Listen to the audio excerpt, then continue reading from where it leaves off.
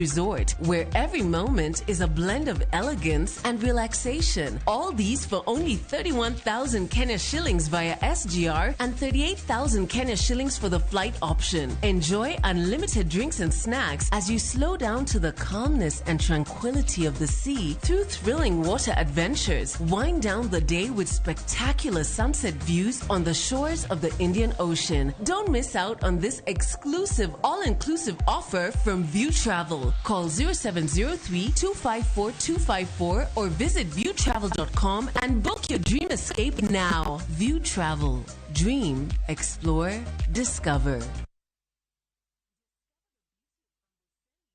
Nyakwa Ramogi negin ji mahombgi ne lach kanegi loso oganda ne chiko itgi bende kama negi kalie weche ne dong matho nuna nigo kot kamoro kachacha nogoy asa madwa wacho to go kot to jibiro tek no ero sort of dispute.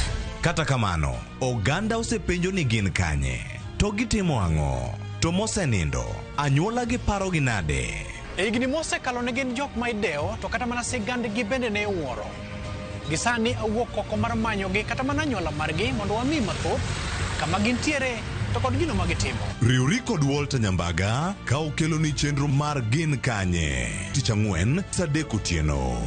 Kik bai.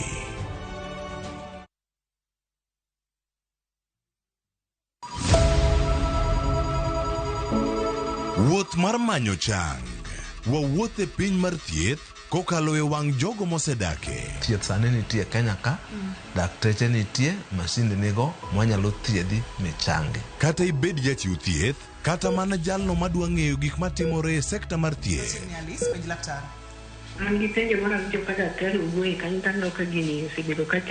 Wakolo pat jolony ka wayudo sigana tok kode marochere. Waweuru keto reputation mbele. Ng'eyo matut e weche mag thieth chako gi goyo mbaka. Advice jowani ne uru penj laktar mondo ing'e kuma inyalo konyorie kapok iyumba. Penj laktar wuok tich nyaka tich abich saa 12 odhiambo mana e Ramogi TV.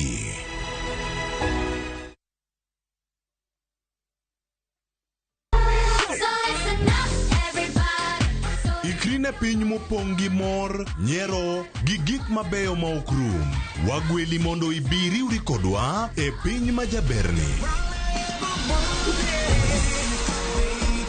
Chenro ka chenro nigi puonj gi tugo e yo maber ahinya. Riuri kodwa ngeso ka ngeso, fweny gik mabeyo. Minolep mara en, nengo nanga nenore ni ng'eny ngang. Bedo gi osiepe, gi nyalo mar loso gik moko. Nyithindo. Wazazi. Ngani tar maka jo Kenya to tenge to yudo mogo. Kutalama e kalenda mari nikech rogo mar nyithindo. Tieko juma mari gi mor kod ilo. Chakre saa 3 okinyi mana e Ramogi TV.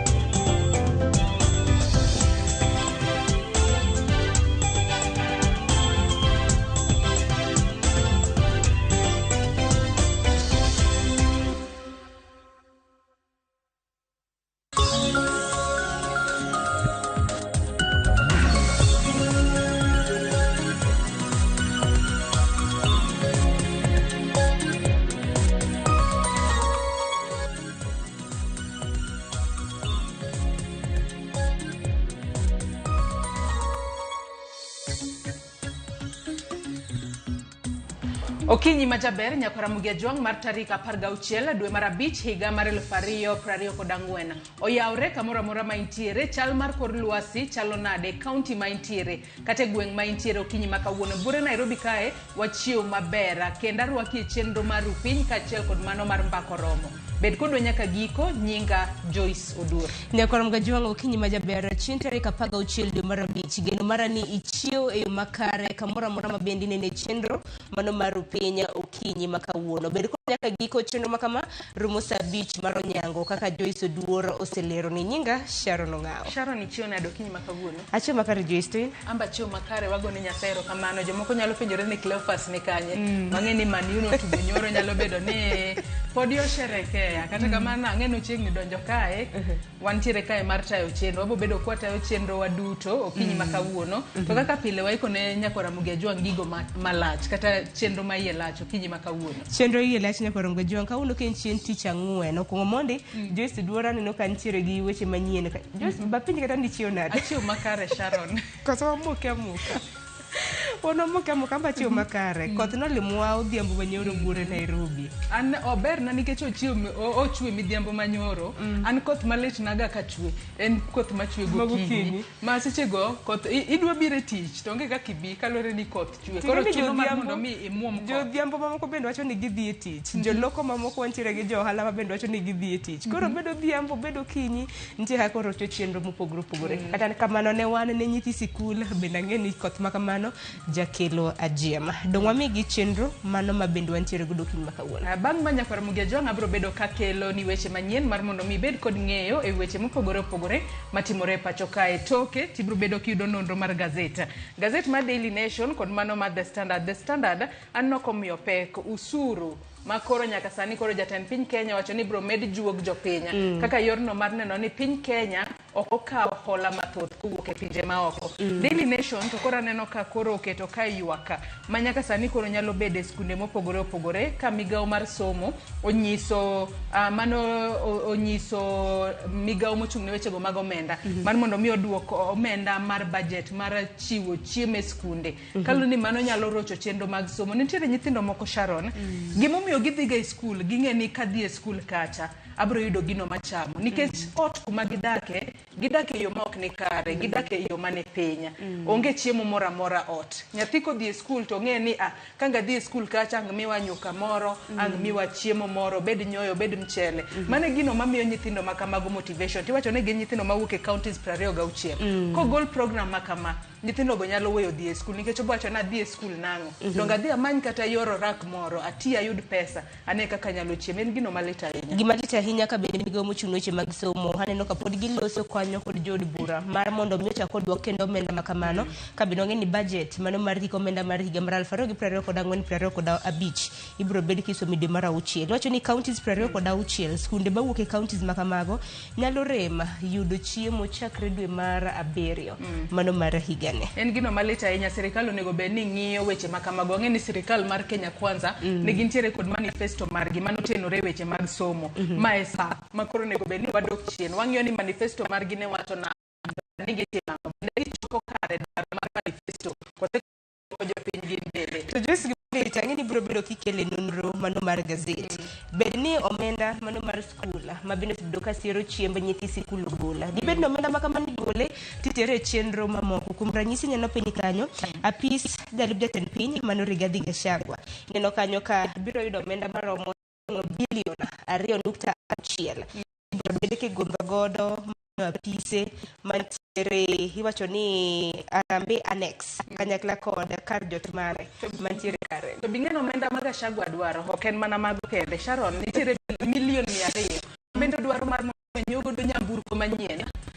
kod omenda moko ma gidwaro nyiewo godo midila nikech ang'eni chenro mag chiwo midila ne jo Kenya sani koro nitiere buo migawo kata buo sirikal mano buo jalup jatend piny Kenya Rigathi Gachagua koro penjore kare nyiewo midila kaachiel kod nyamburko pesa no ok mi nyithindo chieng' godo e skul mago gwenyruok mwaneno gi sani kata kamano Nyakora Mugiajwang' mago duto wabro bedo kwa lide nonro mar gazet bang' mano to Shannon ne bro bedo kikelo twak mokwongo Nyakora Mugiajwang' twak marwa mokwongo e chenro mar piny okinyi makawuono thor wach ma bende bro bedo kwa lose otende kod chal mar piny Kenya mathoth timore Nyakora Mugiajwang' kwang'e kora mna paro mano mar chik mar omenda mano finance bill mano mar higani niwinjo kanyo ka jatend piny wacho ni podi warido kanda nikech sani wayuak e kwan atamalo 14 ka bende wacho ni GDP biro bedo ka chopo e kwan atamalo 22 ka obiro bedo kotieko tamne koro nocho ni piny Kenya wajabedo kwa chulo osuru matin kipimo gi pinje maoko koro Uganda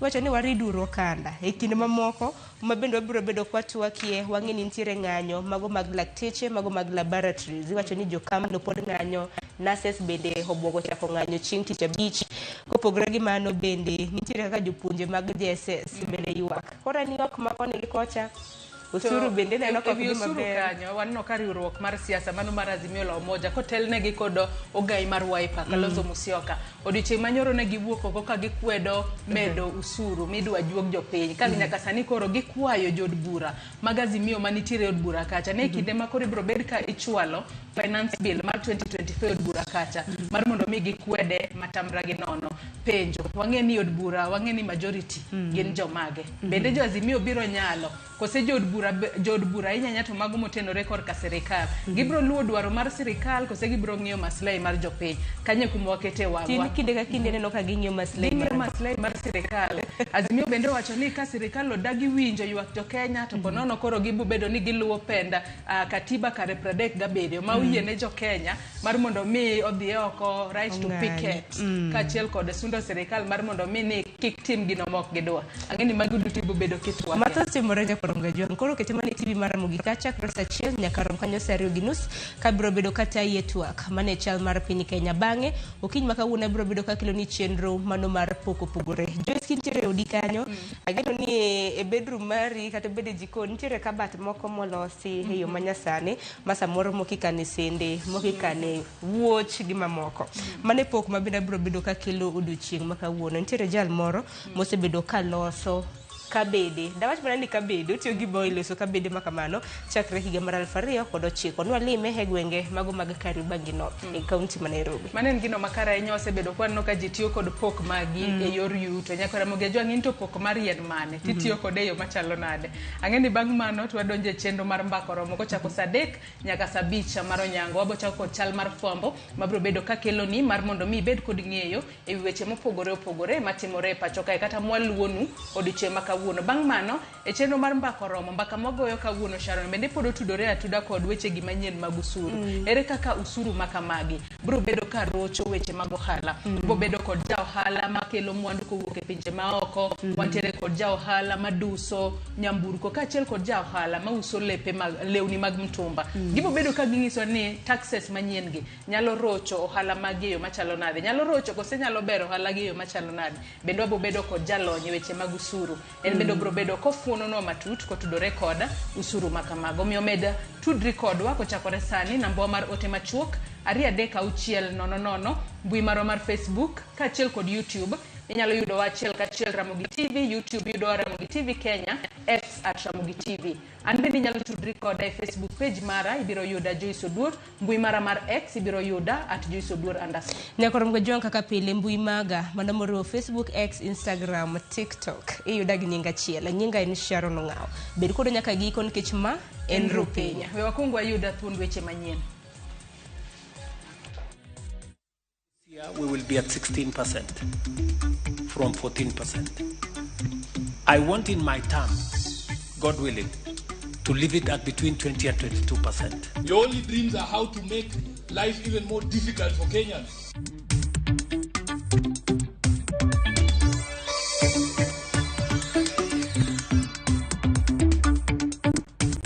If there are those people who are maybe buried, we can excavate.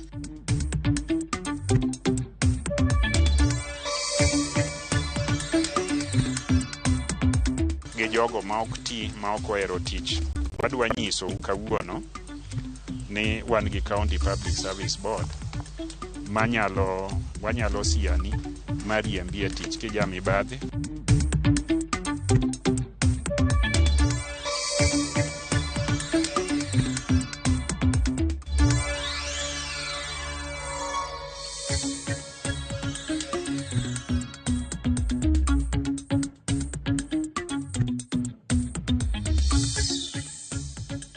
Machiegni Nyakoramogi Ajwang' en weche manyien okinyi makawuono nyinga Joyce Oduor. Jatend piny William Ruto ochunga kod okang' mar sirikal mar medo usuru kowacho ni mano timore mondo yuto mar sirikal omedre kendo duok chien chenro mag kawo hola kowuok e pinje maoko. Owacho ni sirikal dwa ting'o malo yuto mar usuru koata malo 14 nyaka 16 kachop giko higani.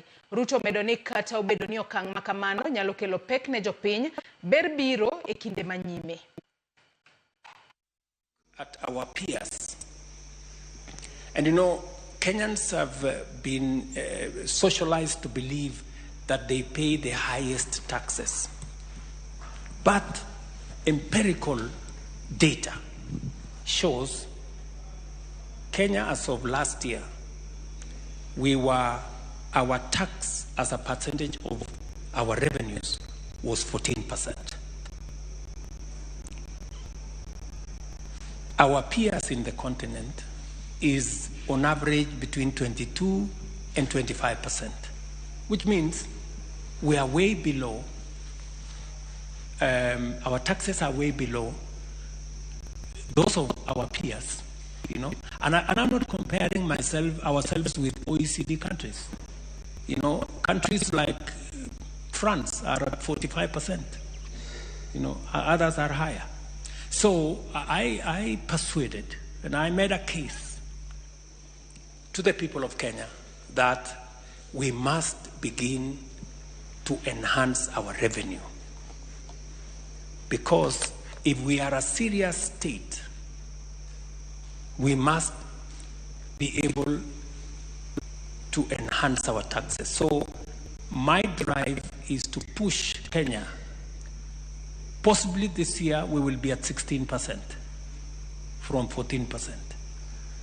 I want in my term, God willing, to leave it at between 20 and 22%. Riwruok mar siasa mar Azimio obwogo mar bago ng'anyo e konde duto mapachoka mar kwedo paro mar chik omenda ma higa mar 2024. E romo margi mar twak ewi paro mar medo usuru kokale chik omendano, ogai mar Wiper Kalonzo Musyoka wacho ni kweth maketo piny owacho tesre ok bi yiene sirikal mondo kal chikno. Okwayo jod bura duto mag Azimio mondo kwed paro mar chik omendano e seche ma ibiro chwale e nyim od bura. Your only dreams are how to make life even more difficult for Kenyans.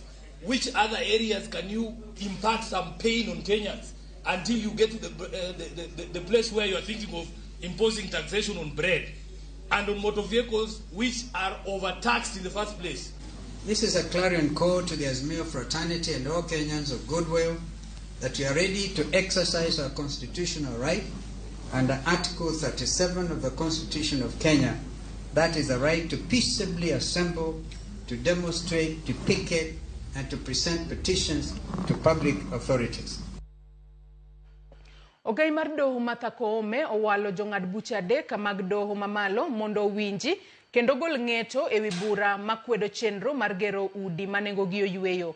Jong'ad bura ma owal gin Lady Justice Olga Sewe, Justice Chigiti John Mugwimi kod Lady Justice Mugare Josephine. E burano, Jo-Kenya abich ka otelnegi gi Dr. Magare Gikenyi Benjamin ne odhi e doho ka dwaro ni doho chung chenro mar keto e tim chik mar gero udi manengogi yota. Doho mamalo kata kamano e ng'eto mare mar tarik 21 dwe mar adek higani ne ok ochungo chenrono.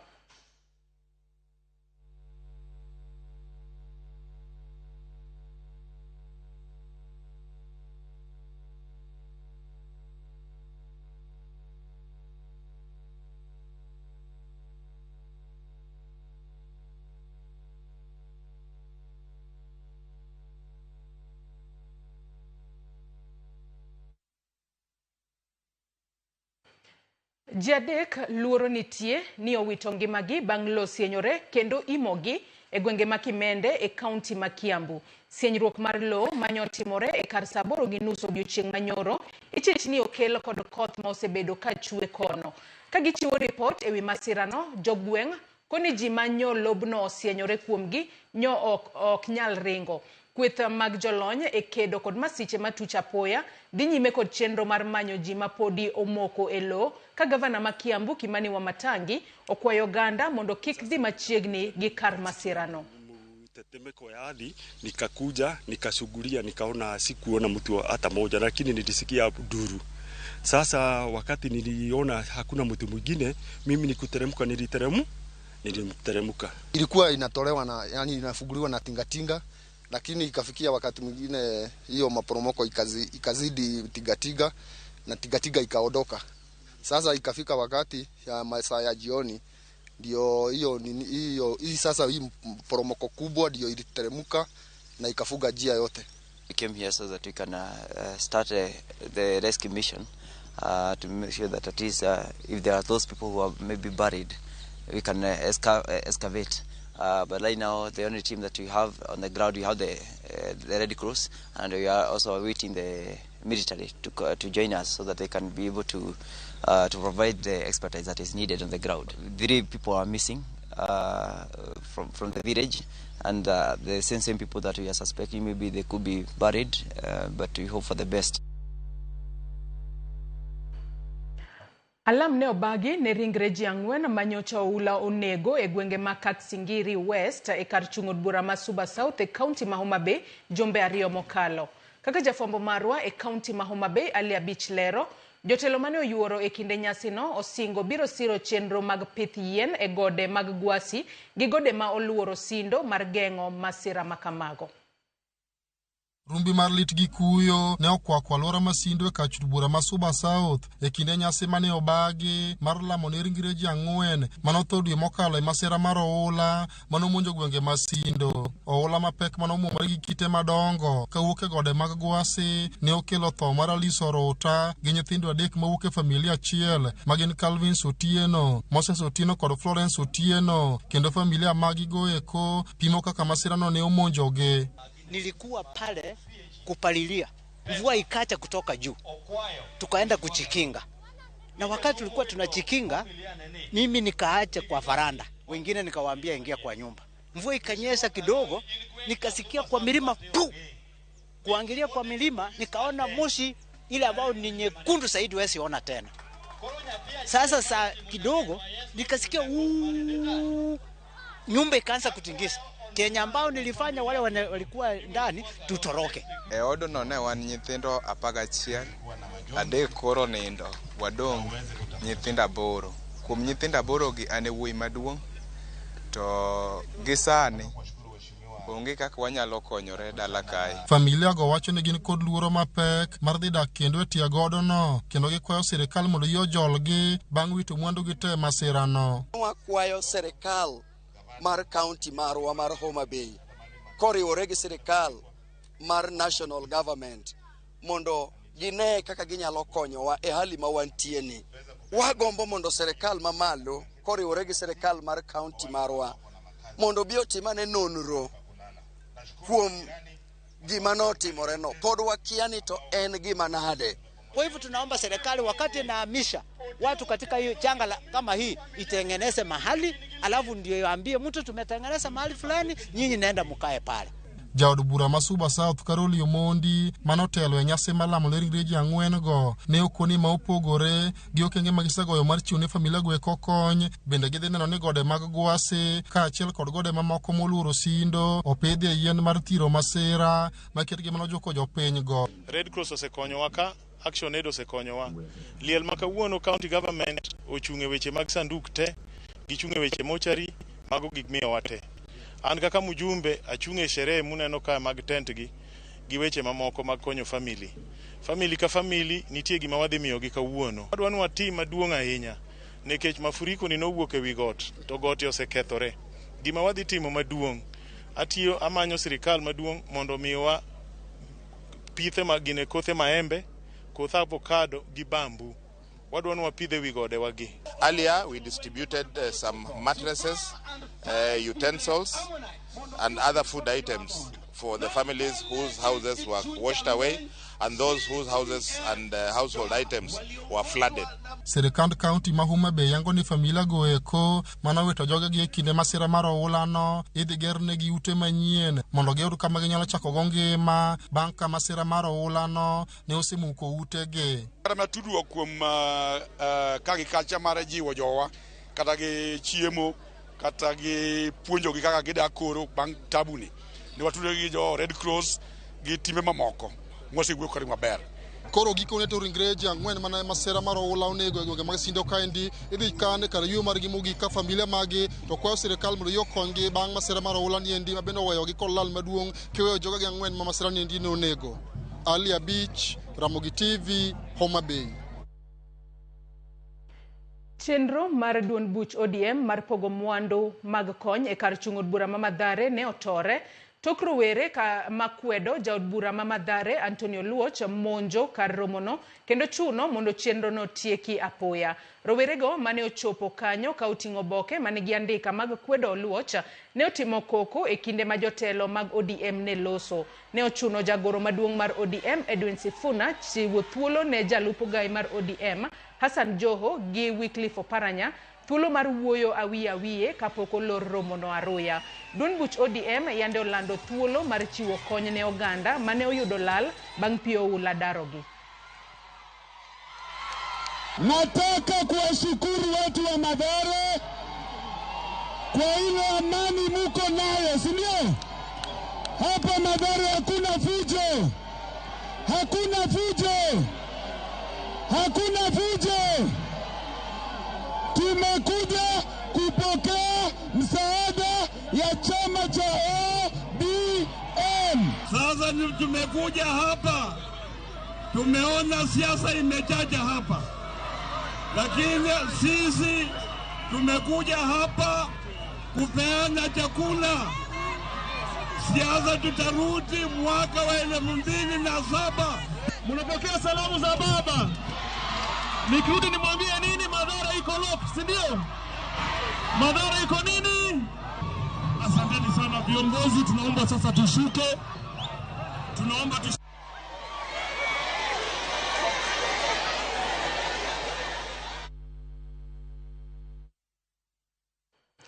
Riwruok mar jolony ma konyo e chenro mag pim e laboratori mag osuptende seyo sirikal kuom rem winjo ywakgi. Jokony thiethgo wacho ni kata obedo ni ne gichako ng'anyo e kinde mane lakteche mag KMPDU ng'anyo, sirikal osebago twak kodgi to gin to ojwang'gi.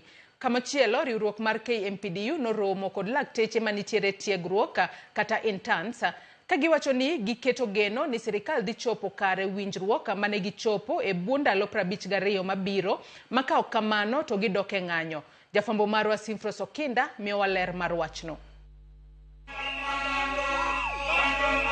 Ng'anyo mar jochiw thieth matiyo lab e bwo riwruok mar Konamlo ochopo e odiechienge mar 42 kawuono. Jochiw thieth gi ywak ni sirikal odinonegi kendo ok dewgi kaka jochiw thieth mamoko. Kotelnegi kod Jacob margi Nicholas Odipo, jochiw thieth gi ywak ni dwachgi maduong' en mana mondo sirikal oyanggi kaka achiel kuom riwruoge sekta mar thieth. Sirikal mamalo to gi sirikal ma counties otamore luongowa mondo wakel winjruok manyalo miyowa wadog e tich.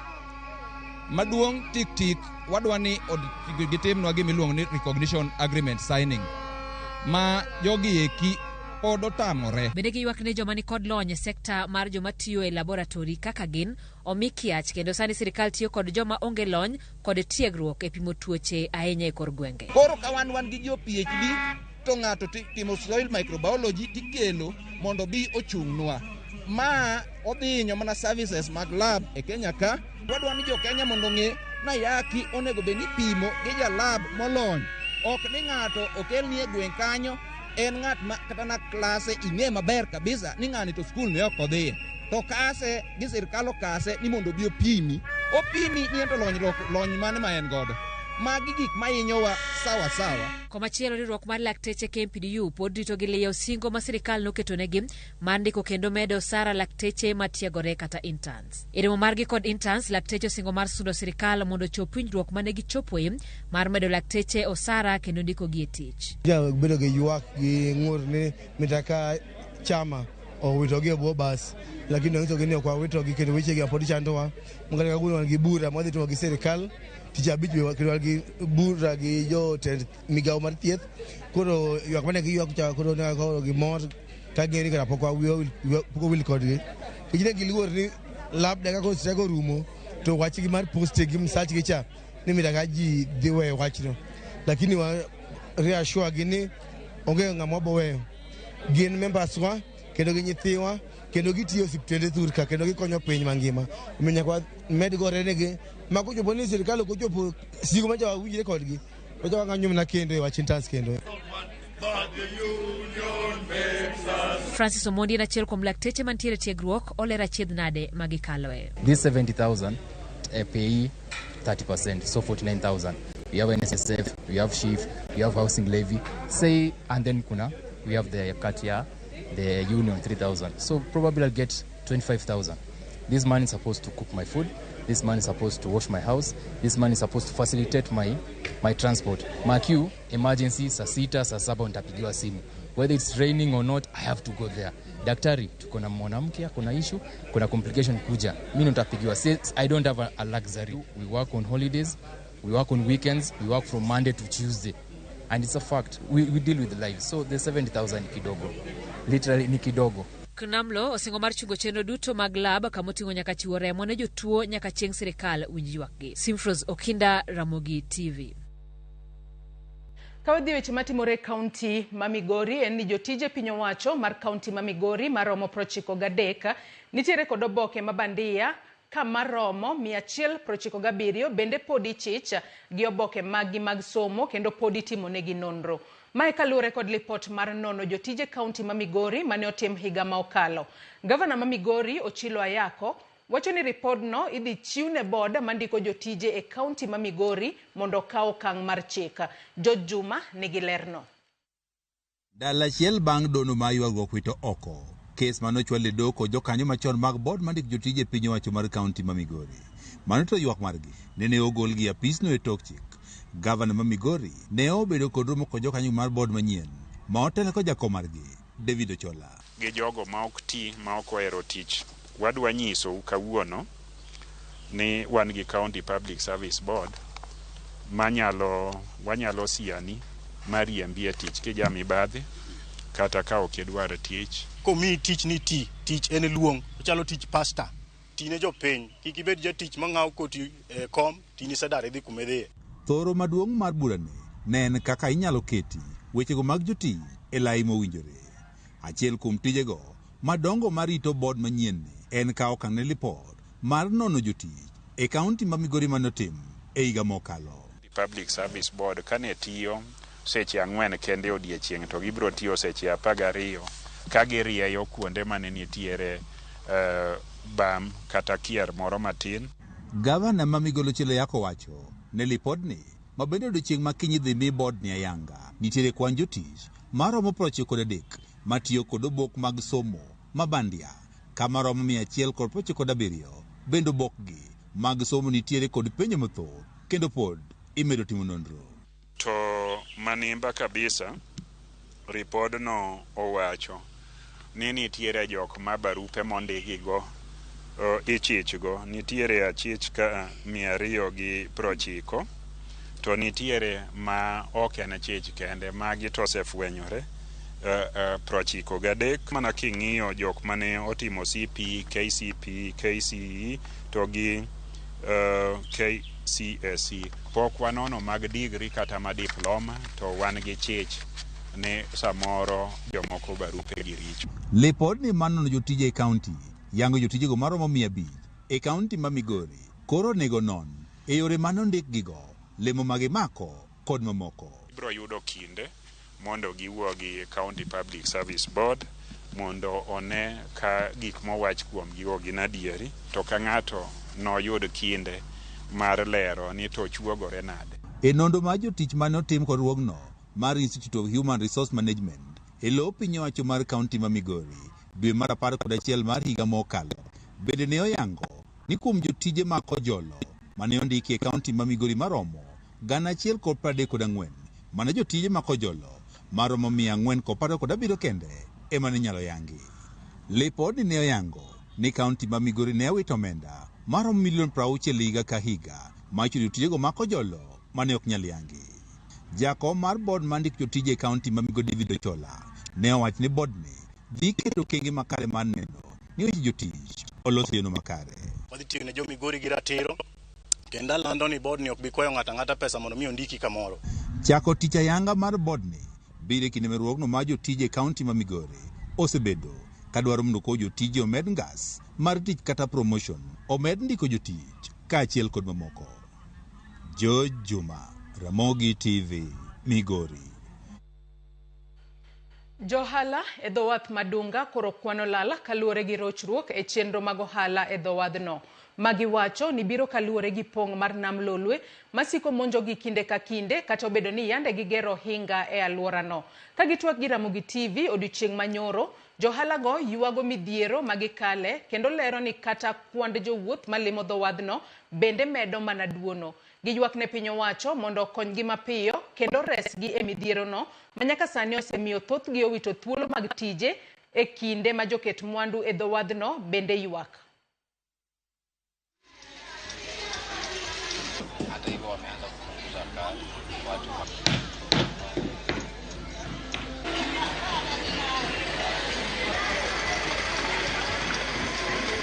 Namopong mapingo nyaka oko makata koro wendo manya donjo mondo aus nyaka ta rech okanyal yudo. Nam sani pisani ng'oko mang'eny makata katimra ungi. Samoro odwano idhi nyaka Lam, samoro be ochako dok. Kasani to ng'eny masani kose ng'ok mo ochopo kae to koro kata koro ohala koro lora. Kata wendo kobiro okonya dhi bot keche openyo odhi e nam to pigni matero ji. Koro onge otherwise kaka wanyalo timo. Okay, kaka gisani king'iye iyudo ka at least pod ibono ka pod pio dok. Sani poko obiro. Then oluwore gi weather. Climax change ka weather change to pong kabisa. Ka ngibiro gimo saa 10 ibodo kopong nyaka kondara kata mtokni ok nya donjo. Kama okete maram kata kiteno mano konyo mana ji ariyo adek moko kaka hotel komo pange no, but koduoko konyo to kokonyo. Johansen Oburu kod Brigita Nanjala e joloch matinende e tugo mar Skiza Chapa bang' loyo Sh50,000 moro ka moro. Joloch ariyogo ne oyudo thuolo mar romo gi jawer Ben Githai e studios mag Citizen. Skiza Chapa gero talanta mar jowere pachoka. Nyaka sani ji 138 oseyudo loch mapile ka pile ka joloch mag dwe ka dwe romo ang'wen. Mich mar shillings milion 1 ibiro mi jaloch achiel e giko tugo. On Skiza Chapa. Asante sana jamani. Akitoka atatoka hivi, naomba utoke. Niko na mume, niko na wazazi, niko na watoto. Ukitoka hivi sisi tutashukuru sana. Nikaiangalia namba vizuri. Kumbe madamu mwenye anaishi kwa hiyo nyumba akanisikia. Akakwambia. Akaniuliza, "Hiyo namba ni?" Nikamwambia ni 0709. Alipokuelezea ukagundua hiyo ndio namba yetu ya Skiza Chapa. Kabisa. Akasema hiyo ni ukweli. Asante. Niambia hiyo ni ukweli. Na ndio hawa sisi leo tuko hapa, umekuja kuchukua pesa zako. Yaani siamini, ni mkono tu wa Mungu linibeba ukanifikisha hapa na sitasahau huyu Mungu. Asante. Wewe ukitoka hivi sisi tutashukuru sana. Kumbuka tunakwenda kutoa shilingi milioni 1 karibuni. Usipitwe na hizi pesa, bonyeza *487 *3#. Jamani. Giko mar weche manyien kinyi makawuono moko kuom neno ka twa kodwa achiel Facebook kata kama wantiere mane kuom otima uchwalonwa kawuono ni umazeri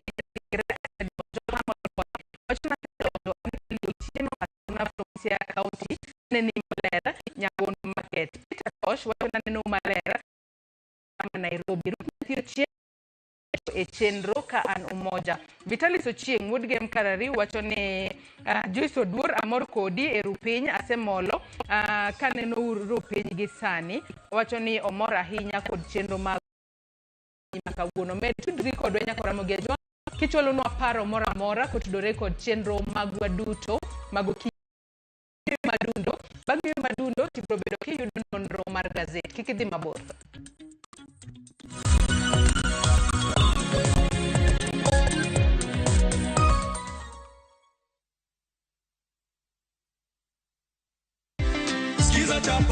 Skiza Chapa.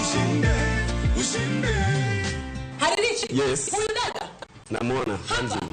Ana pesa 1,100. Umesema kwamba una mjengo ambao utamalizia nyumba yako na mumeo. Mlikuwa mnajenga. Ndugu zangu wake ni kama hawa. Wale ambao wanatafuta pesa, wanapata pesa na wanawasaidia kwa maendeleo ya pale nyumbani. Asante sana. Ukifika nyumbani wasalimu wote, msalimu mumeo na uendelee kushiriki, labda utapata milioni 1. Asante. Skiza Chapa. Ushinde. The recent floods have devastated communities across Kenya. Families have been left homeless and stranded, some forced to seek refuge in public premises with no food or shelter. Their lives turned upside down. But there's hope in the strength of numbers. Kenyans of goodwill are coming together to donate and help families affected by the floods rebuild their lives. Every donation, big or small, will make a difference. Let's come together and help a Kenyan rebuild their life. To donate, dial *802#, then select option 2 for the Kenya Flood Funds Drive, then input the amount you wish to donate to assist floods victims or visit saidika.co.ke. Your donation will go towards helping families affected by floods.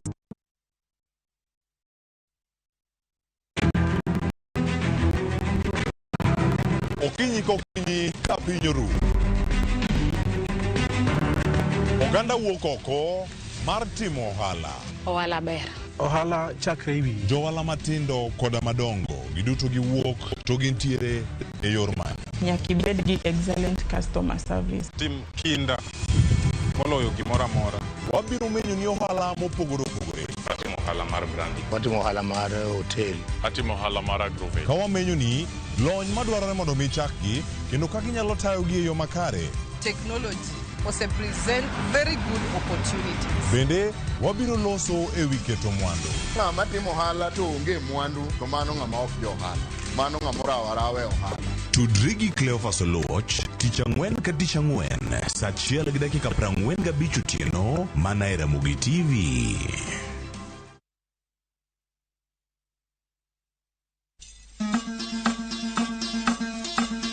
Wuoth e chuny kit ngima, puonj kod timbe. Kane iyiero ng'ato ni bedo ruoth, to nyaka nobed ng'ama kawuono iluongo gi kisungu ni tall, dark and handsome. Wakelonu sigendni mane ok wache wi anyuola mopogore opogore. Chakre nam nyaka e alwora ma ji odakie. Chik ochano ni ng'ama dhodho nyathi e kore ok kor gi rom gi dhako wadgi. Ne kaka timbe machon ne okalo e tieng' ka tieng' kendo kaka ne gin kido mabeyo ahinya. Wamielo bul, wawero wendewa moko mag oganda, kendo wawero wendewa moko mag paro. Wamiyo giwa luor kendo wanono adiera mamiyo waduto wabedo kanyachiel. Desre uru mondo ubed jok makare. Mana adier. 111. Ngeso ka ngeso saa 1:45 otieno.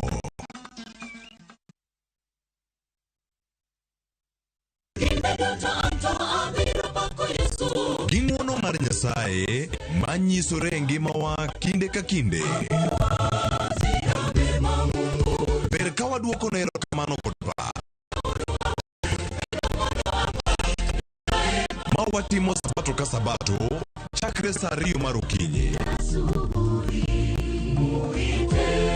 Kod injili mapuonjo, gwedho kendo loko ngima. Koa kuom jotich Nyasaye mowal makelo weche mag geno. Nyasaye wuoyo kodi kendo wuoyo koda ni kik iluor gimoro nikech an kodi. E injili ngima, ngeso ka ngeso chakre saa 2 okinyi e Ramogi TV.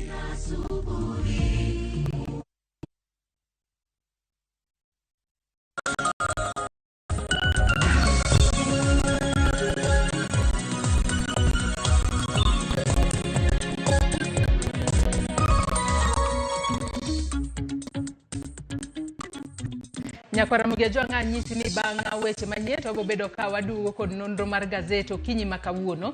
Gisani Cleophas Oluoch jakisumo kanyakwara mokeo nyaka sango. Ntiere kae mar mondo mi wanon gazet. Cleophas, ichiew nado okinyi makawuono? Achiew maber. Ang'eni ichiew kimor. En mor ne gik mang'eny. Kokalo dong gi tugo moro mogo kawuono danyo tero tugo no Murang'a. To kata mar Murang'a no kende Manu ogocho kendo tieko tukege mag ligni. Kata kamano koro en kamano oyudo loch. Tugo no bedo nango? Odhi maber. Gonde 3-2. Tingeni en loch moro mobiro bang' kinde moro malach ahinya. Pok bedo kagi Manu pok bedo kaloyo. Kata loyo loch makamano buogo kose. Kata koloyo timake ga modhi idiere kanyo. Kata kamano bogo ok otieko. To kamano jotugo moko koro nyaka dhi mondo season manyien chakre maber. Achiel mang'eny ni dhi Rafael Varane, mano mawuok e pinyno mar Ufaransa. Mano madhi bedo kanyo kawuok Manchester United koro ka free agent.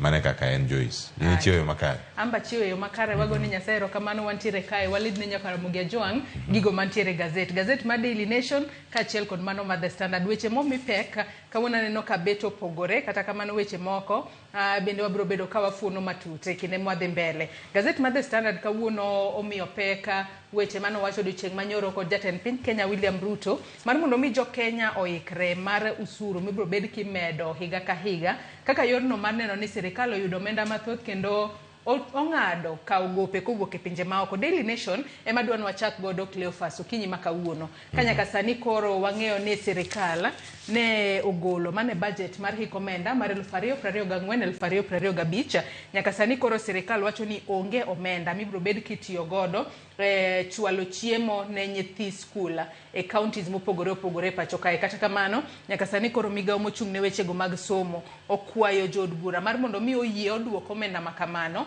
mar mondo mi nyithindo omed mi chiemo e skul. Cleophas. Magi moko mawacho ni nyithindo mawuok e counties ma nyaromo kanyo mayo 26 libedo kata ka nie thuolo mamalo ahinya mano magwe sikunde ni mar yangore kata kirango poverty index ma pacho kae gintiere malo ahinya matindo nyithindo ni opara nyime nyalo ni we sikul gi mag chiemo mane sikul nikech wacho ni kae ne gin beneficiaries mag kara jogo mane yudo kony kawuok kuom chenro gi mag somo to bende kinyalo neno kar kae gin counties moko mantiere e piny Kenya moko bende wuok gwenge motuo. Wacho ni kae makintie kae wacho ni gazet mar Daily Nation wacho ka ni gifail nyithindo ahinya kendo en chien ahinya e kindegi. Joyce bende sigana mamipek mar 7 mar budget mar wechegi mag somo ahinya wechegi mag chiemo makoro bende ok omipek. Piny kanyo ka ng'erange yo makare gino momipek kanyo nitiere omenda gi to omenda mantiere wiye ka wacho ni primary school special needs education omenda moket negi en nono. Mano wacho ni onge omenda mantiere kar kanyo ma irango kata ma iwacho ni allocation en 0, school feeding program en 0. JSS nitiere junior school special needs education bende nitiere kacha allocation mare en nono, onge omenda moket kanyo to requirement gi gap rom nikech koro maka dhi bedo budget midhi kadh giko dwe manyien ma dwe mar 6. Joyce, sekta mar somo e budget mokale mano yudo omenda mamalo ahinya nene kata gi omenda maromo bilion 628 mane omenda mano ket kacha tenge tiende ni sani ka koro nitie omenda ka madhi romo bilion 6 madhi bedo kae ka ntiere oko madhi bedo ka ni ipenjo ni ma dhi bedo ka itero kanye bilion 4.9 adek ma ntiere ka monego bed ni idhi wechegi mag somo koro ok dhi bedo kacha e komenda manyien mano budget madhi bedo kanyo ka isomo giko dwe manyien to en gimoro madhi duoko chenro mag somo piny ahinya. Joyce, e kinde mane in e skul nitie nyuka moro mag odiochieng' nitiere ne nyuka kata chai ne ibiro e kidienje ma opogore to mano bende kama ne keto gi oganda moko ne yudo thuolo mag dhi sikul nikech koko chiemo ot onge ni koa skul to dhi bedo kacha ka oyieng' matin mano ka entie kacha mondo dhi mbele gi chenro gi mag somo en gima lit ahinya kana gima kamatin. Adwan wadhi it gazet mano mar 6 kaachiel kod mano mar 7 maneno komipe ka wach makamano nikech piny kanyo bende aneno ka nitiere kaka jod bura sani koro osechako penjo kaluwore kod omenda madirom bilion 2.6 ma jalup jatend piny Kenya kata PC mar jalup jatend piny Kenya dwaro mar loso apisegi mayudore Harambee Annex kaachiel kod Karen yudore it gazet mar 7. No dit gazet mar 6 mano mar gazet ni mar Daily Nation mar mondo mi wanane kaka ondike kanyo oketi kanyo Cleophas ni nitiere nyithindo milion nyaka sani koro biro ka ok dhi skul ka koda kogola omenda mar chiemo e budget mano ma higa kaka kisewa chiemo ma nitiere nyithindo kola mochano ing'e ni choka aonge gimoro amora manyalo chamo ka dhi skul tabro yudo nyuka moro abro yudo nyoyo moro obed mchele tabro bedo katamo to magi duto timore e sirikal mano mar Kenya Kwanza to Cleophas wang'eyo ni sirikal mar Kenya Kwanza e kinde mane gitimo kisera mar ombulu ne gintiere kod manifesto maggi mane giketo motudore kod chenro mag somo penjo sani en to bende giluwo dwaro mar manifesto margi kose koro gituch mana gi gigo manyaka sani koro biro bedo ka hinyo ngima nyithindo kaachiel kod jo Kenya moko. Ipenjri sirikal ng'ama somo ne paro ma opogore opogore. Kar mar sirikal mar Kenya Kwanza, Joyce ng'eno kende kata mar chiemo kende. Ka nitie nyaka nyithindo man gi ng'ol ma opogore opogore. Omacho mag special needs gi. Gin nyithindo ma ok nyal winjo. Gi ng'ol e weche mag winjo. Mamoko ok nyal wuoyo e kinde karka. Magi nyithindo madwaro kony kata ka gintiere sikunde. Nyathini nigi ng'ol machalo kama, en e primary kata entiere junior secondary, kama entiere ka junior school ka. Iyudo ka jopuonjre ni ok yud thuolo mano mar yudo kata chiemo ni bende. Ok en dok chien kende ne ogandawa, to nyiso rem maduong' ahinya sirikal kaluwore ni budget ma higa ni mar 2024 2025 en gimoro monego bed ni miye pek. Ite mar auchiel kae weche mag manifesto mane giwacho ka giketo mag somo e opara manyime ahinya. Nitiere $2 million mano bed ni iketo kanyo weche mag feeding program. E kaunti ma Nairobi kende nitiere dishi na kaunti chenro ma kamano. Iwacho ni ma en chenro mano chak mondo mi oket nyithinde sikul. En lunch mikelo ne sikul. E kinde mane gilore tamo kwongo ne ango nyithindo mathoth ahinya noseyudo chiemo kawuok e program machalo kama. En gimoro ma sirikal temo timo mondo mi oduok gi e lwet ji giwegi mondo ne kaka inyalo keto omenda kuro kose en chenro ma sirikal oweyo aweya nikech nyaka sani Joyce yangore ka ni onge gimoro amora ma gichiwo ka gi explain. Iwacho ni no explanation offered for the withdrawal. Nyaka sani iso ni onge gimoro amora ma gisewacho ni wagolo omenda ni kata wachungo omenda mar chiemo e sikunde to ahinya magi mag day school kiko ni kanyo ni ero magi wachunge nikech mae magi ma ok giwachi. Man jatend migao jagoro mongirore mano ma ochung' ne weche gi mag somo Belio Kipsang ne oloso kanyo kod jod bura to penjo maduong' kata mimedo dhirne kata mikone en ang'o miyo gino chop kare. Jo kanyo e sekta mar somo bende no penji. Ageni ma en twak moro ma pod dhi bedo kae ka warange kinde ma oloso weche mag budget. Ageni ka unang'o wawacho weche mag budget, weche mag finance bill ka warango weche mag ohala. Nitie kama koro ineno kaka gidhi fund budget ma dhi bedo kacha ka omi omenda to wadhi neno bende ka en moro ma pod inyalo losi. Inyalo lokie ma wach ne dieri kato ne warem chopo kare. Bende nyadwoke. Piny kanyo bende Cleophas aneno ka oket kanyo moko kuom programs magin underfunded mano e budget. Moketenge ne wechego mag somo mabende nyakwara Mugiejwang' nyalo neno kanyo nitiere school feeding program kaachiel kod programs mamoko manyaka sani koro wacho ni oyudo omenda matin ahinya e budget mano mar hik omenda mar 2024 2025. Bathe kanyo Cleophas bende waneno ka nyaka sani koro od bura osechako penjo makoni kod kocha kalore ni apisi mano mar jalup jatend piny Kenya sani koro gidwaro omenda mano madirom bilion 2.6 mar mondo mi gilos godo apise mag apise mag Harambe Annex kaachiel kod mago mayudore kar jot mar jalup jatend piny Kenya mano ma Karen. Nyaka sani koro iwacho ni nitiere omenda mano madirom milion 460 manyaka sani koro iwacho ni biro bed kitiyo godo e loso apise mag Harambe Annex. Kata kamano jod bura wacho ni apise mag Harambe Annex nyalo bedo ni lifts magi nitiere kod ng'ikruok to giwacho ni omenda makamano en omenda makore lach ahinya masiche moko bedo overquoted. Gino makoro giwacho ni onego bed ni inono e yo makare. Gima dira en ni to koro apisi mar jalup jatend piny Kenya seche moko waboneno ka gino migi pesa to nyithindo monego bed ni chiemo e skul to koro tuon chiemo nyithindo dhi koso yudo puonj makare.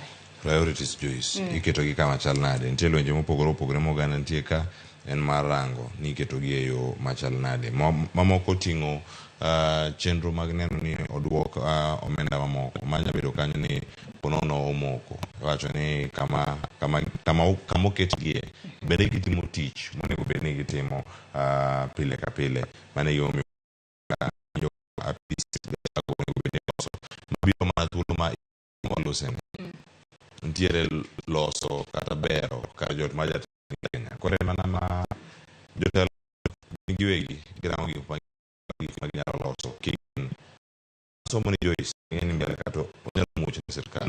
Odhi muocho ahinya to ibing'e ni omenda kamano moko kuom gigo mabende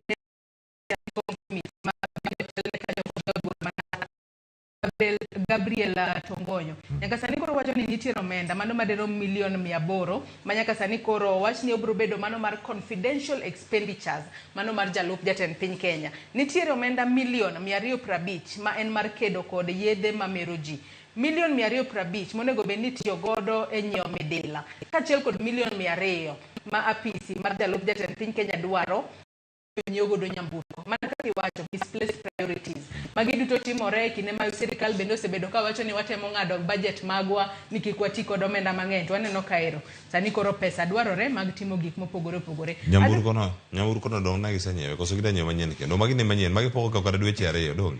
Mane gibiro gole bade. Magi gik ma wanyalo bedo ni wapenjore kaka jokenya ni wachomo kanye ka jokenya. Kose nyamburko iringo godo mana dweche matin kende to kendo koro onego bed ni loke. Magi kuonde ma pesa lale. Iwacho ni jotelo moyiero be chal mana gi jopiny mogone gi kura. Kendo kanye kama gintiere. Iyiero jatelo mana machal gi timbe gi kama intiere. Ero koro sani osechopo. Ka en chiemo gi yako.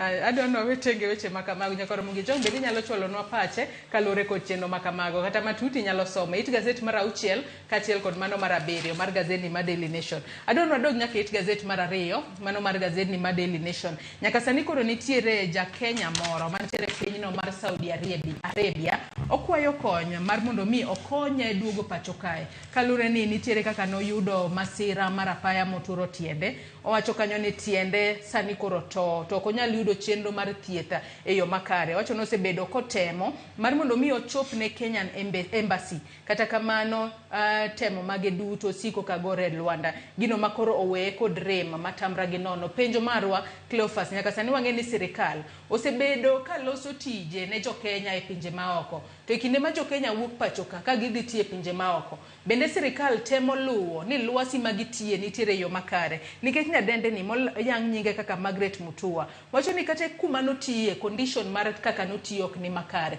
gino momiyo koro kale achiedh nade makamae Cleophas. En nyadende mawuok Kathiani mano wuok Kalunga village mayudore Kathiani county ma Machakos okwayo kony mondo miduog pacho ka to gima duong' ahinya mowacho kar ka ni kata koduogo pacho kae Oscar Kakai mabende en jandiko ne Nation sigana mondiko kar ka wacho ni kata dala kama owuoke bende ngima ok ni kare ahinya. Nitiere nyamingi mano mluong kayo ni Joyce Mutua mabende ne oloso kod od fwambo ni Man Nation kama ne wacho kar kanyo ni second born nyathi mar 2 mar Margaret mantiere pacho ka bende onge ngima moro makare koro nobedo admitted kadoro wake ward Kenyatta National Hospital mano Nairobi ka bang' ka nosewang' embe no wang' ka entiere mana pacho ka kendo omenda madwarore kacha na siling 200,000 en omenda mathoth ahinya madwarore mondo mi Margaret owuok Saudi Arabia kendo duog pacho ka ten mana kaka isewacho ne Joyce bende piny Kenya osebedo gi thuolo mano mar rango ni ratiro mag jok matie pinje maoko Kenya mar Saudi Arabia bende omi pek kata ratiro mag bende oriti kinde mokwongo kane sirkal mar William Ruto donjo kendo noyiero jotend migepe jatend migao mane kinde no chung ne tudruok gi pinje ma oko Alfred Mutua gavana machon ma Machakos ma kawuono en jatend migao mochung ne weche mag limbe juma chiel mano yiere kanyo kaka jatend migao ma chung ne tudruok gi pinje ma oko no wuok kendo rango pinje mag jo Arabu mano nodhi kono ka weche liet mag jo Kenya madhi tiyo kuro tisando moko bende ne duogo pacho ka konegi moko bende duogo ka tuo ka orumo inyadeni manitiere mbalariany moro pacho ka mano duogo kowuok piny mar Saudi Arabia koduogo pacho ka to ngima ne ochaka dhi maber sani kinene mbui opichni opogore gi manitiere Saudi Arabia kocha paro biro mopogore Margaret Dan Mutua ma jahigni 43 en ranyisi mag jo Kenya modhi e pinje maoko mag nikech moko bende madhi sigand gi opogore Joyce nitie moko ma oriti yo makare ten wacho ni en kano chiewo gi remno kan tiere tiende mano tarika 30 dwe mano Januari mana chakruok mar higa ka giko dwe mokwongo mano mapacho ka mano kan entiere hospital no e ward mano mar King Suleiman Government Hospital mano mayudore Saudi Arabia en rem mano yudo e tiende kendo yudo kanyo ka tiende bende ne otur wacho ni ochopo kanyo ne nango mosebedo kanyo ka timore kuome owacho ni be osekone mondo mi wuoge hospital nikech oonge kata gigi mag nyiso ni antoena oonge gitimre ga nikech luore ni moko ngano mano ndike tich no ndiko rak mar higni 2 to no weyo sad mane okale mae kod jal manondike tich. Magi moko kuom sand waneno ka jo Kenya ahinya nyaka gidhi e pinje maoko. Jatend michung' ne jotich e pacho kae time ang'o aneno ni jo Kenya ok okale san makama nikech gisebedo ka gilando ni tije waseloso unu e pinjego mag Saudi Arabia, pinje mopogore opogore obed Jerman kaachiel kod pinje mamoko. Bende ging'iyo ni maslahi mar jo Kenya modak kuro nitiere kare. Kata kamano sigana makama nyalo somo matut e it gazet mar 2. Adwaro ni wadhi it gazet mar 4 mano mar gazet ni ma Daily Nation Cleophas mana mapiyo piyo. It gazet mar 4 nyaka sani koro wang'ene jalup jatend piny Kenya Rigathi Gachagua osebedo kodhiro wachno mar one man one shilling push manyaka sani koro nyayo paro mopogore opogore e pacho kae ka wacho ni nitiere gwenge moko ma seche moko biro nenore kaka marginalized koket e tim gwengego ma gigo timno mano one man one push ranyisi kata iseye ni en gigo ma ong'iyo mar mondo mi okel ber ne kuma ohae. Kalore ni kuma ohae jotelo moko wacho ni nitiere kod lwasi makare bed wechego mag apeyni kaachiel kod kata chenro mopogore opogore mag jopiny to koket ni chwalo dongruok kok tudore kod one man one shilling to gwenge mamoko to seche moko ok biwinjo maber kata ok biwinjo mit mar chenro makamano. Cleophas en gima nochako wache kinde mane oganda manyo chenro mag yiero mano yiero ma okalo higa mar 2022 to sani nitiere ma en senator ma bende en ja UDA Danson Mungatana en bende koro kono Gachagua ni en bende nyalo rango iwacho ni Gachagua osebedo kanyo ka dira ahinya wechegi mag one man one shilling en koro kani mora achiel ma oganda kan wacho nyoro kidi yiero ne en one man one vote one shilling vote ni koro sirumo ka to nyabedo ni ma bende kama gichome kode nitie gik mathoth miwacho kar ka Joyce en siasa manyawa ni en mara Mungatana mara Mount Kenya ten onyabedo ni okirore oko kendo donjo nyaka gwenge mamoko. Nitie kaunti ma Taita Taveta kaachiel koda ka alwora mara Tsavo National Park mano kama gintie kanyo Taita Taveta County. Taita Taveta County koro dwaro ni gin bende omigi pok marom mawuok e kar rito leni mano ma Tsavo National Park. Gini Tsavo king'iyo Taita Taveta County okawo thuolo kata lo wacho ni en atamalo 62 mano kalo nus mar county ka en kanyo to yuto teka wuok to yuto dhi mane sirkal mamalo. Gima jotelo gi dwaro kata gimedo dhiro en ni gido pok moro marom kaluwore gi gwenge ma gintiere ng'ato ka ng'ato kama intiere kacho ka uthoth wacho kanyo kuom ranyisi ni kaunti ma Kiambu ting'o ji mathoth ahinya bende ka ochopo kinde miloso budget kata kipogogi to wang'e jabiro ga Joyce mar pogo mwandu itemo wacho ni jogo mantiere Marsabit County kapo ni gin gitin giyud mana omenda maluwore kod tin mag jogi mantiere kacha ting'eni tin mag jogo bende opogore gi lach mar county kirango space ma county ma Marsabit ntiere godo ok dipime kata kuom ranyisi gi county ma Kisumu to county ma Kisumu nyalo ni otin to ji mang'eny ni e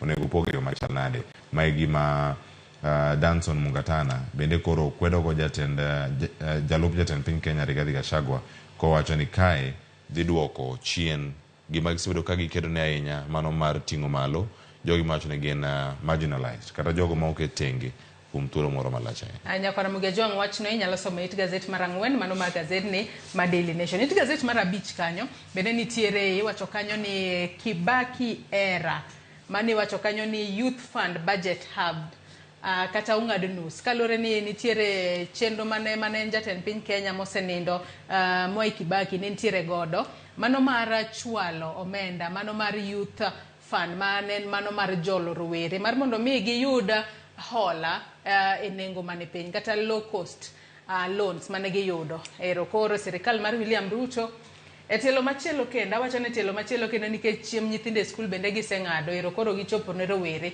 omenda ma kamano ibiro bed king'ado nus ne en $500.08 sani idwa ng'ade nus mar mondo mi ochop $225.02 to ang'e ni omenda ma kama osebedo ka jolo rowere ahinya to mago matimo ohelni matindo mar mondo mi ohelni magi ochunga e yo makare ti ijiwo rowere mar mondo mi ochak ohala komenda ma kama e koro seng'ad nus. Cleophas bende rowere pod ibiro bedo kata gi chunya mar mondo mi ochak ohelni mopogore opogore pacho ka giwacho ni ka koro okete tenge kendo dhi chung' kar kende ka odwoke piny kod atamalo 50 kod abich ne en milion 500 sani en milion 225 kod abich. Ne nitiere kata kinde omenda mamoko mago ma oting'o Uwezo Fund, nitiere ka Hustler Fund. Koro sani odhi bedo kar kende ka giduto gintiere sekta ni mano mar MSMEs, mano kama gintiere kachiel. Jatatije margi Josiah Muriasi, mano mar Youth Fund ni, odwogo wacho ni budget margi nitiere e iko omenda mabiro kendo gimor ni gidhi nyime timo gigi. Nyaka sani Youth Fund osechiwo omenda kata hola maromo bilion 1.4. Tiende nang'o ka wantiere ka, ma en thuolo mar higni 3 kendo sani idhi neni gikalo margi kendo gi support ojende maromo kata moheo 380 e kuonde mopogore opogore pacho ka. En gimoro ma oganda perero no ka medruok imalo kuonde mamoko machalo kaka Uwezo, Hustler Fund, koso dhi neno ka pogruok moro pontie. Cleophas mana mapiyo kapok watieko nonro mar gazet mar 10 mano ma gazet ni mar Daily Nation. Jatend migawo mochung' ne wuothe pacho kae mano Kipchumba Murkomen sani koro wacho ni omenda maderom bilion 30 ibiro bed kidwaro mar mondo mi okonya gero kata eloso apini mopogore opogore ma pio ula no ketho kinde ma koth mapeka ne medo chwe e pacho kae. No loso e kinde ma odiochieng' manyoro no limo gwenge mag Lamu mar neno kaka apaya no mano ma Lamu Witu Garsen en achiel kuom apaya ma pio ula no ketho matamra gi nono kendo koro wacho ni mane omenda madwarore mar mondo mi okonya e loso apini duto mosekethore e pacho kae. To ang'eni mane ting' maduong' ahinya kalore ni osebedo kong'uko kata chenro mag wuotha waseneno kong'ukore e moko kuom counties ma pacho kae tok pio ula ketho apini kachiel kod olalo mathoth e pacho kae. Cleophas mana mapiyo piyo. Joyce, ok en kata Murkomen kende. Mawacho mar Murkomen no to ni kare mana ka ondiki ka ite mar 10. Nitie jatend migawo moro man ka ni Mithika Linturi, jatend migawo mochung' ne weche gi mag pur. Manyalo bedo ni kiro lwedo. Kata kiro lwete ni ero sirkal onge pesa mar konyo jogo ma puothegi okethre kaluwore kod oula. Sawa, sirkal onge pesa. Kinde biro ma kodhni dhi bedo ka orumo, oro dhi donjo. Sirkal ni kokalo kuom jatend migawo Mithika Linturi dhi bedo ka flag off chiemo madhi e counties mopogore opogore. Bergi en mar konyo ka kinde mag midhiero gi osedonjo kose nang'o ma jatend migawo Mithika Linturi temo wacho ni ero ka the government has no budgetary allocation for the purpose of compensation of farmers affected by floods. En kiro lwedo makende maduong' ahinya mantiere kar ka. To wacho ni kinde bochopo makoro sirkal bende koro nyaka winj jogi nikech jogi ok okalo midhiero mar oula ni. Jogi okalo nyaka mbolea mabandia mantiere ka momiyo puothegi samoro ok onyak kendo ok dhi nyak e yo makare kinde gi maonego bed ni oganda keyo. En gimoro malit ahinya kendo ka jatend migawo nitiere ka dweche mabiro mbele ka dweche 3 dweche 4 wane ka piny Kenya odok kama ne wantiere higa mokalo mano ka ne nitiere oro kod ngaji maliyo ahinya kuonde mopogore opogore pacho ka. Wadhi neno ka sirkal ni chako wuok oko mar wacho ni ero wachwalo chiemb kony ne oganda mopogore opogore. To sani in gi thuolo mano mar miyo gi gimoro ka oro chapok ochako mondo mi gichak kendo ka gipuro kata ka giketo cham gi bende obede yo moro makare nikech mwandu gi to ero osedhi ka gin jogo manosekomo. Aya Cleophas ero kamana ina adwa ni watiek nonro mar gazet gi kanyo. Ich gazet mogik mar gazet mar Daily Nation bende riwruok mar jopuonj mano mar Kupet sani koro kwayo jod bura mar mondo mi okonya e tieko ng'anyo mag jopuonje mag JSS mosebedo ka dhi nyime pacho kae ka gidwaro no chop dwaro mar jopuonj JSS mar ndiko gi ticha e yorno mongirore. Cleophas ero kamana inya kuom bedo kod nonro mar gazet momoro nyaka bed The Standard kata Daily Nation inyalo dhi nyiewo mar mondo mi bed pinya isome yo makare. Wakaw yo madundo gi sani bang' yweyo to Sharon Ng'ao biro kod twak mokwongo e chenro mar piny. Kik idhi mabor.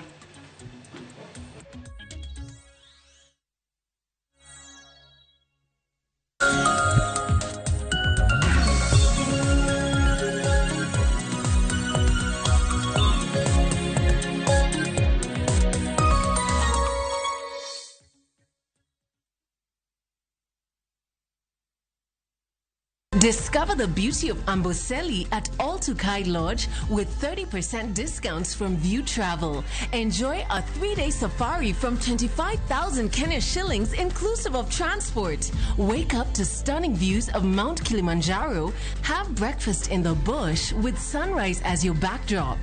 Enjoy guided nature walks in the park, go bird watching and experience wildlife through game drives at Amboseli National Park. Immerse yourself in the Maasai way of life by experiencing the culture, food, dance, and heritage. Ready to relax in the wild? Let View Travel guide you. Visit viewtravel.com and book now. View Travel. Dream, explore, discover.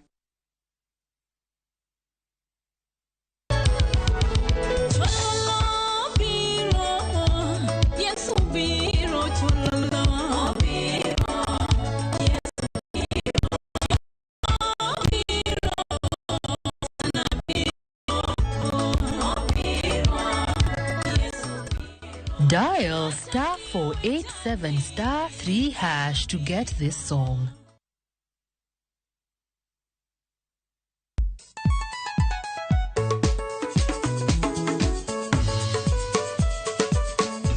Teacher Beach, ochakore sangwen wakelo ni ngoma mobedo piny design makare. Ramogi TV biro kanyakla kachiel kod Ramogi Radio kama bende stima riwore kod P. Yawanya wauntie kikubed mabor nyaka Ramogi nikech kai e kuma yudo gik mamit kabisa e Ramogi Night Disco. Maintain your position. Ini yuda kanyo kika fire gudi local instrumental wawachoni kete manaka. Teacher Beach ka Teacher Beach sangwen otieno.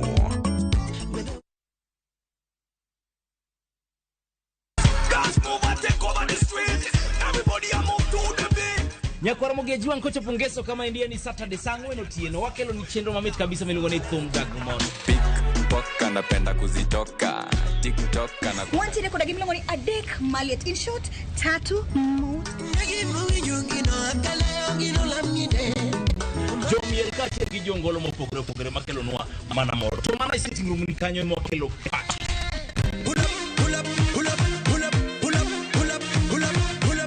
Wanti kon jok manigi talanta wanti rekoda jofumo gi kayo hello wanti rekoda MC move your body go vibrate fire girl turn around chenro itayo ni koda local instrumental kachiel koda Lin Ramogi nyanya kachto chenro lungo ni Thum Dagmon.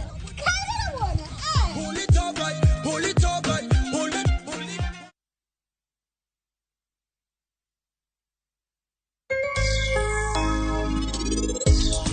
Penj laktar ko kale Ramogi TV ngima en mwandu iluonga ni Ruth Otieno kendo en ga morna mar bedo kod odiechieng kod odiechieng. Tich mar office nyalo deko lakini ka nitie mari moro ma pod inyalo timo to ber.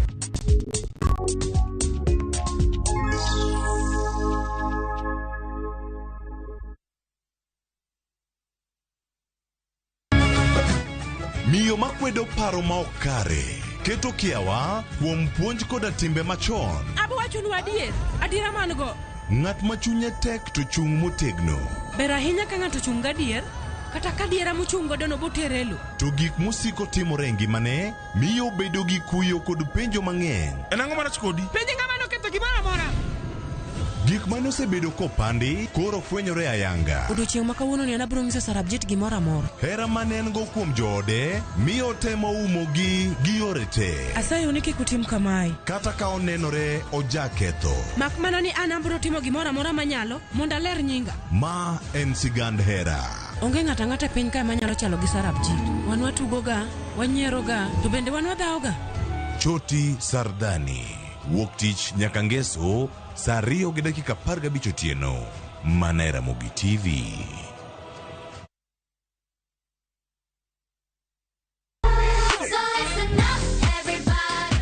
Ikri ne piny mopong' gi mor, nyiero gi gik mabeyo ma ok rum. Wagweli mondo ibiri uri kodwa e piny majaberni.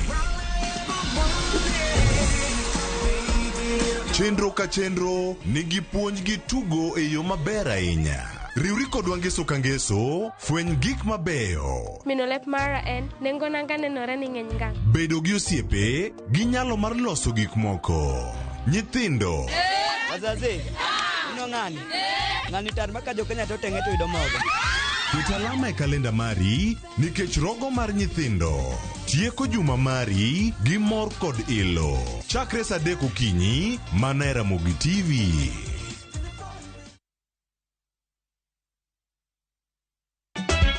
Ikrine nyiero ma ok rum.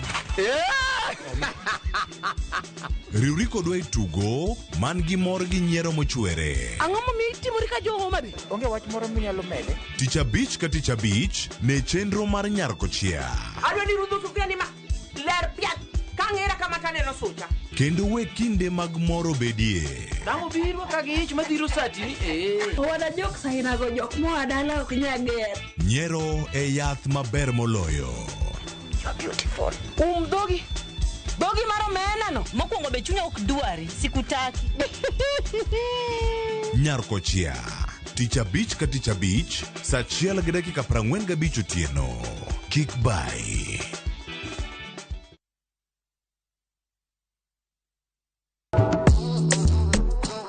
Riwri kodwa ka wapako teko mar thum. Mar jiwo, ting'o kod riwo ji. Omoke gi rumba kokwara wey blues. Pado manyien en kama ichope mondo ing'e thumbe manyien pacho ka. Mamiyo ji thuolo mar winjo duol kod weche mopogore. Kik thumbegi kod ngolo ma ogo mamit bai. Before the camera catch me for 4K. We mondo thum owuok kodi. Pado manyien wuok tich nyaka ngeso saa 5 okinyi e Ramogi TV. Oh no.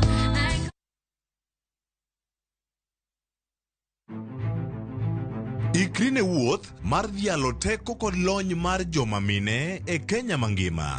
Na explore mang'e kaka bro connect numbers gi solving real world problems. Onyalo bedo e weche mag ohala, paw siasa kata dongruok. Mine gi yawo yore ne oganda e higni mabiro. Adwa nyiso joma rowere ni kentie idea main kuto chaka kada kaen mana mar uso mandas. Kochakore jiwo ratiro e kind chwech nyaka ting'o duond ji mopogore makelo lokruok makare. And about just puonjo jotelo bedo joma ber, bedo joma kare, joma ohero dongo, joma tiyo negi, employees matiyo ni ka gionge, you cannot go for agile. Mine wacho, ngeso ka ngeso kod jailieta.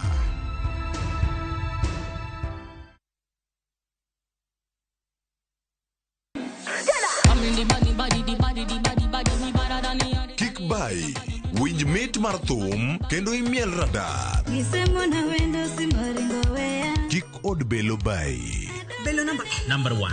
Gi twak mamulo rowere gi oganda duto. Ka in gi nyako ma tiyo, oneno mbele mayot moloyo nyako ma ok osomo. Wakelo ni jongolo mopogore opogore.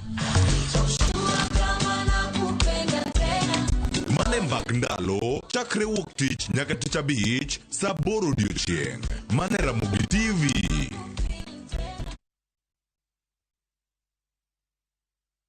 Nyakwa Ramogi ne gin ji ma humbgi ne lach. Kane giloso, oganda ne chiko itgi. Bende kama ne gikalie, weche ne dong' matho. Nuna nigo kot kamoro kachacha nogoyo. Asa madwa wacho wache to go kot to jibiro tek. Noero sort out dispute.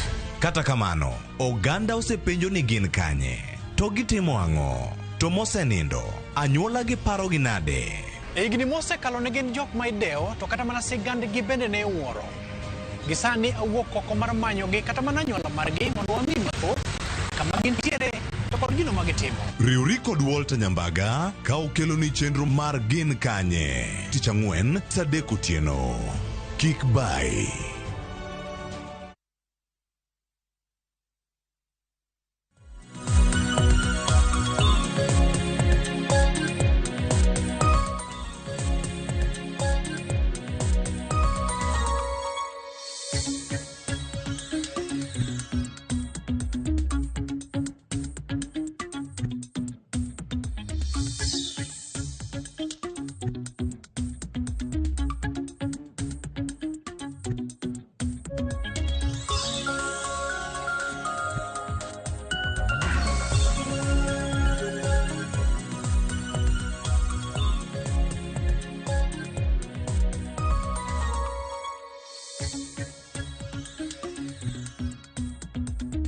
Nyakwarom gajuang dakika skada paga uchiel tok sa achiel mar okinyi kamoro moro mintiere machiegni tok marwa chenro mar piny okinyi makawuono wabiro bedo kwatwa kotende kod chala mano mar piny Kenya. Jowetena mano Cleophas kanyakla kod Joyce Oduor osekelo ni nonro mar gazet to moko kuom thor weche mabende nomi pek e gazede wabiro bedo kwalose e chal mar piny Kenya. Standard kane ng'iyo thor wach mare otendre kod medruok mag osuru. Kabe nyaka gisani jatend piny William Ruto wacho ni osuru pod biro bedo ka idho higa ka higa. Kopogre gi mano, Daily Nation thor wach mabende gimiyo pek otendre kod budget mano mar hikomenda mar higa mar 2024-2025 mabende biro bedo ka isomo e dwe mar auchiel. Kata kamano kalure kod budget mano mar higani nitiere omenda mabende osebede ka ichwalo skunde mano mar sero chiemo mag nyithi sikul mabende gisani koro osedok chien. Koro duto te wabiro bedo kwatwakie. In bende in thuolo Nyakwarom gajuang mar riwori kodwa e twak kioronwa ote 23600 e lai magwa mano mar ote machuok. Mbui magwa bendo biro ni achiel kachiel. Mano moriwo mbui mano mar Facebook, X kanyakla kod YouTube bende wiki kwil gi Citizen Digital. Mbui maga yuda gi nying mar Sharon Ngao machiegni. Okan kenda e studio marwa e county ma Nairobi antiere gi yawuot Luo 2 kanyakla kod nyar Luo 1. Achaka ne gi nyar Luo mabendo jabedo godo kinde ka kinde Tabitha Ogutu jalony e weche mag telo. Arwaki ni machiegni nyalo moso ni Nyakwarom gajuang. Erokamano ahinya Sharon kuom luongoya twak e rupinyo wuoye chal mar Kenya. Erokamano ahinya. Erokamano ahinya. Kopogre gi Tabitha Nyakwarom gajuang bende okang mokwongo to ndacho ni mar ariyo nikech Boaz Kirini nwabedo godo mana higa mar kapok ramna yiero mano mar higa mar 2022. Boaz Kiri en MCA mano ma Kabwoch North e county ma Homa Bay. Mheshimiwa mbina rwaki himos jopiny. Erokamano kuom rwake chenro mar okinyi gi nyinga en Boaz Kiri kaka iwacho agoyo erokamano. Erokamano ahinya. Bende Nyakwarom gajuang antiere gi okili Kamaloka mano Laktar Maxwell Miyawa mabende wajaporo godo wach kotende kod weche mag siasa kanyakla kod weche motendre kod chike. Wakili ni bende rwaki nyalo moso jopiny. Erokamano Sharon kuom rwaka okinyi makawuono amoso jopiny no kwe kendo yawre uru ng'en wadhi twak mbele ka. Erokamano ahinya. Nyakwarom gajuang wang'eni weche mathoth osebedo katimore konde mapacho kata molo chutho mabende gisani jopiny lose en kotende kod paro mar chik mar omenda mano ma higani mong'ere gi dhongere kaka finance bill mano mar higa mar 2024.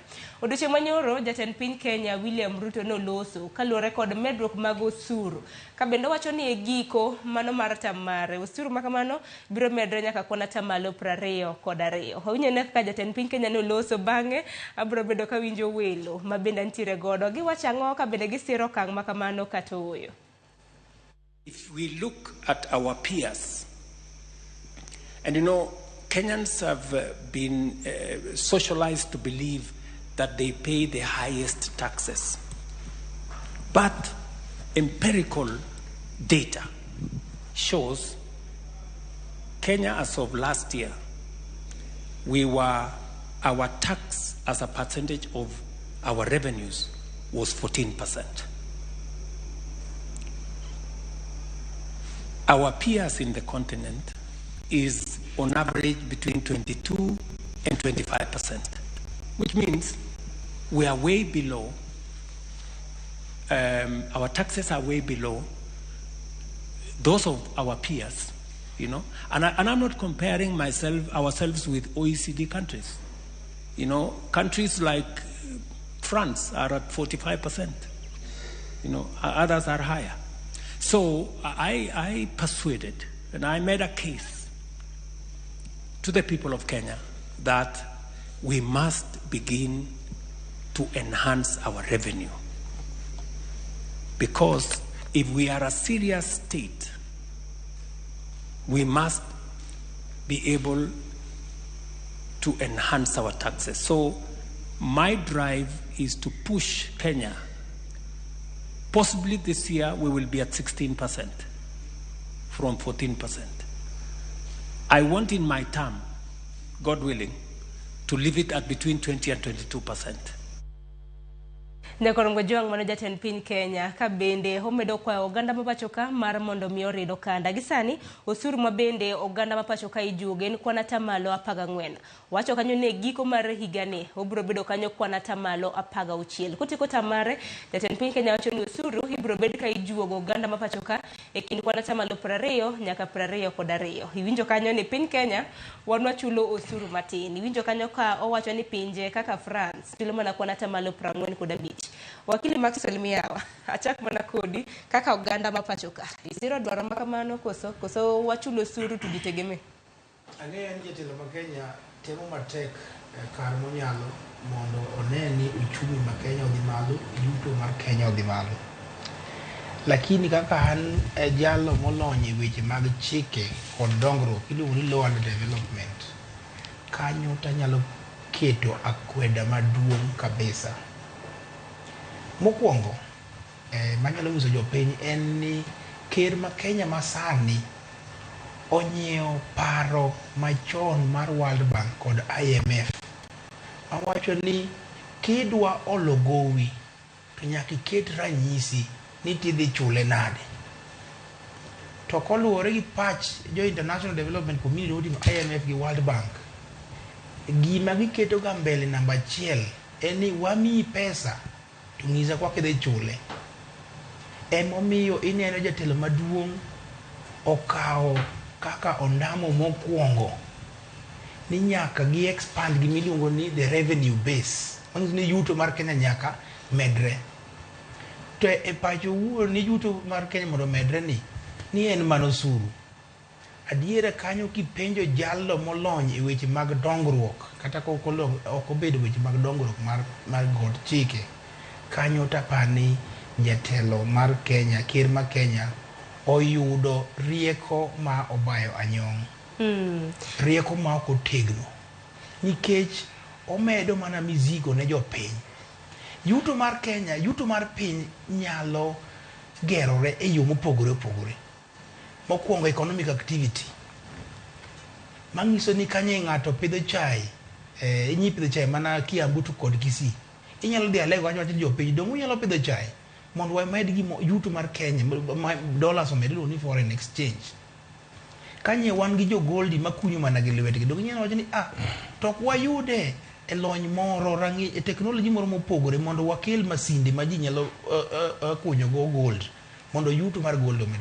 Nitie yore mopogore opogore minyalo medgo yuto kendo agulu mar pesa mar Kenya mopogore kod medo osuru. Medo osuru kelo midhiero, medo osuru kelo tich matek ne jopiny, jogo machulo school fees, nikech ka yuto ni ok omedore to osuru to medore. En lony en yuto moro koso peke momedore jopiny. Mane penjo maduong' to kata kamano wang'e ni yore mabinyalo kel godo yuto, wang'e ni jatend piny Kenya nitiere gi jogo eko mabende jachiwo kata mana jasumo ne paro mopogore opogore. Dibed ni gine ma gininde tich, mane penjo mabende ang'e ni biro bedo kiduoke e kind thuolo mabiro. Kata kamano ne Nyakorongo Jwang' nyakwa penjere gimomiyo ni osuru makamage idwaro mede, nikech kaluwore gi jatend piny wacho ni osuru mabende idwaro mede higa ka higa en mano mar mondo mi hola mabende piny Kenya kao odok chien. Lakini mano bende timore kamna kanyalo winjo pachi Tabitha kotenre gi mano. Erokamanya kuom penjo machalo kamano. Aparo ni kaki wacho gi dho ngere ni expanding tax bracket marwa kaka jopiny mondo wabed gi revenue collection mamalo, kaki wacho ni tulipo ushuru tujitegemee, en gima ber.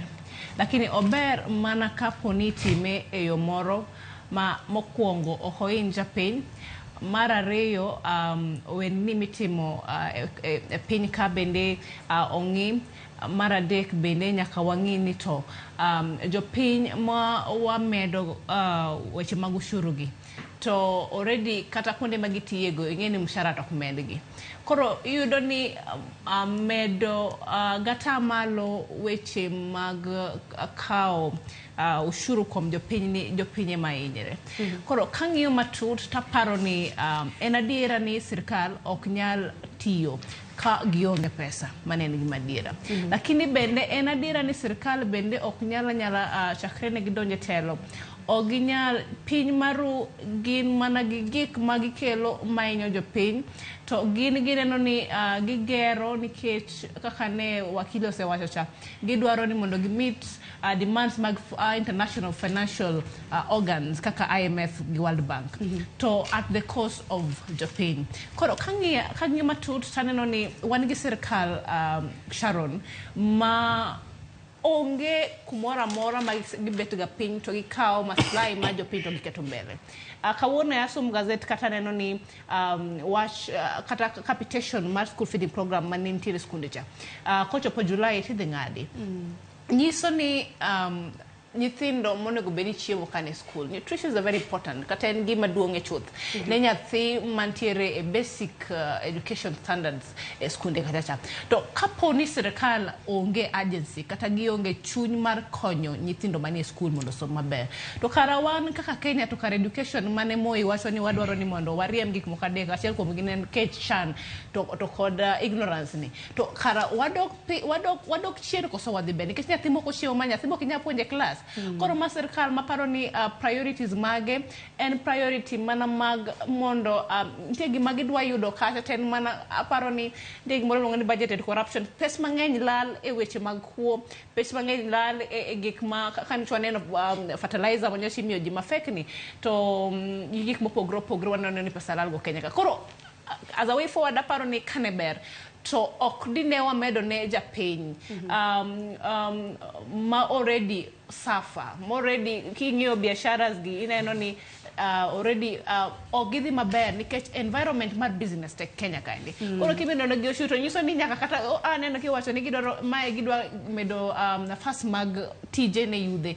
Wado medo nafas mag tije ne yudhe to businesses kata owendni mag yudhe matindo gi ero waseketo ushuru mang'eny gi nyoro na wuogi yudhe moko to nan kora daloro biashara na nikech okanyal bete biashara nikech weche mag mago duto to dhi lose ka bedwa gini nitiere achiel kuom kembe mago mag goyo punda ma bende noloro kora na tijegi luongo ni Bet Safe mano chieng' tarik 14 mano mar dwe mar abich ma bende wantiere. Kata kamano karoko pachi bende Boaz Kire nikech nyaka sani wenge duto nitiere ir jod bura ma pacho ka nikech chike ikadho e od bura to ma en mana paro mar chik mar omenda iwacho ni finance bill 2024 akenda winj mana pachi kotenre gi mano bende. Mokwongo pacha maler ne jod bura ma Kenya ni onego gibedi ka giparo ni joma noyierogi to gi gik mane giwacho ne jopiny e sama ne yierogi.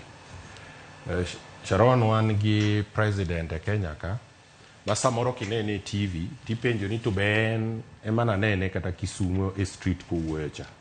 Awacho kama nang'o inyalo paro gik mane Ruto wacho e sama no campaign. Ruto nowacho ni dwaro pesa mondo bede mfuko mar jo miluongo ni hustlers. Odiochieng' ma kawuono Ruto kawo pesa kuom mfuko mar hustlers kodhigo kendo gik motemo wacho en adieri ni owacho ni piny ok onego gere gi loan. Dewa neno ka higa mokwongo mane Ruto nie sirkal dine ok okawo loan. Dewa wacho ni kare gik ma Ruto ketogi beyo e mbele ka wan jo Kenya wadhi bedo self sustainable. But eike mokwongo kende emosekawo loan marom gi nus mane Uhuru okawo higni 10. Koro Ruto riambo. Wan gi jatend piny Kenya mariambo to en bende gima lit ni kidhi e bunge ma wan go kawuono. Nyoro odiochieng' manyocha ne an gi wabunge moko. Kendo wabunge ma ok kata jo chama marwa mar Azimio. Wabunge mag jo Kenya Kwanza to giwacho ni parliament kawuono eno chalo assembly. Nikech imbe kiwinjo gi giwuoyo ka giwacho ni gigi to rach. To ng'ama dhi kawo kot mago gigi piny. Kendo nayudo ni wan nie Kenya ma wan jo Kenya koro wadong' ki wan. Parliament is already an assembly. Ok en parliament ma wacho pa jo piny. Ma jod bura luongo en joma jo od bura ogudore mondo chik owach ni higni abich mar first term mar Ruto ne wan gi miluongo ni parliament. Nikech a country chik owach ni nyaka obedi. But gimitimo kacha gik mineno kaka en gote ni winjo kama bunge moro nyoro ma chairman mar finance Kimani owacho ni ka kidwar chulo tax mar motor vehicle circulation tax, then we riembo gari. A very unfortunate statement.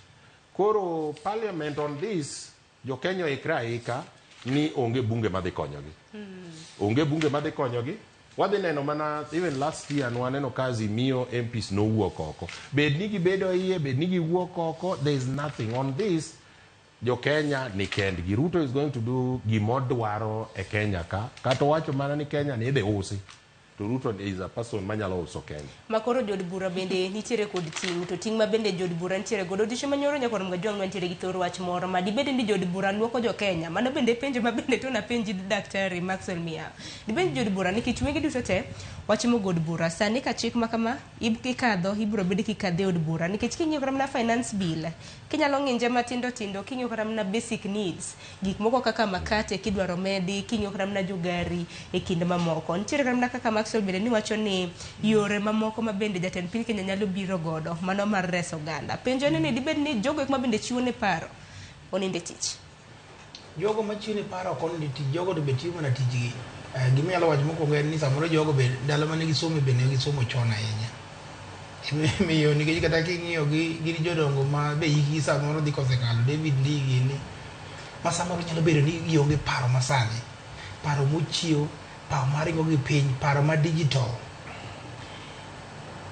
ing'e nitie gik moko ariyo nitie gimoro miluongo ni expanding revenue base to gi expanding tax base manyiso ni medo yuto mar Kenya to gi medo osuru medo yuto gi medo osuru mago gik moko mopogore ka jatend piny de wacho ni wameduru yuto mar Kenya mano wach ma kata nanyalo kete puoch kod pak to kiwacho ni wameduru osuru to mano ichalo joma hinyo jopiny mano gima jo ng'ad rieko man but ker pok ofweyo adiera kiwacho adiera medo osuru ne oketho piny e ndalo machon 1990s 1995 ka nyaka early 2000 kiro ni piny masani pinje masani dongore kata king'iyo pinje kaka Russia kaka China manyo wuok mana 1990 ka iyudo ni gimoro kaka taxes ni ok giwuoye gimoro iluongo ni economic activity ang'o miyo Kenya ka wan wawuoye man osuru nikech jogo mamiyowa loan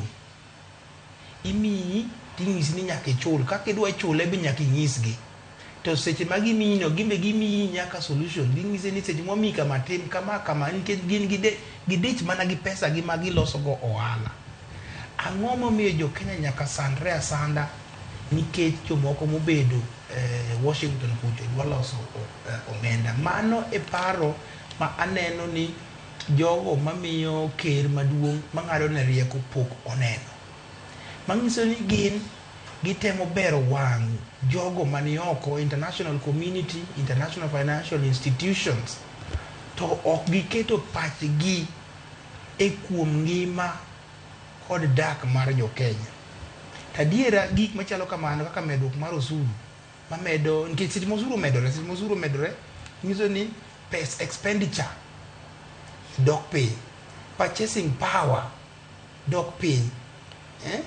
economic activity be dhi dok piny nikech jogo manye koro investors manye nyalo keto pesa gi kamoro mondo gitimo ohala be koro dhi ng'uonyo lwetgi seche ma jogo ng'uonyo lwetgi manyiso ni kata mana revenue base manye president expenditure be koro dok piny be koro ng'uonyore gini ne iluongo ni en gi some effect it's a domino effect ma jogi apani jogo ma advise president pok ong'eyo ni medo osuru e piny mangima osemed keto ji kamoro amora mobedo modhier ma nitie nyaka literature osendiki onge piny mosedongore gi osuru to kinjo kopimo kaka pinje mamoko samoro ni piny Kenya wachulo osuru matin sani wantiere kona tamala 14 wacho ni France jopiny kata mna Uganda mantiere France chulo kona tamalo 40 kod abich mar osuru pinje mopimo wago ok ong'eyo ni pinjegi economy gi osebedo for more than 600 years from 1400 jogi nigi economy maringo England nigi economy maringo wan marwa higni 60 ni dang wapimre kod mar ariyo ok apar ka en adiera kiwacho ni Kenya wan ni peers wagin jomage Uganda onge gi tax machalo kama kata kidhi Tanzania ka tax mokete mafuta ok ma Kenya ok nyalo romo gi ma Uganda to ok ma romo gi mar Kenya ok nyalo kata romo gi mar DRC Congo ma omo mafuta ne kowuok Kenya kalo Uganda koka dhi to watu mafuta wayudo mana Mombasa ka koro aneno ni jatend piny onego dogi e chien matin jogo mamiye pesa kaka IMF and the World Bank onego bed mopenjo gi to bende buse bedo piny mugoyo kwandu muyudo ni to uchumi mar jo Kenya mar japiny mantie piny kacha dhi chalo nade economic repercussions to an individual Kenyan mane gima David Ndigi pok onyiso jatelo maduong' emomiyo jogo manosomo chon rais dwaro mondo ogwegi tao oket joma tindo joma pachgi ringo joma sani mongo gima timore sani owere gi jogo manosomo Oxford 1968 Erokamano ahinya. Ang'eni paro to nyalo bedo mopogore opogore kata kamano ka jopiny chulo osuru bende penjo japiny nyalo penjo ni osuru ma bende achulo ni konya kata mana konyo joga e yo machal nade. Director mara ka nyalo yudo kata mana thor wach ma bende nomi pek e gazet mano mar Daily Nation okinyi makawuono kata bende wachulo osuru to priorities kata mana maino ma bende imiyo pes makamagi. Kunya kata mana Daily Nation okinyi makawuono nano thor wach moro ni apis jalup jatend piny Kenya kinyalo mana story mana gimalo apis jalup jatend piny Kenya mano Rigathi Gachagua bende hichano kata mana ketne tenge omenda maromo siling bilion 2.6 mane hikomenda mano mar higa mar 2024-2025 to siling bilion 2.6 makama biro bedo kadhi e renovation kata mana gundo apise mage waintiere gi apis mano Harambee Annex ma bende biro bedo ka igundo kata timore renovation gi siling milion 460 kopogore gi mano apise kata mana kar jot mare mano mar Karen ibiro bedo ka itimo gi renovation kata gundo gi siling milion 660 e kinde mamoko ni chang'e omenda makamano bende bende nyogo do midila mago trophies mane bende itimo imiyo godo award ne jo kata mana jo Kenya ma bende biro bedo ka renga ng'we mopogore mano bende awinjo kata mana pachu bende kopogore gi mano bende ng'eyo chal ka gibende uso moro kumoro ibugo godo kumoro king'eyo kata mana malo Daily Nation kanyo bende wacho kata kaka budget mano mar skunde mano mar chiemo bende rom kanyo dwe mar 7 counties 26 skunde mantiere counties 26 ok bi bedo ka yudo chiemo. Tabitha apari Sharon wadhi marach kaka Kenya gik moko ok timre e yo makare nikech seche ma wan gi sirkal kata jatelo maduong' e Kenya kaendi to ok ong'i maslahi marwa kendo wuoyo mana ka very boastful kata owuoyo nikech koro en oparo ni mane gima kare mondo tim lakini gima japiny kale to ok ong'i to mano nyiso ni kaka Kenya wadwa thagre for a very long time. Taparo ni kaka weche kaka asewacho weche mag nyithindo chiemo e skul gi a normal government kata sirkal mang'iyo future kata kiny mar nyithinde generation mabiro nyaka invest highly on education. Part of investment education and ng'iyo ni to nyithindo gi early child development cha nutritional needs magi ka gine school ka ong'inade ka wadhi mbele to bende wang'iyo ni sani kony moro sir moro mana sirkal miyo skunde nyaka high school ka secondary skunde mag secondary cha benyocha gigolo aparo ni skunde mang'eny ok gigolo lakini ok gichiw in time to nyiso ni operations mag skunde sani obedo very paralyzed gimiyo tich matek jopuonje madong mag skunde koro aparo ni onego wadhi to the drawing board wange priorities mago kaka Kenya ni to gin mage to ing'e ni Kenya ka wan gi iluongo ni representative form of governance moro ma waseyiero kaka yiero wabunge to wayiero be county assemblies kasa be wan gi representation kaka mheshimiwa osewacho cha lakini jogi emonego beni ana nyalo wawe studio ka Sharon kaka wuoyo sani ni lakini an mbunge na sani onego beni parliament kasa maka poni weche ma wacho gi wan jo piny ok wayie gi weche mag medo ushuru madiyo wa skunde onge chiemo nikech sirkal dhi ng'ado pesa oko aneno bene ni pesa mani miyo youth fund cha be aneno ka gidhi golo gata malo maduong' ahinya nyiso ni nafas mag employment kata gik ma support kata zero creation of employment opportunities kuom youth cha bende dhi dok piny nikech maonge pesa to mano nyiso ni gik machal kamago ok dhi beti. Mar ariyo to king'iyo kaka iwacho ni ineno ka office mar Deputy President Gachagua to imiye mana 2.6 billion for innovation and cars. Anyisi ni priorities magwa kaka piny waneno ka onge e yo monego bedni wang'eyo. Koro aparo ni it's high time ma wan kaka jopiny gi jotelo moyiero e parliament kacha nikech an wan onyalo wuoyo ka to gin ema gin gi authority mar number 1 formulating policies, chuo oversight ne gik machal kamagero sani finance bill e parliament, gik machal kamago to wan kaka jopiny en ang'o mwadwaro mondo ka gidhi kacha to giwuoye. Lakini an bende aparo ni kuma bete ni kaparo maber to mano mana wishful thinking nikech sani Augustus House to waonge godo dine waneno ka gine tich kaka nyocha wan gi wach mar CS kata waziri ma itudo gi weche mag mibadhi mag fertilizer ma jopur no kuoyo ni fertilizer to kod chuodho to ng'ani gikala ba giwacho ni onge substantive evidence ni sani jatedo ni botho scot free nyiso ni waonge goodwill to ka onge goodwill to the president himself and Emmanuel appoint the waziri as the head of the executive and the opportunity mar sack even without him going through this process man no kan one gi select committee mang'eyo wechegi. He did not do that. Koro nyiso ni waonge sirkal. Koro adwani kaberto next kwa the elections as a form of setting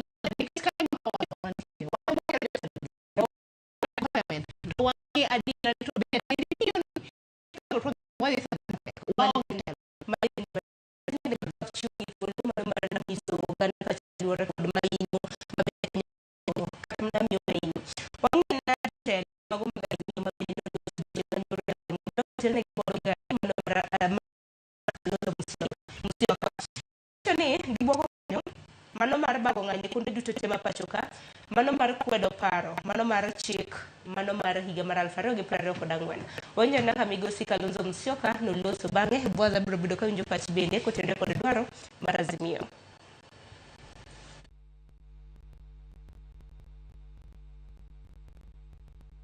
Your only dreams are how to make life even more difficult for Kenyans. Which other areas can you impact some pain on Kenyans until you get to the place where you are thinking of imposing taxation on bread? And this is a time that you are ready to exercise a constitutional right under Article 37 of the Constitution of Kenya. That is the right to peacefully assemble, to demonstrate, to picket, and to present petitions to public authorities.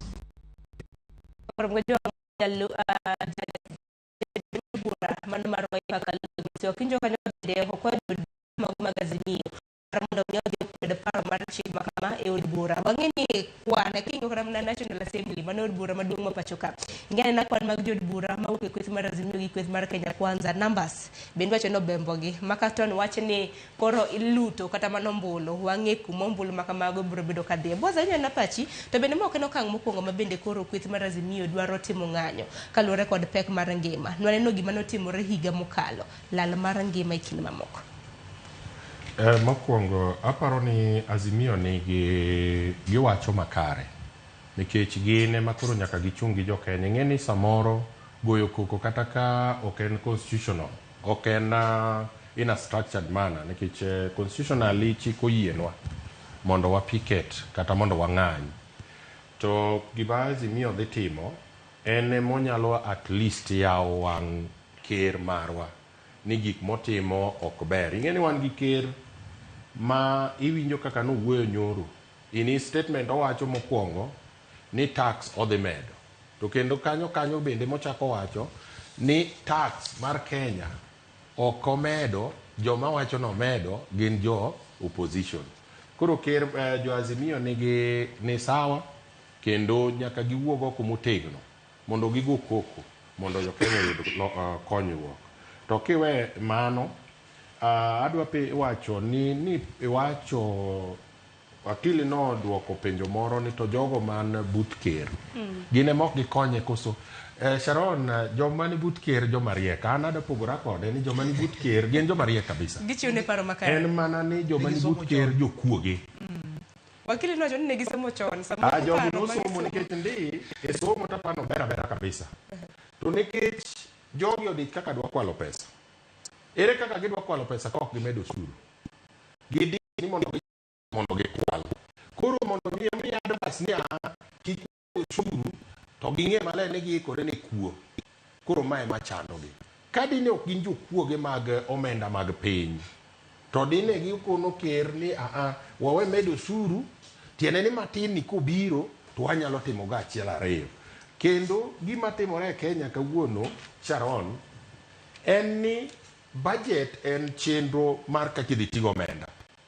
Sirikal mar Kenya Kwanza o budget maber, giloso budget maber te iye kanyo gisechane kaka gidhi. Nikech adieri makende kidwa kona ni ot achiel mar deputy president idwa timne renovation gi 1.2 billion ng'ata achiel. E sikunde kwa wacha sikunde to seche e Kenya midwa time renovation mar office president wan gadieri kendo wang'eyo wan kaka jo Kenya ni higa mokalo ka ker donjo ot achiel ni notimne renovation at 750 million. E higa achiel kendo bang'e ichak idwa timne renovation at 1.2 billion. E piny ma jo Kenya nyithigi bedo e tie yien mondo mi osom. Omiyo gigi matimore Kenya ok ni kata ni osuru medo. En ni pesa wa medo mondo wachol mang'eny mondo kwal. Samiti mo renovation ntikram na kilese mamoko mabende nyithindo nyaka mna somen waneno ula kaka notimo norocho chenro mopogore. Yes. Koro jowa onego ng'ia ni joma wan go sirikal ma wan go en sirikal mowuok oko ni e higa bichni gidik ni dwalo sang. Nyoro apani neno weekend manyokalo ni neno former senator manodwaro women rep ilongo ni manong'iewo gari mane county man county ma Homabay ma Nairobi ka ilongo Omanga. Omanga to ng'iewo gari mar 85 million ko yudo pesa kani. Dong wacho ni timo ohala mopogore. Ohala mane Omanga manyoro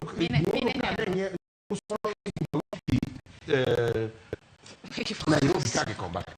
Kawuono higa abich Omanga nyalo ng'iewo gari mar 85 million. Gima timore e Kenya ka jo Kenya koro nyaka ng'e ni wan gi sirikal mar jokuoge. To gima lit na moloyo ni jogo mapako sirikandni. Kidhi nyoro Sharon jowoth ok yambuka ok magi jo hasla ka Ruto kawuono wuok nyoro marach kaka ni winjo wuok kaka opakore kaka odwa medo pesa. Kidhi wuok kata kawuono ni nene town ka kidhi neno kaka jowa mimedo pesa kawuono kineno ko ng'ato ni biro wacho ni omedo pesa ne joma ng'iewo gari ka winjo ka ng'ato wuok e town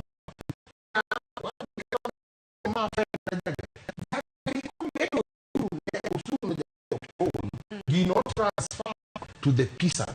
Usuru Kenya ka ok chul usuru gi jomoyo. Usuru ko for example ko medo usuru mar mabati. Ok en wuod ado ema chulo usuru. Japiny ema dhi chulo usuru no. Ko medo usuru mar gari. Japiny dhi chulo usuru no e yo mar transport. Omiyo Kenya ka joma ni atari gi jopiny man piny kabisa gi. Maneno ni sirikal marwa gin wan mwapako hasla. To gimara kendo Sharon Ruto no compare Kenya gi France. Yawa Ruto ma president wiye ma wil koso okiani en president koso no ko this cool. How do you get to compare Kenya and France? Kenya is a country ma japiny in a city like Nairobi, capital city wakende inyalo wuotho ing'ia sura mar Kenya gi France tiyudo ka opogore mabor. Ere kaka in terms of dongruok. Ere kaka president wa nyalo wuok oko kendo chako wacho ni odwa medo osuru ma wachal gi France to ng'eyo okonwa niya adwa medo dongruok ma wachal gi France kato koro wamedo osuru. matin ma wan go gikwalote. The little manyoro Ruto kao mar 10 trillion, 4 point something trillion most account. Otimo gango for 1 year. Sharon, I'm very sure ni Kenyans kawuono bine waneno some great in terms of infrastructural development. Mose time igachiel mane Ruto medo usuru wachulo mang'eny. E seche gogo wamedo usuru kendo seche gogo bovyo ola bedo bede Kenya ka. To gimotimo okwane. Kuma kuduto te jopiny nyalo penjo ni resruok wanyalo yudo kanye. Daktari Miyawa, resruok japiny nyalo yudo kanye. Nikech resruok kaka wabunge kata mana jotelo moya kanisa moro nyalo kelonwa lokruok e yor dongruok. Neno kaka gitimore od bura maduong'. Waonge kod kelo. Resruok nyalo yudo kanye. Bende resruok waboro kwa ng'anyo to ng'anyo kata mana manotiyo mokalo. Nokwaneno kata mana wacho ni olemo. Resruok nyalo wuok mana ka jopiny ochung' motegno. Ok yo mar balo kod ng'anyo kende. Kata mana gimine ni watimo sani ni ma wan koro create gimoro ideas. Kech jatelo mar pinyno embe kochopo godhiambo to ling to winjo gima ji wacho. Now, paro nyaka jatend piny mokwongo winj paro mopogore opogore. Paro nie bunge, paro nie committees, paro nie kuom expert mopogore gi jogo moluore, jodonga ich moluore ma gin ging'iyo mana idgi kende. To maduong' kabisa manyalo kelo ne jopiny fuong'ruok en mana ni nyaka wabed gi duolno motegno kuom upinzani, okay? Kuom jogo mapingo sirikal. Kata bed mani jatelo mar joping sirikal Raila Amolo Odinga odhi AU koro en jatelo koja. Upinzani ok ochuno ni nyaka tho nikech upinzani en apisno ma katiba emoketo. Bende Raila Amolo Odinga onge kata enti kata Kalonzo nitie kata Kalonzo onge. Upinzani to kendo upinzani nyalo timre yo mopogore e parliament, e committee level, e plenary nyaka gichiw to kotamogi to koro giduogo gini ne jopiny mondo jopiny bende owuoye nikech jopiny gi ema go kura to jopiny gi be ema chulo osuru, jopiny gi be ema winjo lit kendo pek ma sirikal kelo. Emomiyo jopiny sani konde mopogore opogore obed ni ja Central Kenya kidwa ka 1.2 billion idwa gergo ot ma ng'ato achiel gi nyithinde modak ma sababu nyithinde go osedo tijegi odak gi jaode kende idwa los go odno to odno nitie jatelo machon be mancho dak ento ang'o milose odno gi 1.2 billion jopiny nyaka penjre to sechego tedo ni japuonj mapuonjo Kiambu kachacha msara ne ok medre iro ni sechego japuonj mapuonjo Egerton kaka an msara na to mana macha Doctor samoro dwaro pesa mathin ma be samoro ok chup kata 1.2 billion shillings in a year. Kimedo daktari ng'atno mosomo makonyo ngima jopiny msara magidwaro kata 50,000 e dwe ka dwe. To ga deputy president Gachagua obedo gi odno kaka noyude kama ne Migosi William Ruto weye. Odhi tho. Nyamburko bende gimedo to nyamburko makamago bende. Ang'o momiyo sirikal ok nyal cut luxury funding? You know, wawuoyo e seche mawuoyo ni wamedo usuru to seche go wawuoyo kuom ostentation ngima moro mamalo ma kata ma Biblia okwedo mar jotelo jopiny koro nego wuog kod jotelo gi tung' mosuo mondo gikwer gi kabisa to kendo kochuno ni man sirikal jogo umandi ing'e shida ma Kenya ka gineno ni ni ko jogo ma kaka sendo ni ok ginyal kwedo sirikal nikech joma hinyore mogik gin mana gin mopogore kodwa nikech gin ema gitimo ohala ohandi ka nyiuso kata mana gidheri bath ndara kata cha nyiuso siling 5 omed ni osuru nikech ka ng'ato chulo gi M-Pesa e paybill ka ng'ato siling 2 dongo chopo siling 10 to jalno manye chamo jene an kawuono ma siling 10 no kadhi kawuono ariyo kech mang'so jo ohala matindo to ema hinyore magik omiyo koro nyaka wakwed mar sirikal japiny kamora mora ma wantiere nyaka wachung' uru mwakwed sirikal nyalo neno ka jaker maduong' wacho nyoro ni dine luong yiero higa mokalo dine ogweta jopiny mondo bed gi duolno matek mondo president obed ni seche ma en state house komedo osuru to jomoko be loso ute gi tok ng'i jopiny ginyalo gweta sa asaya Ero kama na inya kata mna jotelo wangine Boaz Giri bende jotelo MCA ka Boch North kacha. Ero kama na inya. Tabitha kapo kwa kata mna yo matin in bende in mena pachi mambe ni nyalo medo kotedre ko thoro wach mabe nwa lose. Aparo ni nyoro nantiere Azimio workshop on the Finance Bill 2024 called the Nwang Unadco report. To gimaduong mano wacho Sarowa Stanley kacha mana winjo ka jotelo wacho any kaber to gin opposition kata wani opposition lakini serikali ni miyo waitish matek mogik nikech utimo oversight binja ka wall nikech every time gini create mana problems every time gitimo kagi chieo either nigi kwalo pesa giloso kagi kwalo pesa to gimere no jo Kenya shida koro aparo ni sani kaka aparo ni panelist wetu na wacho cha enni jo piny koro nego wall to kaponi oluong ilongo ni industrial action cha to ol mari gichulo ushuru gishida mwakale nikech serikali to waonge serikali ingeni serikali nyalo bete to ken serikali wani nikech wano kwane ber serikali an pokane no ber serikali nikech ka onge serikali ni sani okwa wach kata weche mag industries development manyalo create job for youth gik magi wacho en mana weche madongo the chosen few man but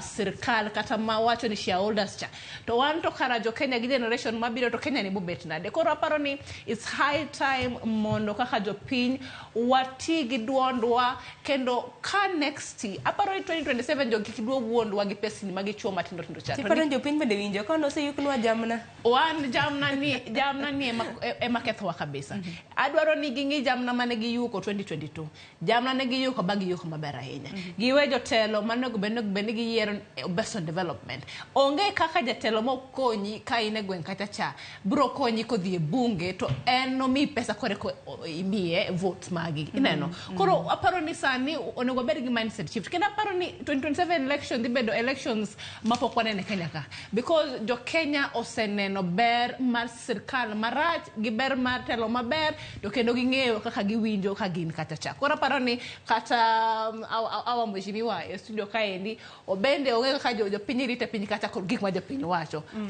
kolure gi tich motimo ero kama na inya Boaz ka uni idri kama tek nikech ni bende jopiny bende miyo wangi gwenge mag North Kabuoch kacha paro mage mabendi tiro kama ne county assembly mano ma Homa Bay kok manya korom ga jwanga neno kanyo ka dakika na riyo ka poko chopo kanyo saa 2 mar okinyi ote magi bende neno med mana oro gi luo chenro makama kopogre gi wang jowi iluo chenro makama imbui magwa YouTube aneno ko ntiere achiel kachiel X kanyakla kod Facebook gi Citizen Digital abro bedo kasomo ote magi kawa na duogo bang' yo matin kata kamano kodugo bang' yo matin bende wangine moko kuma chiedh nade mabendo oganda mapacho ka osebedo ka kadhe nyocha ka koka riwruoge mag mano mar KMPDU bende nochopo winjruok gi piny owacho malakteche nodok kendo e tich kata kamano diche manyoro nanno kanyo ka riwruok mano mar KMPDU bende noromo kod lakteche mosebedo ka yudo tiegruok kata na interns ka koro girito mar mondo mi sirikal ochopie dwaro margi e bwo ndalo 52 kopogre gi mano wang'ini riwruoke mano mar jolony makonyo chenro mar pime laboratory bende ng'anyo mar gi odiochieng' makawuono donjo e ndalo mar 43 jopuonj mago mag JSS bende wang'ino osebedo ka ng'anyo chakre na skul yaw mano wuok tich mar jumani kopogre gi mano ng'anyo mamoko ma bende osebedo ka dhi nyime nurses bende nochiwo kanyo siema mano mar dhi ng'anyo ang'o mok timre pacho ka waka yo matin aduogi mathoth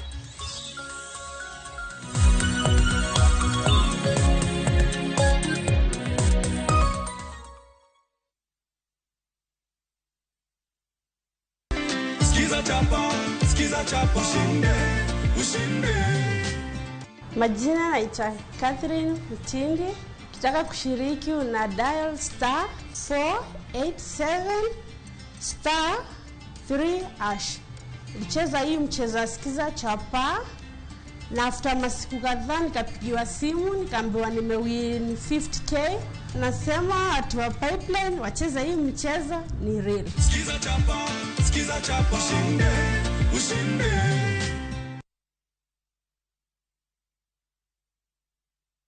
Make the most out of the rains by storing water with Power Tank. Power Tanks are crafted from food-grade polyethylene, UV stabilized and double-layered for unparalleled durability. Power Tanks are backed by a 10-year limited warranty with an expected lifespan of over 30 years plus. We offer free nationwide delivery. Buy online or call 0779 000 000 to get your Power Tank. Feel and chill with Power Tank.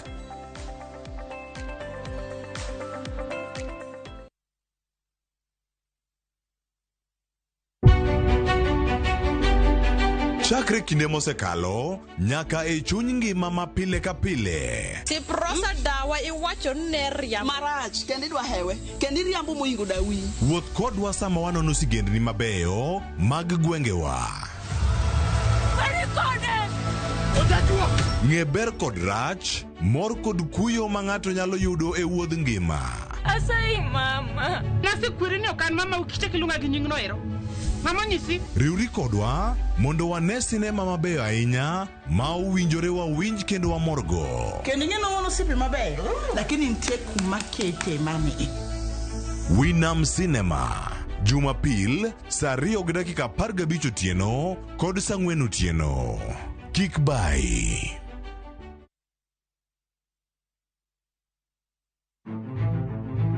Ikrine wuoth mar dhialo teko kod lony mar joma mine e Kenya mangima. Na explore mang'e kaka bro connect numbers gi solving real world problems. Onyalo bedo e weche mag ohala, paw siasa kata dongruok. Mine gi yawo yore ne oganda e higni mabiro. Adwa nyiso joma rowere ni kentie idea main kuto chaka kada kaen mana mar uso mandas. Kochakore jiwo ratiro e kind chwech nyaka ting'o duond ji mopogore makelo lokruok makare. And about just punjo jotelo bedo joma ber, bedo joma kare, joma ohero dongo, joma tiyo negi, employees matiyo ni ka gionge you cannot go for agile.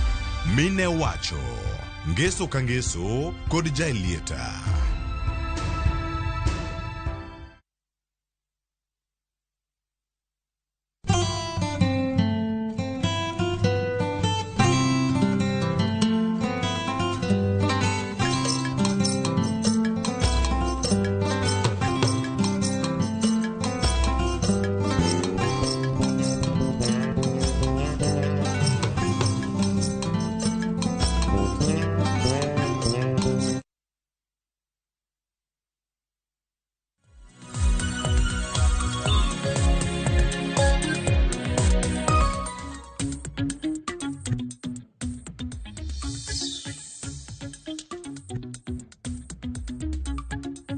Nyakorom gajwang dakika na dek tok sariyo mar okinyi machiegni okang' mar ariyo wadhi nyime gi twak marwa e chenro mar piny okinyi ma kawuono waporo wach kaluwore gi chal mar piny Kenya kidienje mopogore opogore obed weche mag siasa, weche motenore kod ochumi e kind mamoko. Bende narwako pachi ma bende nioro na lai magwa magote machoka rede ka 600 mbui magwa mag oganda bende yudowa achiel kachiel.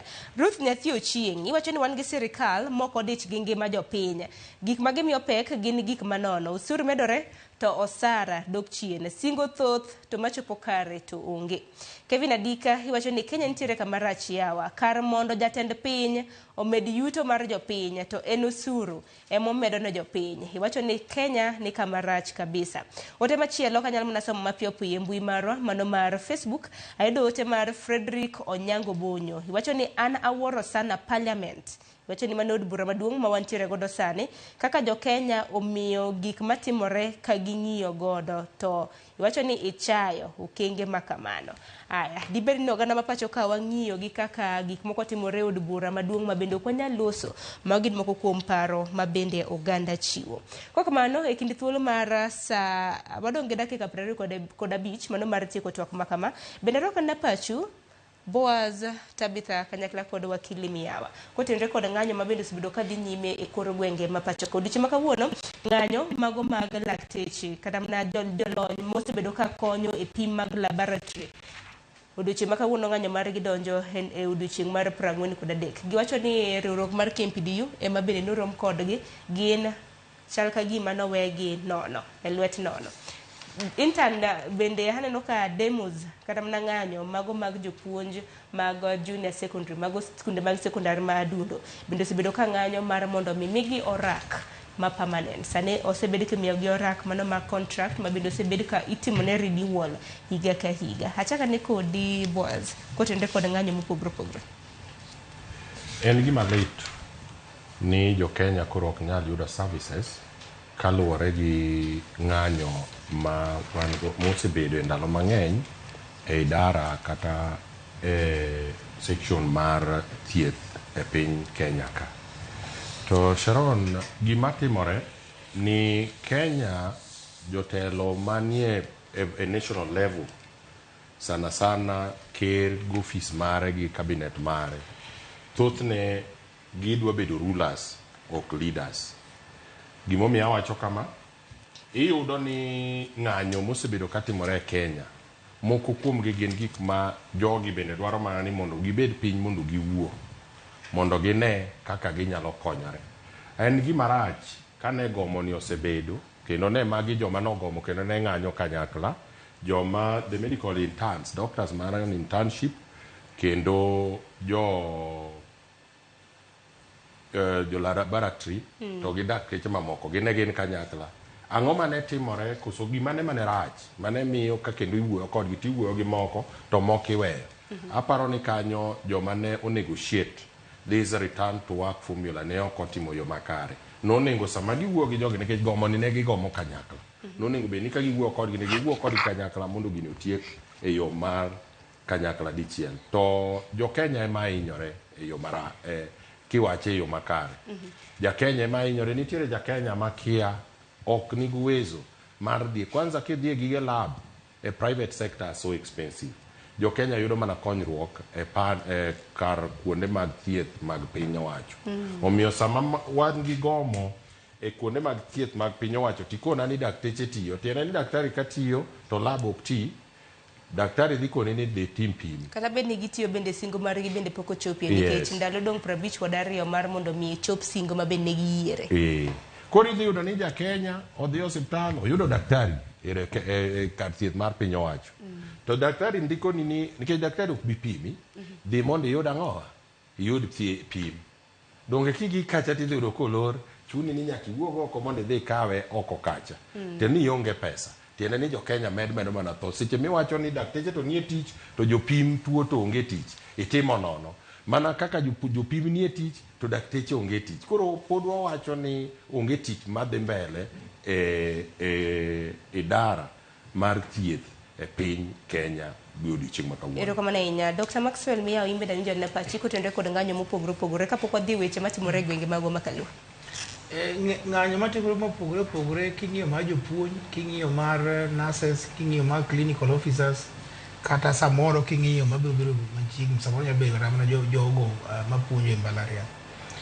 En ranyisi achiel maduong'. Kendo ranyisi no king'iyo kaka sirikal opangore. Iyudo ni seche moko anyalo bedo ni an japuonj to kama puonjero nyathino kadwano some. Inyero ni an daktari to kama thiethno nyathino ok thiedhe. Ng'ise gimoro achiel ni jogo motelo ne migepe mag sirikal e kuonde mopogore opogore, gigo magiwacho opogore gi gigo magitimo. Sirikal onge gi dwaro mar konyo jopiny. In fact, conversation maduong' munyalo bedo go en ni wacho ni dakteche ng'anyo ka, nurses ng'anyo ka, to gima gidwaro en gima thin kabisa. Ka ng'ato ywak ni misache en 50,000 medo chopo 70,000. To ng'ato wacho ni an oda ncha yude adwa ni mondo olose gi 1.2 billion. 1.2 billion oromo chulo nurses kata higni 2 kata higni 3. Manyiso ni gima duong' matimore sirikal ni priority emwaonge go e kuom jotelo. Jotelo ma wan go sani ng'ato ng'iyo mana age gi iye. Ng'ato ng'iyo mana odwa loso pesa manade. To be king'iyo kata kuom jotelo ga diere gomiyo shida maduong' wan go Kenya ka. E kata kuma ogolgi be ng'ato ok ong'eyo. King'iyo kata minister mar health kata PS onge lony e yore mag thieth. En to odwa ng'iyo chandruok ma jathieth nigo nade, ma clinical officer nigo nade. Be osenyono kata mana clinic mantie kata mana Bungoma town ka mong'e to clinic ni chal nade. Bose wuotho kata yo Homa Bay hospital mong'iyo ni to to nurses makagi be gin kata gi lewni magirwako. Tini manga maonge experience kata chiel e yo mar lony mar thieth. Minister mar education no puonjo kata kit ngima. En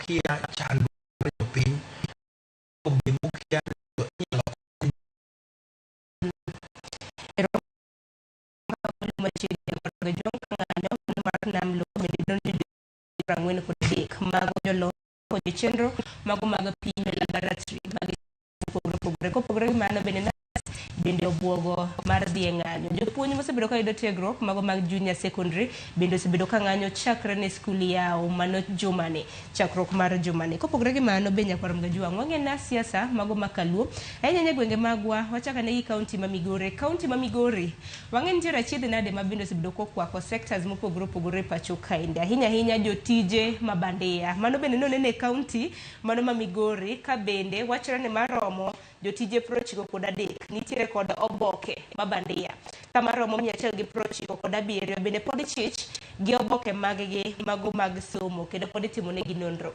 Jafwambo wadwa e kaunti man ma Migori notimonwa sigana kotenre kod jotije mabandia e kaunti ma Migori. Wawinjo na report ma kamano bang'e abro bedo bende ka winjo paro mag welo mantiere godo. Dala el bang dono ma yugo kwito kes ma chwale dogo jokani machon mag tije piny owacho mar kaunti ma Migori. Mano to ywak nene ogol gi apis no e tok chik. Gavana ma Migori ne koromo kanyo mar board ma oteko jakom mar David Jola. Jogo ma ok ti ma ok tich. Wadwa nyiso kawuono ni wan gi County Public Service Board wanyalo siani mariembi e tich ke jami bade kata ka kidwaro tich. Gibet jatich mang'aw koti e kom inisare kumede. Thoro maduong' mar burani ne en kaka inyalo keti wechego mag jotich e lai mowinjore. Achiel kuom tijego madongo marito board manyien en kawo okang' lipot mar nono jotich e kaunti ma Migori manotim e higa mokalo. Public Service Board kane tiyo seche 4 kende odiechieng' to gibiro tiyo seche 12 ka girieyo kuonde mane nitiere bam kata kier moro matin. Gavana wacho ne ni board ne ite kwanjo ako pale natiyo masomo mali mi korpeta video masomo ite ko board ibiro timo nonro to manimba kabisa ripodno owacho ni nitiere jok ma barupe mondigigo ichichgo nitiere achich ka 209 to nitiere ma ok en chich kende ma tosefeny 93 mana king'iyo jok mane otimo CP, KCP, KCE to gi KCC pok wanono mag degree kata to wan gi chich ne samoro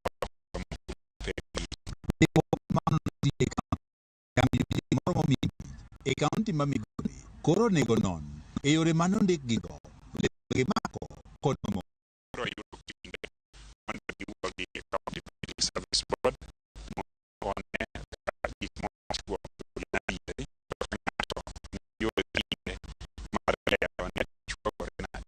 Mondo mag mano tiegruok mar human resource management e ma kaunti ma Migori dwe mar higa mokalo bende oyango kuom tije mako jolo mane ondiki e kaunti ma Migori maromo 144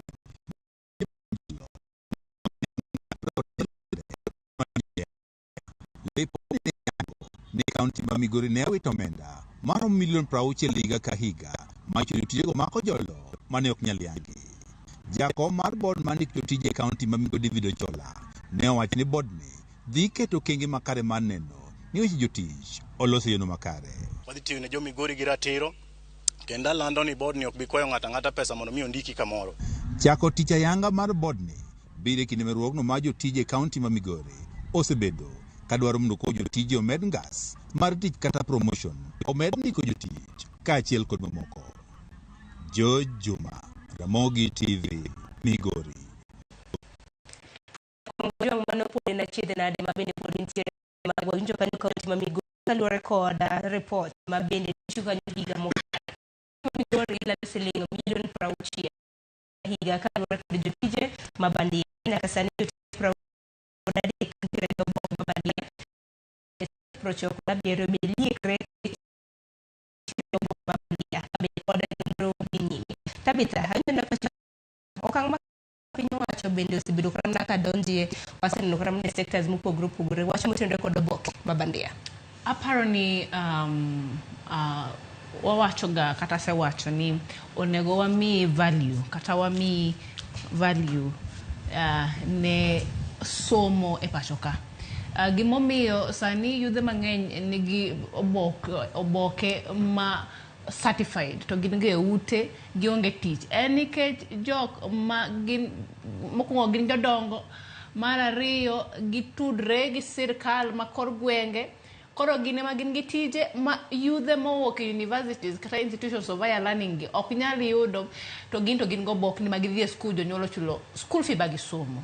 Koro nyiso ni mae gimotimre Migori en gima counties te onego tim, they should follow suit mondo wamiuru jok ma obedo qualified e ratiro nafas mag tije, to wamiuru joma youth mowuok e school ma bende nodhi school bo somo to gin gi knowledge kendo gibedo certified ka gin weche mag IT, gin weche mag economy, gin weche mag business gi machal kamago, wamigi nafas mondo gibed gi nafas mag tije. Koro apari ma move maber kendo en move madhi nyiso ni jomonego beni yudo tije or the reduce unemployment mang'eny kod qualified job skills ma wan godo e kor counties wa mag miere kuonde ka to iyudo ni gionge nafas mag tich. Koro aparo ni ma move maber to kendo ok onego bed politicized nikech iparo ni gino waneno kata Nairobi City County kae.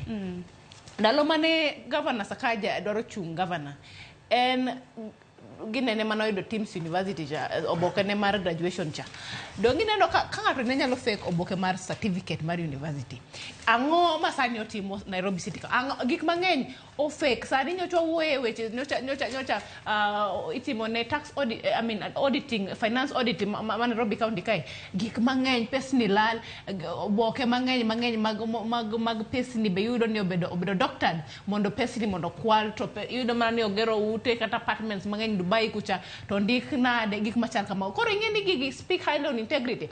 Ng'ata ma onge integrity in terms of papers onyalo doctor. For that dhi nyis ng'ato ni an to anyalo tiyo tijni lakini school no katieko. Moloyo ni idhi doctor documents magi. Nyiso ni kata kacha ok inyal serve with dignity. To jok mabila go emiyudo ni gibedo kacha to kobed gi service delivery kata counties ok ti maber nikech ok gin qualified. Koro wamiuru jok ma deserving tijego nikech ne gidhi e school ba gisomo, especially the youth. Kamedo mogik ne wakili owacho wach moro kata ni president ta winjo ka mheshimiwa Difa kode ni president onego sani kawo minds ma fresh bendo miye advice mamoko. En gima adiera kendo nowacho gima adiera ma anto kapingre kode adona unge mkode adona second ka wacho ni en adier ni sani adier David Ndi en an economic expert for so many years. Dongi neno. Koro en nitiere kumogoyo ma anto kaka rawero kanyal goyo. But nitiere were moko bende odhi e school to gi understand the common challenges ma ng'ama rawera face. Koro magi be jok ma president onego ket machiegni kata joma mine be mamoko manyalo bende mi advice ni koro ero you economic financials gigi advisors gigi osenyisi gima chalo kama. Lakini wabende waparo ni kwamede gi gik matimre sani nikech kata sani gik ma create employment gik mane create employment ndalo David Ndi ma David Ndi bo wacho ne president ni kama koro ineno en gadiera ni kiketo joma interest gi onego bed ni iketo priority in economic development tineno ni kata gik mibotimo seche kata politics mi obedo pas kata wuoyo maketi mi wuoyo obedo wuoyo, obedo advice at a point of concern gi jok mabende gin affected directly. Koro onego ket the youth, onego ket joma mine machiegni kode mondo wadhi mbele. To mogik kabisa Sharon kaparo kaka ng'anyo dhi mbele ni. Wabende kaka yudhe manomiyo sirikand ni kura mang'eny, onego wapulan mana ng'anyo wakendwa mondo wadhi wayuage shida mang'eny mokale. Kaka nikech joma yudhe Kenya ka thagre moloyo. Dibendo chano ng'anyo. Wabende onego wachane ng'anyo moro kanyo mondo wabende wadhi wayuage weche wama wakale nikech wakale weche madongo Sharon to ng'ama winjo wabende onge. Erokamano ahinya. Keni Boaz kata mana Dr. Maxwell untiere gi paro kotenore kod tije mago ma kata mana jotije mabandia ma ntiere gwenge mopogore. Boaz. Sharon, en gima rach mondo mi ing'ama bende ong'eya ni sikul en gima important. Skul okony ng'ato kende e yudo tich. Skul konyi kata kaka idhi wuotho e kind oganda. En gima wich kuot sana. Nyocha naneno ka wan e kaunti wa Homa Bay ne wabedo gi kes machalo kama. To gima lit ni Sharon, jogo mineno onge kalatesego gi riek. E sama gino timorenegi ma ogolgi, gichak gimanyo jotelo mamoko mondo koro go siasa. Ok dhi go siasa kawacho no Otieno nogol e payroll nekech oonge gotas. Idhi loke koro ni igolo joma ne opingo governor. To samoro yudo ni kendo joma dhi support gini en ja siasa kaka sani adwa mima example ma Migori. Ok bitieko ndalo mang'eny, juma ok nokal ka ok ni winj Masara kata mbunge ma Uriri kowuok kawacho ni Ochilo golo joma pinge. Koro gima duong' en ni mana kaka nyawadwa wacho, en gima ber ni mondo jogo moko somo owe nafas ne jomo somo nikech joka bende notimo investment opogore. Ok ochuno ni nyaka itim mana investment ni neno ka somo ka ok nyal kele. In bende in gi teko pod Nyasaye omiyi talent. Ing'eni dhurwa ka e piny ka Nyasaye omiwa duto wan gi talent mopogore opogore. Ka Nyasaye ne ok omiyi talent ma e somo, matiende ni ok inyal yudo tich, omiyi talent e yo machielo. Tiya gi yor cha be idhi yudo mana dak. To mitimo ni to kuo. To gima bende onego timre Sharon, mondo jowa learn a lesson. Ok onego jogi ogol agola. Ka gin ji 98, utergi e sel, utergi e court, giduok pesa ma gisechamo higni gi duto. Then ng'ama nondiko gi cha. Nikech joma nondiko gi bende nigi makosa. Ok ochuno ni nyaka ng'ato Boaz kel nyakela barua. Dang Sharon akel nyakela barua kata koni ni an wakili. To that is just enough ni koro an wakili. Nyaka ibeni tim due diligence, nyaka isoma, nyaka bibele ni. Koro ise ogweno, tise ogwang. Tise ogweno. But jogi nyaka chul. To joma no sign their employment letters must also be questioned. Mondo giriwre gi joka giduok ne jo Kenya pesa gi. Mondo nyithiwa mamedo dhi school. Kenya kawuono Sharon, ji medo koso value in education. Winjo ka nyamera bendo wacho ka. Koro ka Sakaja monyiso mobedo very open ni Sakaja ni to onge degree, to bedo clear ba Sakaja kawuono governor ne kaka Sakaja kwalo. ne kaka Sakaja kwalo gi to onge. Koro kona nyathiwa moro mok dhi sikul. Ere advice minyise chon kane wane school Sharon ni nyiso ania som matek mondo ibed gi ngima maber. To kati somo matek ngima to rach. To ng'ami ng'eyo ni ne ok somo matek. To ngima ber ma en gi cheska geche luwe ma we. Koro aparo ni something should be done motegno e wach mar certificate mabandia. Erokamano ahinya. Keni Dr. Maxwell ni paro ni ang'o monego bed ni timo nikech en midhiero moko ko sectors mopogore opogore. An gima ne mowacho manyalo wacho king'iyo sana wage bill ma counties gi iyudo ni ng'eny mar pesa mimiyo jopiny mar devolution dhi chulo msara. Kisumu County chulo 70% ichulo go ji msara. To jogo ibe gik moko magitiyo to mokwongo to be maonge. Iyudo ni ng'eny gi mana Kisumu town kanyo. Kidhi kata mana chiri mopogore opogore gi onge. Waduokuru wage bill piny, waduokuru namba mar jotich piny. Kasto wa professionalize jogo ma joti, wakaw jogo man gi lony e yore makare e kuonde mag dwarre mondo ndik gi tich.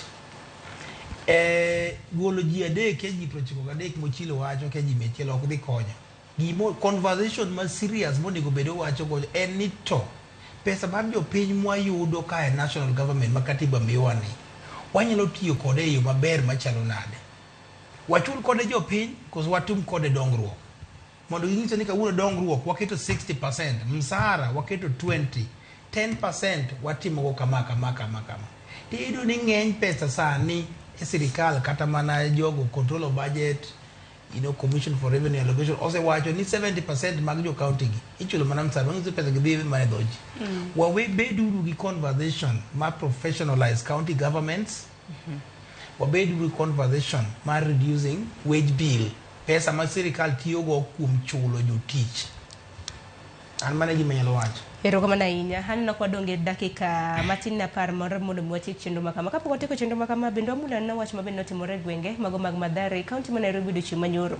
Wang'e ni wantiere gi midhiero motenore kod oula e kor gwenge mopogore opogore. Pok mag chiemo osebed ka itimo. Odiochieng' manyoro chenro mano mar duond bura, mano mar ODM, mano mar pogo mwandu mag kony e kar chung' od bura mano ma Mathare bende notore tok rowere Nyakwar Mgajwang' makwedo jaod bura ma Mathare Anthony Oluoch ne omonjo kar romono kendo chuno mar mondo mi chenro makamano tiek apoya nono. Mana kwa nyalo yudo tipo mopogore opogore ma bende notimore e gwenge mag Mathare odiochieng' manyoro. Kinyalo mana ketnwa tipo makamano, director kanyalo ketona tipo mago mag Mathare odiochieng' manyoro. Kinyalo mana neno gi Nyakwar Mgajwang'. Kineno kana mno bok ma bende moko kuom gi oting'o. Gocho ni stop taking advantage of flood victims. Jotelo mopogore opogore mag Azimio bende noyuoro romo makamano. Bende ne ochuno jagoro maduong' mar ODM mano Edwin Sifuna mondo chiw thuolo ne jalupo gai mar ODM Hassan Joho gi Wycliffe Oparanya mano mar mondo mi owuo awiye wiye kapok oloro mono ayanga. Wawinjani. Amani muko nayo, si ndio? Hapa Mathare hakuna fujo. Hakuna fujo. Tumekuja kupokea msaada ya chama cha ODM. Sasa tumekuja hapa, tumeona siasa imejaja hapa, lakini sisi tumekuja hapa kupeana chakula. Siasa tutarudi mwaka wa 2007. Mnapokea salamu za baba. Nikirudi nimwambie nini? Mathare iko lock, si ndio? Mathare iko nini? Asanteni sana viongozi, tunaomba sasa tushuke.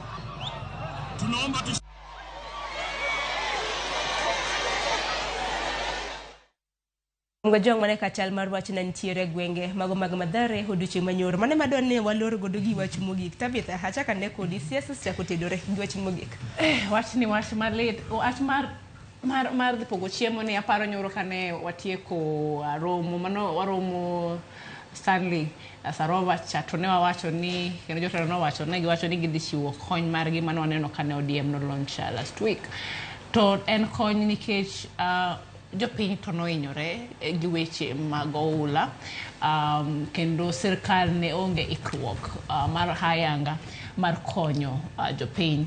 Koro en siro jopiny. To aparo ni gima timre sani en ni siasa orwake wach ni, kendo aparo ni kwabo ng'iyo matut bedo kata ni jok mago kokagi no chul mondo go siasa kendo mondo gibe giketh vijande itiyogo marach mondo okel tulo kendo oketh gik mabeyo mondo go bede timonegi. Koro gimwaneno ka ni Mathare onge kaka nyalo pingo matek kamano, poko timrega nigi pingo jaod bura margi kata kony mar ODM. Koro magi gik maparo ni wacho ni has been passed by time.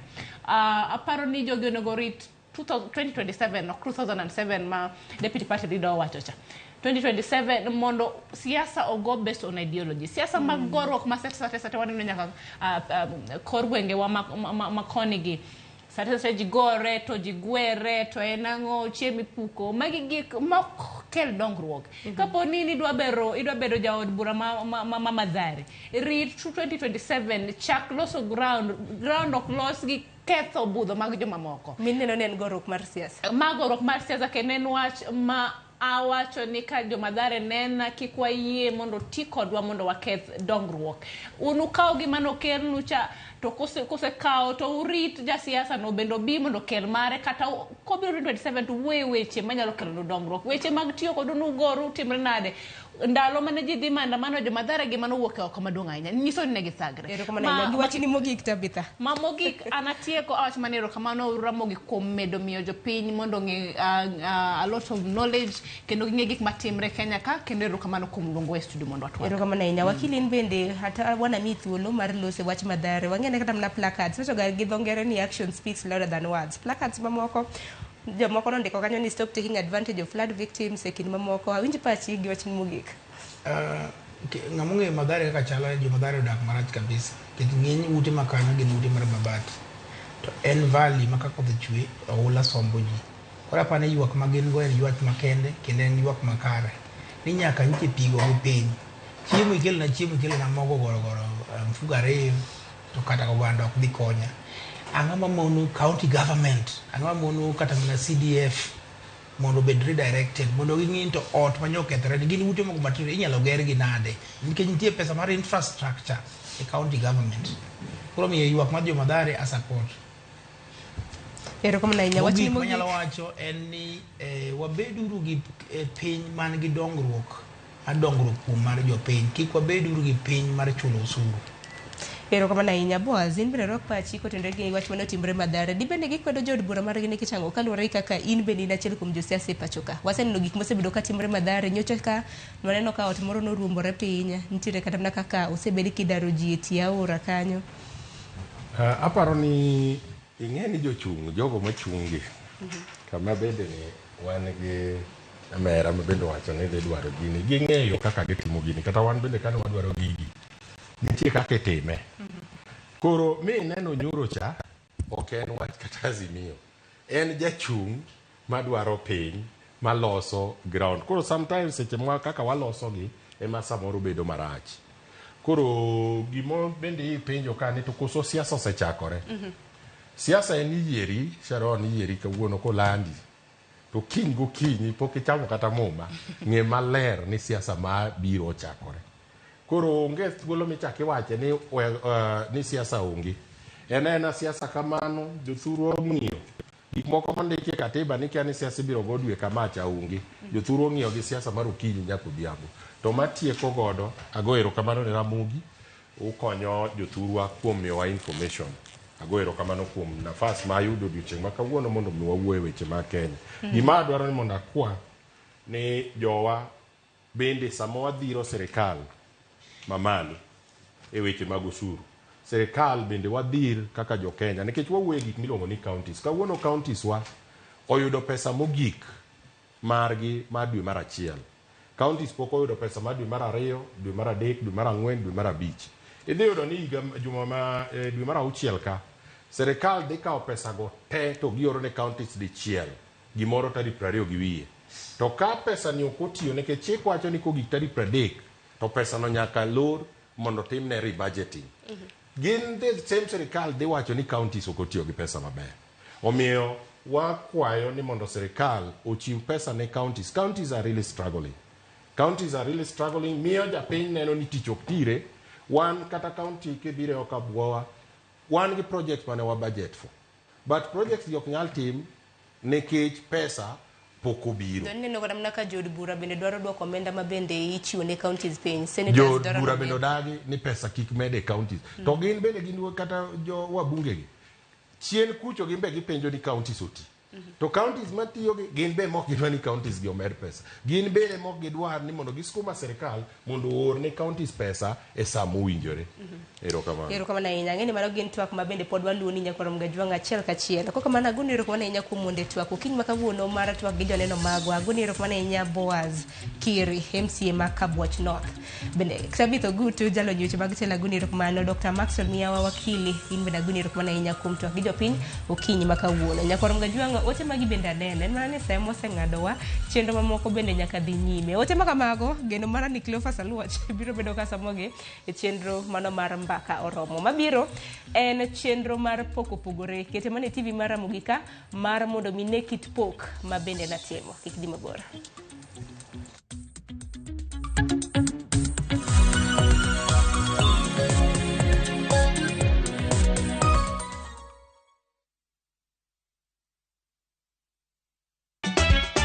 Ikri ne nyiero ma ok rum. Riwri kodwa e tugo man gi mor gi nyiero mochwere. Ang'o momiyo itimori ka jo Homa Bay? Onge wach moro minyalo mede. Tich abich ka tich abich ne chenro mar Nyarkochia. Adwani rumo supiani ma ler piat kang'era kama taneno sucha. Kendo we kinde mag moro bedie. Dang'o biro ka giich madhiro sati. Wada jok sainago jok moa dala ok nyager. Nyiero e yath maber moloyo. You're beautiful. Dogi. Dogi maro menano. Mokwongo be chunya ok dwari, sikutaki. Nyarkochia. Tich abich ka tich abich, saa 1:45 otieno. Kik bai.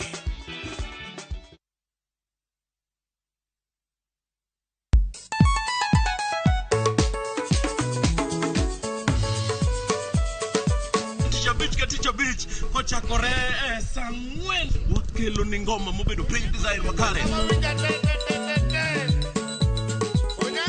Ramogi TV biro kanyakla kaachiel kod Ramogi Radio kama bende stima riwore kod pi. Yawanya wauntie kikubed mabor nyaka Ramogi nikech kae e kuma yudo gik mamit kabisa e Ramogi Night Disco.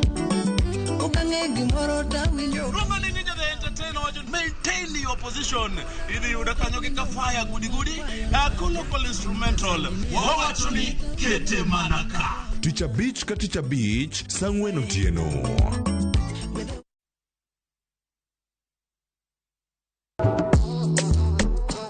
Riwri kodwa ka wapako teko mar thum, mar jiwo, ting'o kod riwo ji. Pado manyien en kama ichope mondo ing'e thumbe manyien pachoka. Mamiyo ji thuolo mar winjo duol kod weche mopogore. Kik thumbegi kod ngolo ma ogo mamit bai. Before the camera catch me for 4K. We mondo thum owuo kodi.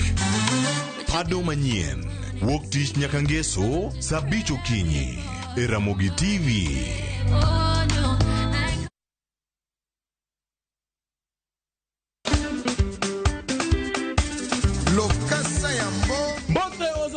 Lungani Ninja the Entertainer. Lungai DJ Smollett le principal de la rumba. Nekoro mwenye wangu wacho ni tudri kodwa chengeso ka chengeso kwa kelo ni chendro mar tiedera. Chakra safaga chia nyaka saa 1 odhiambo. Kuma kelo ni thum mobedo piny.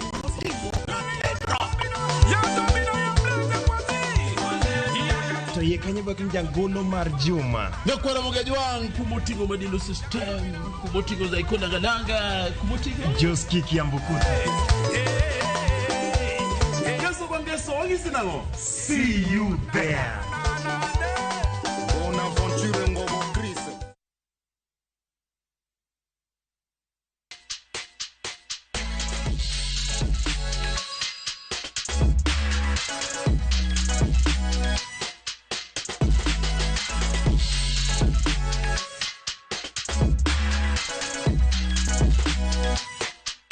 Nyakwara Mgajon kamora mintiere ukinyi makawuono chenro mar poko pogore biro ni e gwengegi mago mag Kariobangi North mantiere county ma Nairobi.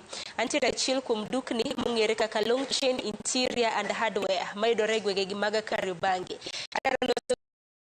Mano mar kambini mar mondo mnyisa pok motimo gin pok mano motenre kod loso bao tedo bao mar bedo rang'iny mopogore arwakin machiegni ma chenro mar pok opogore ne Nyakwara Mgajuang maneno wa ukinyi makawuono nyalo mna chako gi nyingi joluo bende wapakore nyisi gini ni wuod kanye tang'o mitimo. Kuom nyinga iluonga ne Eriko Chola aja Suba Kaksingri madhot Waregi dala mar Nairobi ka aja wala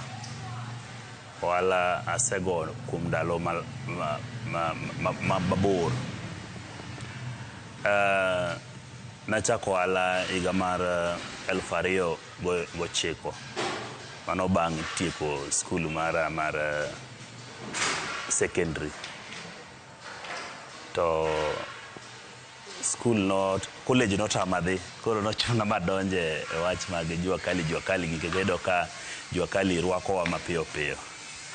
Koro nadonje ohala mar loso kombe mag school ma asebedo ka agero kuom ndalo malach. Ase supply skunde mang'eny.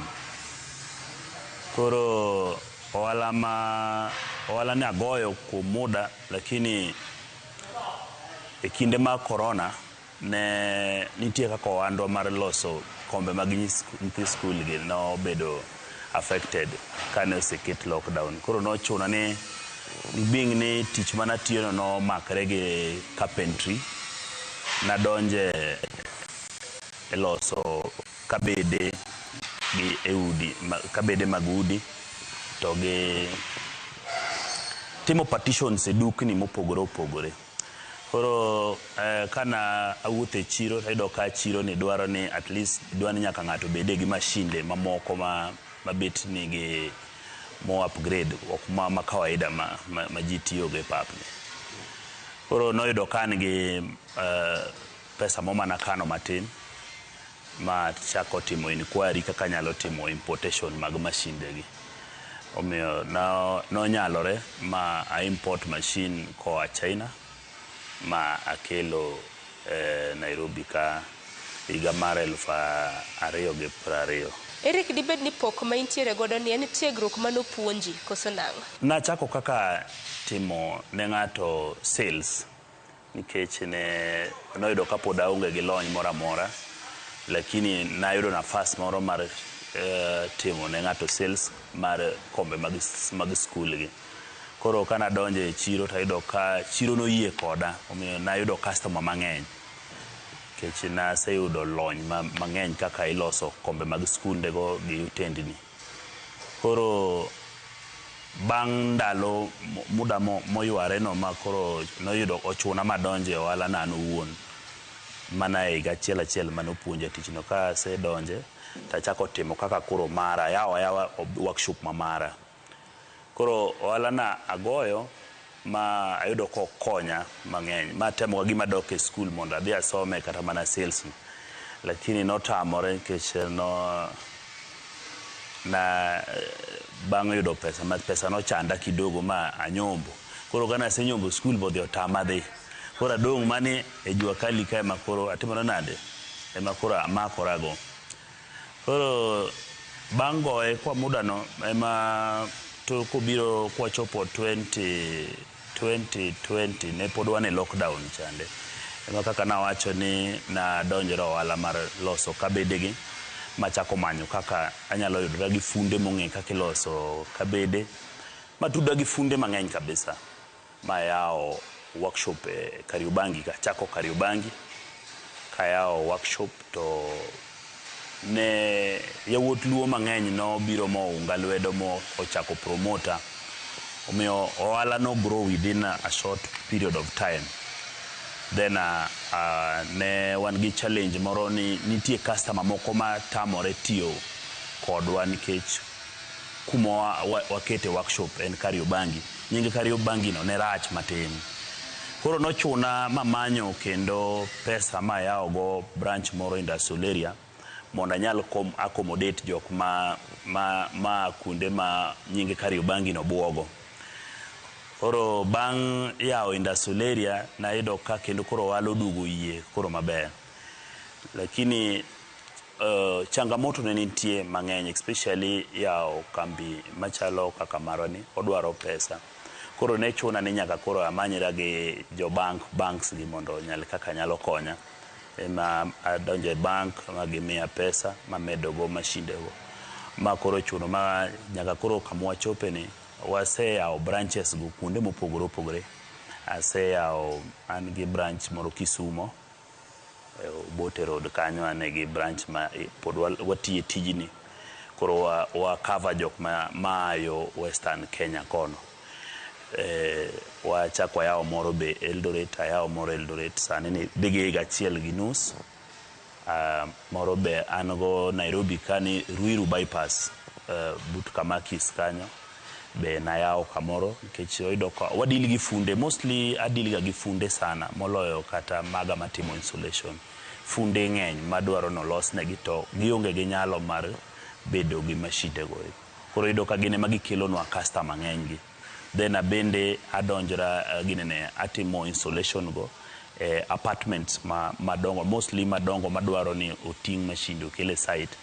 An gi mashinde ga ting'o ga madhige site mondo kichie customer machendo ma samoro yudo ka project mare no en mar pesa mang'eny. Koro neno ni komiyo fundi pesa no, pesa go nyalo lal. Koro ne wabiro gi solution ne wanyalo ting'o mashinde wago to wakele site kanyo. Koro wang'olo to neno at least mondo oyud confidence kodwa. Koro kamana kwa sebedo kwa tiyo gi tij bao niendi to wasero wake kunde mopogore Kenya mzima. Kopogore gi mano Eric, bende ageni kaka ja ohala nitiere sir mopogore ma bende iseyudo ne nyikwara mga jwang' maneno chenro mar pokopogore wuodhi gi bengi mar Equity osebedo nade? Bengi mar Equity gin en bengi maber kendo gijali jo ohala matindo machalo kodwa kama. Kedhi mi ipimo negi kiwango mar sida ma in go mar pesa to gin ready mar konyi. Samoro ne yudo ka nadhi olo loan yudo ka ikoni ni nyaka ikele security moro to security ne yudo ka ionge go, yudo ka gik ma intie go gin gik gino giluongo ni security ine ming'eyo. Koro yudo na onge title, samoro yudo kata ka onge gi gari moro madang' amigi logbook. Koro ne gimiyo gik moko iluongo ni loan moro iluongo ni unsecured loan. Yudo ka ginyalo miyi unsecured loan no i-boost go biashara kidogo. Koro Equity osebedo jakorwa kendo giyot mondo itudri kodgi kapono ni nitie any problem gi system mar kata ka ng'ato dwa keto pesa to nitie issue, yudo kigone gi aga simo to ging'iyo kaka gishughulika ni maraka. Kopogore gi mano bende Equity jachiwo tiegruok kata trainings. Akende bende gisebedo ka gichiwo ni tiegruok moro amora? Tiegruok gichiwo en ni an mokaja bedo kadhiye, lakini tiegruok to ikonowa inform waga ni dwaro ni wadhiye gin gi program moro. Asedhi mana achiel kende to machande ne puonjowa mane yore mamoko mag yawo ohala kaka inyalo timo ohala moko mopogore. Lakini chutho an mostly watimo mana practical. Yudo ka customer biro nigi gimodwaro to wan wa design wa make sure ni wagolo ne kako dware no. Nikech ariwora gi funde molony mosebedo gi experience gini mang'eny. Koro kama yudo ka an gi challenge moka winji taluongo fundi machielo to timo to wayudo ka customer no yudo gima nodwaro no. Bengi mar Equity bende jabedo gi till number margi, naneno ka intiere gi moko kuom till number.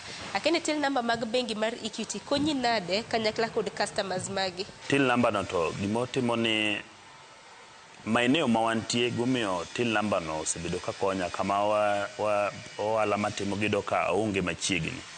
Koro yudo ni wach mar pesa miting'e lwedo ni kelo ga shida, inyapo ka jatich oringo gi pesa ama kata jokuoge moko choro kong'e ni in gi cash moro ninde iye kacha. Koro mostly ne wamanyo till number gi mondo customer kadwa chulo pesa moro obed matin obed maduong', yudo ko rahisisha wach mar cash solid cash.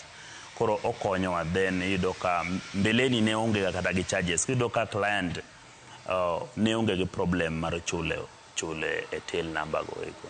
Kalure kod tich mitimo kae, dinyis ni kora mga jwang' ne gin ang'o miloso hiye? Sana gik mwaloso akoni ni kaka walgero jikonde, timo finishing mag jikon, mano kaka keto cabinets mane jikon, waloso mag wardrobes mikete bedrooms, watimo partitions e offices, to gi kata mana ka in ng'ato nigi chemist ne moro dwano timne partitioning. Magi tije mwasebedo kwa timo sana e wach mag side mar Kabau. Benano rang'iny mag bepe mopogore ma intiere godo ne nyakwara mga jwang' maneno chenro kiny makawuono. Dochne rang'iny mage mag bepe mutiyo godo tugolo gi kanye? Bepe mwatiyo go sana gin bepe mobedo gin iluongo gi ni boards. moginya bedo laminated boards mag mokwir rangi gibiro ka oselosgi kala korido ka ogegi tiende go wiro rangi gibiro ka already oselosgi finishing murumo koro client mayiero kulingana gi taste mare gi rangi mare motimo finishing e ode koro inyayudo ko watiyo gi MDF ama particle boards gi ma wakaw kum kembe mopogore opogore Nairobi ka wan gi kambi kaka Team Sales ma uso quality maber mar board gi uso both particle board to gi MDF board wan gi Comply be osebedo ko wagimbe watemo gigerowa boards magigo konyowa boards iyudo ka ai kembe mopogore opogore moko be bedo imported ma biro be kulingana gi gima ne customer choose kapo ni kala modwaro no ok yudre e local industry marwa makage tido ka samoro gine moko mag China gi ama moko kata kambi moluongo ni PG Bison be ma South Africa moren ga e Kenya ka sama wadwaro board machalo kaka magi go be wang'iyo kum gi kanyo koro wan kwa biro go kulingana gi measurement mwasekawe odi gi design mani chagua chande wabiro wang'ado to waketo negi lipping gi mashinde omotiyogo man kagi then ka watingo titere site yudo ka koro orahisisha tich onge tiende dak e site ndalo mang'eny then yudo ka tich en odhi wuok tich maler kabisa. Okay, makawuono Eric kato na pinji ni customers magi gin jomage diwach nang customer magwa mostly gin funde mawuotho kuonde mopogore opogore to gi joma winjo tije mabeyo wasetiyo referral mawuok kuom clients mwasegero negi cabinets gi be wayudo an gisani yudo ka mostly ma wayudo ma projects madongo gin orieche masani kaka gero apartments machalo manisi ligi Kilimani South Sea gitudowa gino twatimo apartment madongo dongo koro matindo tindo machalo magudi gi emeyudo ko wagoyo piny luo kono Western wabiro go koni twang'ado twadwa fix gi kuonde go ego. Eri kodhi nyime gi chenro makama inyalo paro ni nyikwa Ramogi Juang ni nying kambi ni iluonge nang'o samoro ken tiere gi bedege bende nyalo leronwa. Kambi na tiluongo ni Long Chain Interior and Hardware. Mane nying kambi marwa ni iluongo ni Long Chain Interior and Hardware. En kambi mose dongo kendo wan gi mpango ni owinjo dongo mokalo kumose chope. Kendo wadonwa bi machiegni gi kama client nitie manego watemo sudo yao branches kuonde oko nyiso ni kama wantie ni waseo but watemo sudo kuma machiegni gi kama client nitie mondo wanyalo yudo tijego wanyal tiyo negi kamora mora magintie.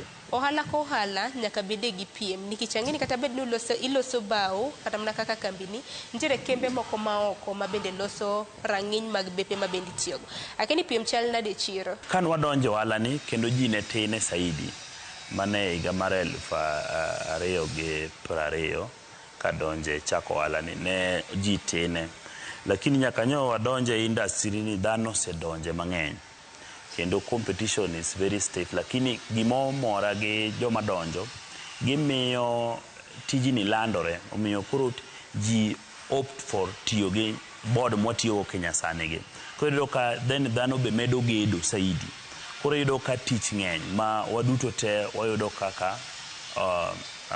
kaka wayudo marwa ngayudo moki more chamo kendo inyalo ndiko go kata jomoko ariyo adek moko kamoro be yudo mok gimoro. Oganda ma pacho kosebedo ka ywak kaluwore kod pek mar ngima ma bende osebedo ka thiero hendni mopogore opogore hakeni kaluwore gi in pek mar ngima ma bende thoth oganda yudo e tijni diwach nang'o? Pek mar ngima nitie kaka affect wa sana especially sama korido ni dhano tin gi pesa koro iyudo ka ging'iyo yore ma gik ma ginyalo timo gi pesa moloyo timo gedo koro the moment ma gitimore gi affect wa kabisa nikech wan wategemea mana joma gedo gi mane kama wantie gi jok ma yawo ohala manyien iyudo ka ng'ato dwa yawo ohala to timne partition moro mar office moro iyudo ka poni ji onge gi gima gitimo machalo ma oluwore gi gedo affect wa kabisa meyudo ka samoro chuni ni kaka samoro chuna gana punguza jotich mondo garama machalo kaka mag ginene salaries go opungua kech nitie mostly yudo ko watiyo gi casuals koro yudo ka ne nitie moko maniketo kata ne timo loading moko to yudo ka tich ma loading no ka onge dong ni koro dhano jogo nyaka anko tich koro wadong mana gi jok ma main ma dong komakonwa kar kambi mondo kik at least kik obed no lore kabisa. Bende loso kutenre kod jotije ma bende intiere godo moko kuom gi bende nwaseneno. Akene nango ma bende ung'iyo kaka long chain, hardware and interiors kapok ndeko ng'ati tich. Tijwa ni sana odwaro ga mana experience gi mar especially lony mar tije mag bao gi. Lakini majority mag jok mwayudo wayudo ka dhano onge gi lony e tij bao ni. Koro yudo ni ikawo ng'ato ichako tiege. Kech mostly jok ma tiyo tije wabila gi tije matek gi tiyo gi jok ma okosomo ahinya. Ng'eny jok mosomo man gi CV maleyo ok bi manyo tich kuonde machalo kaka mago mag workshops gi. Koro yudo ka mondo indik ng'ato saboro mabo somo no labda yudo ki miye tich mo mar accounting moro team ni kamoro ame yudo ka tije gi maingiana gi mag school lakini mostly jok motiyo go e workshops gin joma ogisomo ahinya lakini ginyalo timo tije mag lwedo gi koro doka giketo chunygi gima gitimo no ma onyalo time e yo mamalo saidi. Mana kaka iwacho nitiere rowere moko ma bende osebedo ka yiero tich. Akeni paro mane kaka ja ohala mato na wacho ni mara umo e pacho ka mato ni nyisi rowere ma bende samoro osebedo ka jaro tije mag lwedo. Gima owinjo bende gitimo en ok owinjo bende giyiero tich. Owinjo bende imako kamoro ichako gi kanyo mondi kapok otasi chochako konyi inyalo ka kata samoro gima ne dhi mako ni puonjori ni mitimo mar lwedo michulie pesa mathisno nyalo konyi gi paro mar chako timo ohala moro bilano kijini mostly jok ma osomo itemo kongi ni owinjo beni gisomo kwa bidii mondo ondik gi tije madongo dongo koro doka jomodhi osomo dhano osomo mang'eny makoro kata nafas mar tije madongo mano olande ni bro yudrego koro onge koro yudo ka mostly gijudong ka thagore chien oko ka ni tich onge but tije nitie ke yudo yo minyalo solve go problem mar jok mosomo ge ma ok dwa tiyo tije matego to ina gi pesa miyudo ma bende ngimani dhi mana mbele. Kopogore gi mano wadak e piny mantiere gi lony manyasani akeni kaka long chain interiors marketing utimo yo machal nade? Wan e website marwa mar long chain www.longchaininterior and hardware mano kidwa manyo wa website pod watiyo gi Facebook be watiyo watemo kidogo to mostly wan tijwa ni yudo ka advertisement mar dhiga sana gi referral moloyo kata mag online go yudo ka ng'ato yudo word of mouth no o trust moloyo kata moyudo mbui kech moyudo online gi neno gani akini nitie ka jok ma osebedo ka kono ji e yore mag wuondo ji online ka lakini ka koro semiye pesa to lal wan maro ni koro bing ni wan gi kamoro ma kidwaro kata kida 1,000 tidhi yuda manaka kendo yudo ka tijino ere wabo make sure no tie murumo mondo kiny kapo no iyudo ng'at mabo neno gimwatimo nicha kirefae yot mondo miwa tich kamane akwasebedo kwa tiyo ka be ka kwa yudo referral mopogore bende inthuolo mar chiwo namba samoro ne jogo eko maonge mbui namba ni kaka inyalo yudi inthuolo mar miyo nyikwa Ramogi namba na chiwo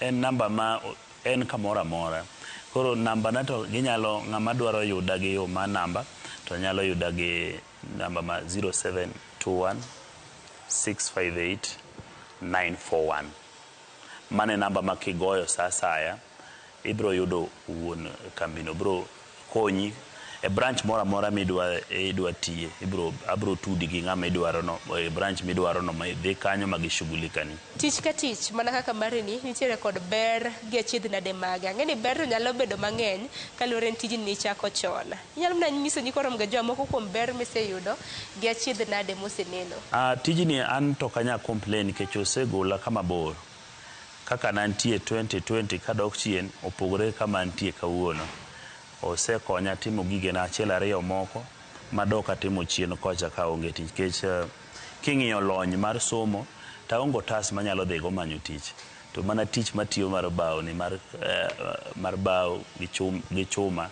emosebedo ka konya e yore na duto te masani antiego gi mpango na ma future pod ni mane bao ka Akina chet nade moro machielo ma samoro nyalo bedo no yudo kata jotijegi en kotenre kod buru ma samoro bepe golo ka itiyo gi mashin. Mano to gi affect gi ahinya nikech mostly en ga bao then ventilation magwa ni sawa then gitiyo gi mask makonyo gi e weche mag geng'o ginene abed affected gi buru mawuok kuom. Challenges to nitie mana ni competition ema bedo ga stiff ma samora mora ma sane ka koro sane wacho ni kiseyawo tich tiyudo ka sano be koka jomoko bedwani oyawe then mar ariyo en jotich mondiko iyudo kisendike moseng'eyo moneno wakawo maonge gimosomo koseng'eyo ang'eya ni imiye lony makoro wuok manyo go tich koro iyudo ka ne pod itegemea tiyudo kosewuok e kambini odhi lando rieko manyimiye cha kumachielo koro iyudo ka nitie sama moment magiwuokeno nyaka gi affect nikech by the time iyudo ng'ama replace go ng'ama nyiketo technician masamono mako kamachielo iyudo ka ok yot nikech lony mar tijwa ni ji matin man kode koro iyudo ka ise train ng'ato mikawo time imanyo kata trainer mopuonje mong'eyo mowuok kendo nyaka ibed affected. Ne nyakorom ga jwang' maneno chenro osebedo ka winjo kaka twak nang'o mene obi okawo ohala kuomi kata mana omiyo ohala obed tenda mora mora mago mag tij bao. Gumiyo nyalo bedo maber kibiro Longchen ibo bedo rest assured ni tiji no bedo complete pesa ni bok nyalal tidhiro yudo gimidwaro ma in case ni otini go meneno kokomori wanuoyo nyaka tich kapo no timore mana ok ber ne client ne joramogi mantie mawinja en ni an kwasetiyo nyaka make sure ne aluwo kama tijno kako tiyo chopo mondo ang'e ni to customer boyudo gima no odwaro chande ka nitie ni changes to watimo ga mabadiliko kidogo ma make sure no at least gima no odwaro cho yudo. Wachni mogik watiko chenro makama de bedang'. An wachna mogik manyalo wacho ne nyikwara mogi ni mondo gimed gerowa kaka vijende ma piny mago ohala gi gerowa gera kendo gimiwa tije ma gintiego mondo wanyal tiyo negi tich maler nikech adier lony mang'eny especially mag ufundigi ni e lwetwa wa joluo koro tich mora mora midwa ni mondo otini kimiyo jaluo to okapani nitie complaint mora mora midhi yudo nikech idhi yudo ka tich ibiro tini maber though ni nitie jok machendo kuom funde lakini an kulingana gi experience mantiego gi tich masetiyone pok aneno ka jok ma atiyogo chando customer mantiego ma kafwenyo ni ng'ato dwa chando client tene ma agole line akone in bed kando joma moko monjo be ni tiyo tiji nikech idhi ketho nyinge kambini ndi. Eri kaka jal ma bende osebedo ka tiyo pacho ka uloso mwandu mopogore opogore lakini sirikal bende osebedo ka mako badu kata mana sir mora mora matono kwa piny owacho mar mondo mi osiru godo. An kama nyalo wacho ni sirikal konyowa go ni gi create no environment ni wanyago ohala moko chandwa ni gumiyo wago ohala no lakini direct kony mwanya wacho ni wayudo kuom sirikal to ok dang' awuoye nikech man to pok aneno nyaka chago ohala ni en ni gi create no environment no maka itiyo and it is peaceful ok ine ng'ama chandi ng'ama biro penji ni gumiyo go ohala ni gumiyo timo man to less koro yudo ka tiyo tich bedo mayot kulingana gi environment ma government o create no.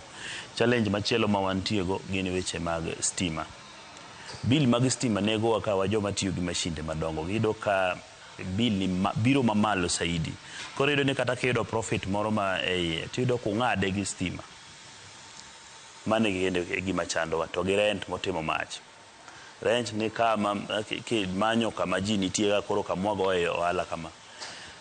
Ot mano winjo le pesa mathis wuon go meda pesa mamalo makoro kata kitiyo to ang' ne chune ni tini nikech koro yonge kari mi gero nikech kata kang'e gero samoro idhi yudo kaka migere ok en kama no kama uwinjore go ohala no koro chuni ni nyaka ng'e kawo mar ng'ato koro yudo ka rent ni malo stima ni malo affect wa marach profit magwa moyudo yudo ko affect profit margin mag ohala mwagoge. Number 90721 658-941.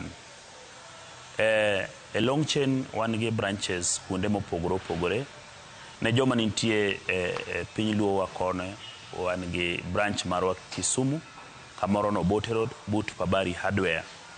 Wayawo branch moro ko chakre next month kamoni Kisii but Nyanchwa Police Station Kisii Town to enene na Kisii Town kanyo koro wadwani wadili gi jok ma Rongo, jok ma Homa Bay, jok ma Migori eneo mar Kisii no kar chomore yo Southern Nyanza kono be wadwani wachak shughulika negi okwadwani ni chuni ni nyaka bi ing'iew gik moko Nairobi ka gimotimo Nairobi ka ne madwani wakeli machiegni gi kuma intie no momeo koro chuni ni nyaka wacho ni gigi nadhe mana ng'iew Nairobi ka board no wabro ting'o mwakeli machiegni mora midwaro wabro kelo kanyo machiegni funde be nitie all around kono kubire boyudo kendo funde wachak warifau mamoko machak tweyo timonu tich madwarore ma koro okibed gi wasi mang'eny transport cost wa make sure ni wang'ado mane gima nyalo wacho ne joma taz ginene ma ng'iyo chenro ni makawuono ni Eric Oguniero kama na nyakum nyiswa kit pok ma bende timo buore Nairobi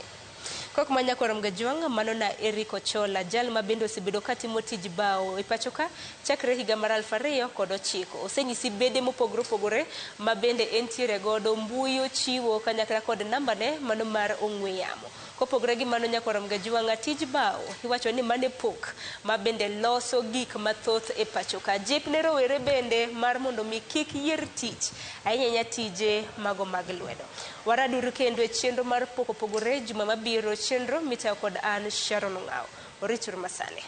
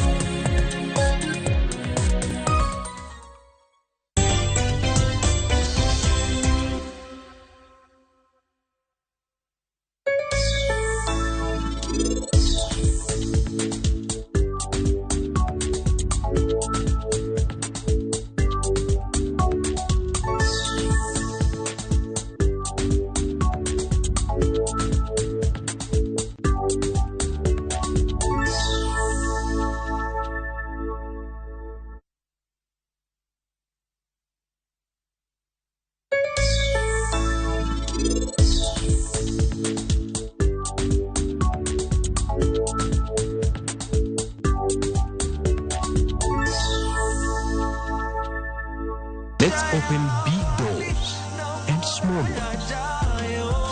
KCB ni yetu. KCB is mine. KCB ni yangu. KCB ni yetu.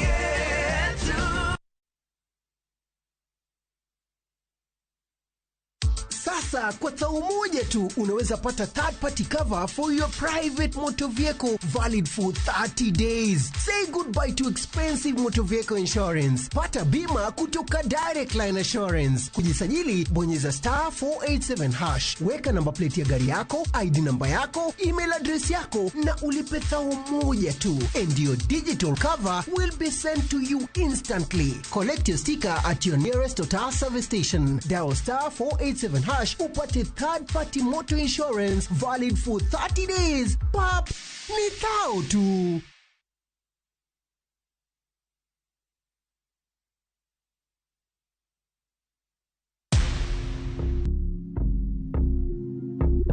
Kwa majina naitwa Oscar Omondi, mimi ni engineer wa kutengeneza magari. Shabiki nilisikia katika radio na pia kwa mtandao wa kijamii.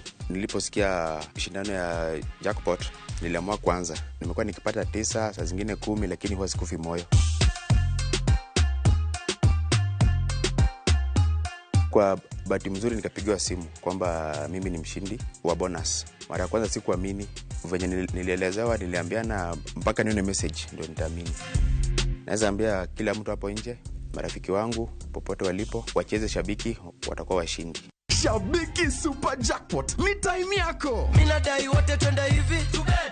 Not for persons under the age of 18. Shabiki.com is authorized and regulated by BCLB license number 587.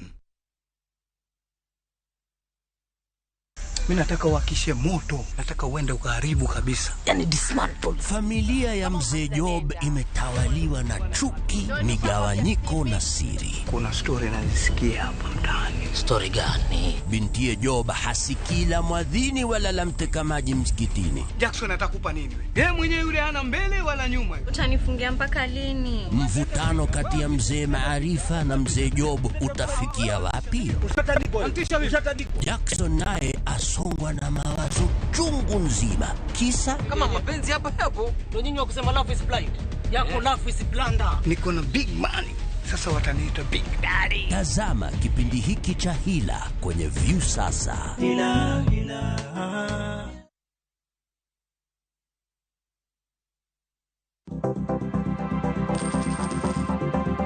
Mondo mi ikungo menda e yo mayot kendo yo mowinjore, onego ibed kod paro mar kungo dwe ka dwe, juma ka juma, kata odiochieng' kodiochieng'.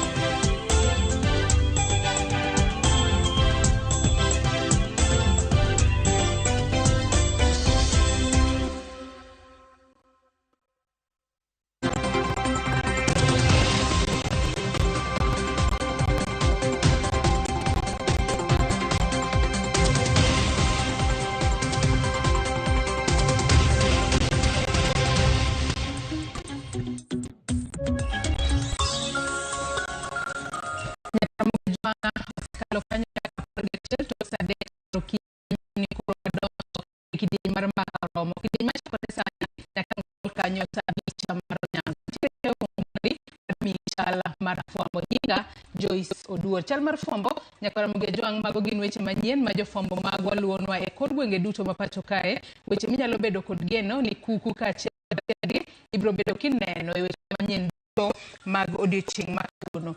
Kawachako nyakora muge odiochieng' ma kawuono en odiochieng' joma akaw thuolo makende mar nyiso jo yawuoyi duto mayudore pacho kae ni Happy International Day of the Boy Child. Odiochieng' ma kawuono en odiochieng' miyango nyithindo ma yawuoyi mayudore e counties duto ma pacho kae. Mane momiyo kinyi ma kawuono mano riwruok ma ok mar piny owacho, mano mar African Boy Child Network, gibiro bedo ka gichokore mano e kanisa mano mar Sitam Valley Road, mano kar saa 2 kinyi ma kawuono.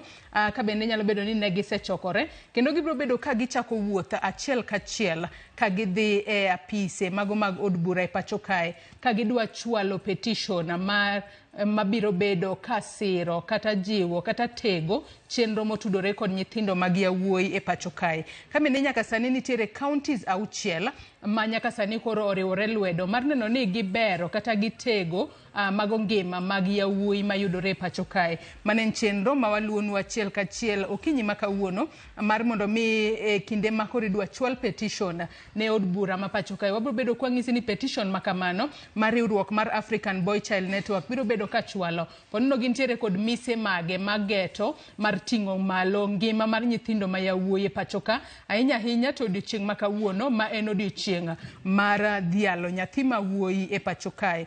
Kopogore kod mano, wach machielo mwaluonu e kaunti ma Mombasa, odiochieng' ma kawuono mano jaod bura mano Hassan Omar Hassan mabende en mano jaod bura ma Iyala, mano Hassan Omar Hassan mabende en jakom mano jalup jakom mar duond bura mar United Democratic Alliance kata UDA.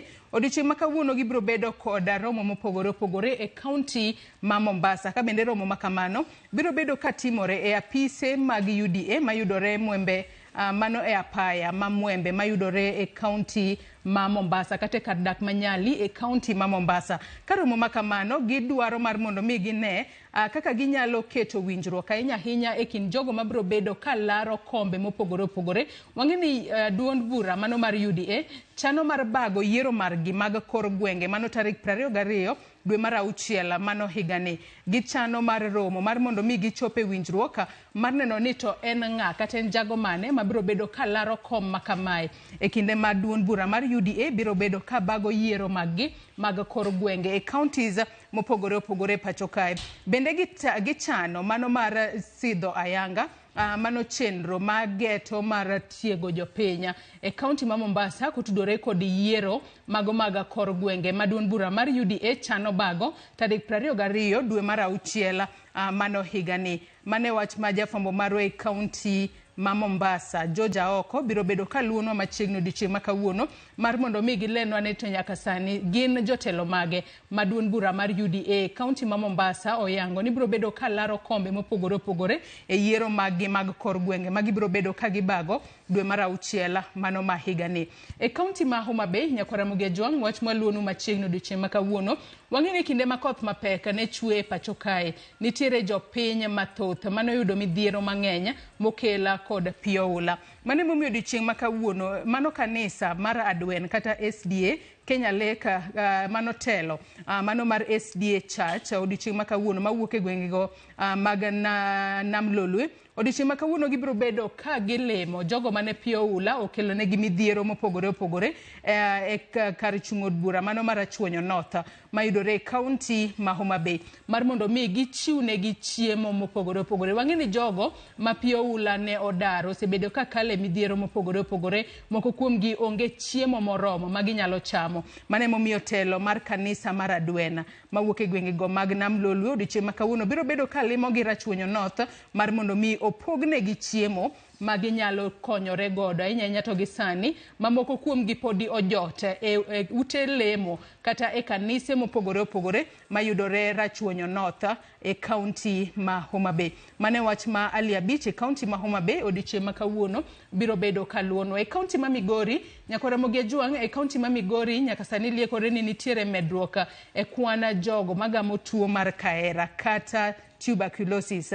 Mane momiyo odiochieng' ma kawuono jafwambo marwa e kaunti ma Migori obiro bedo kotwaka kod apisas mochung'ne wechego mag kedo kod landruok mar tuo mar kahera mar mondo mi giyangane ni to ang'o momiyo seche moko nitiere jotuo ma noseyudgi kod tuo mar kahera kata kamano ka gitiyo kod yedhe makamago to yedhe makamago ok ti e dendgi gino miluongo kanyo kod dho ngere ni drug resistance. Gibiro bedo ka gileronwa ni ang'o manyalo kelo gima kamano ni seche moko ka itiyo kod yedhe mago mag tuo mar kahera to yedhe makamago ok ti e yo makare. Obiro bedo ka otwaka kod jogo ma ochung'ne kata coordinators mago mag tuo mar kahera kata TB e kaunti ma Migori mar yango kata neno yore mopogore opogore minyalo ked godo kod landruok tuo mar kahera kod tieko wach mar drug resistance ni ng'ato kosemuonyo yath kuom kinde mamoko to koro yath makamano ok tie dende e yo makare. E kaunti ma Kisumu odiochieng' ma kawuono Nyakwara Mugiajwang gino ma jofwambo magwa luonwa en okenge mopogore opogore ma nyaka sani idwa ket piny maneno ni nyithindo oyudo chiemo makare kata nyithindo ok obedo malnourished. Mane momiyo odiochieng' ma kawuono kanise mopogore opogore kaunti ma Kisumu odiochieng' ma kawuono kaachiel kod stakeholders kata jokanyo mamoko gibiro bedo ka giromo e magawa moro e kaunti ma Kisumu. Romo makamano nonego bed ni chakore saa 3:30 mar okinyi ma kawuono kendo biro bedo ka dhi nyime nyaka saa 9 mamidhiambo. Romo makamano biro bedo ka kelo jokanyo e sectors mopogore opogore mano moriwo jokanyo e sekta mar thieth, jogo mawuok ka sirikal kaachiel kod jogo ma ochung' ne dongruok e anyuola kata e gwenge mopogore opogore ka gibiro bedo ka giwuok e kaunti ma Vihiga, kaunti ma Kisumu kaachiel kod kaunti ma Nandi mar neno yore mopogore opogore ma ginyalo jiwo godo jonyuol mar mondo mi omi nyithindgi chiemo makare. Ka bende thuon wacha kata gino momiyo romo makamano bedo en mar twaka ewi kaka inyalo jiw chiemo makare e kind nyithindo kaluwore ni nyaka sani nyalo bedo ni nitiere nyithindo moko ma ok yud chiemo makare gino manyalo miyo dongo margi ok bed maber. Kopogore kod mano wach machielo ma bende waluono odiochieng' ma kawuono Nyakwara Mugiajwang otudore koda ng'anyo mago mag jopuonj mag junior secondary school. Wang'eni nyaka ne yaw somo e tam mar 2 mano mar higani. mabende ne oyaw skunde kanyo tarik 13 dwe mar abich higani. Jopuonje mapuonjo e skunde mag junior secondary school osebedo ka ng'anyo ka giywak ni sirikal odagi chopo dwaro mar doho kata ng'eto mar doho mar ndiko gi e tich e yorno mongirore. Mane momiyo odiochieng' ma kawuono jopuonje mago mag junior secondary school mayudore e kaunti ma Siaya giluongo twaka kod jofwambo ka yande negi sebuogo mar chungo chenro mag puonjo ahinya to e skunde mag piny owacho e kaunti ma Siaya kaluwore kod duol mandiko jopuonje tich TSC rem chopo dwaro mar ndiko gi e tich e yorno mongirore mano magidendo kanyo ni permanent and pensionable. To ken mana mano kende Nyakora Mugiajwang' e kaunti ma Nairobi kae bende jopuonje mago mag junior secondary school e kaunti ma Nairobi odiochieng' ma kawuono gibiro bedo ka ging'anyo kata gibiro bedo e ng'anyo mamuol gino miluongo kanyo kod dho ngere ni peaceful marching. Gibiro bedo ka giwuotho achiel kachiel ka gidhi e apise mag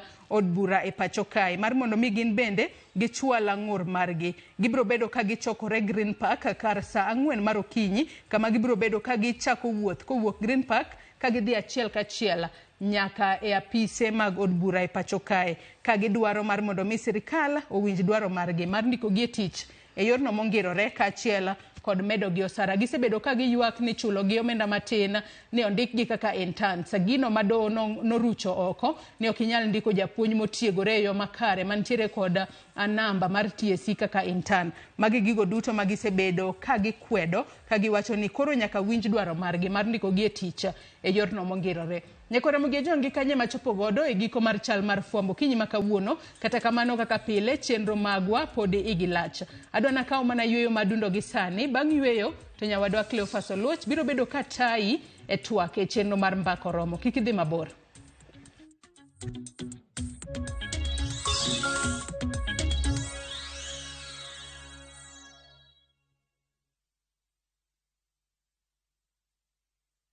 Sasa kwa saa moja tu unaweza pata third party cover for your private motor vehicle valid for 30 days. Say goodbye to expensive motor vehicle insurance. Pata bima kutoka Direct Line Assurance. Kujisajili bonyeza *487#. Weka namba plate ya gari yako, ID namba yako, email address yako na ulipe saa moja tu. And your digital cover will be sent to you instantly. Collect your sticker at your nearest Total service station. Dial *487# upate third party motor insurance valid for 30 days. Pap, ni thao tu.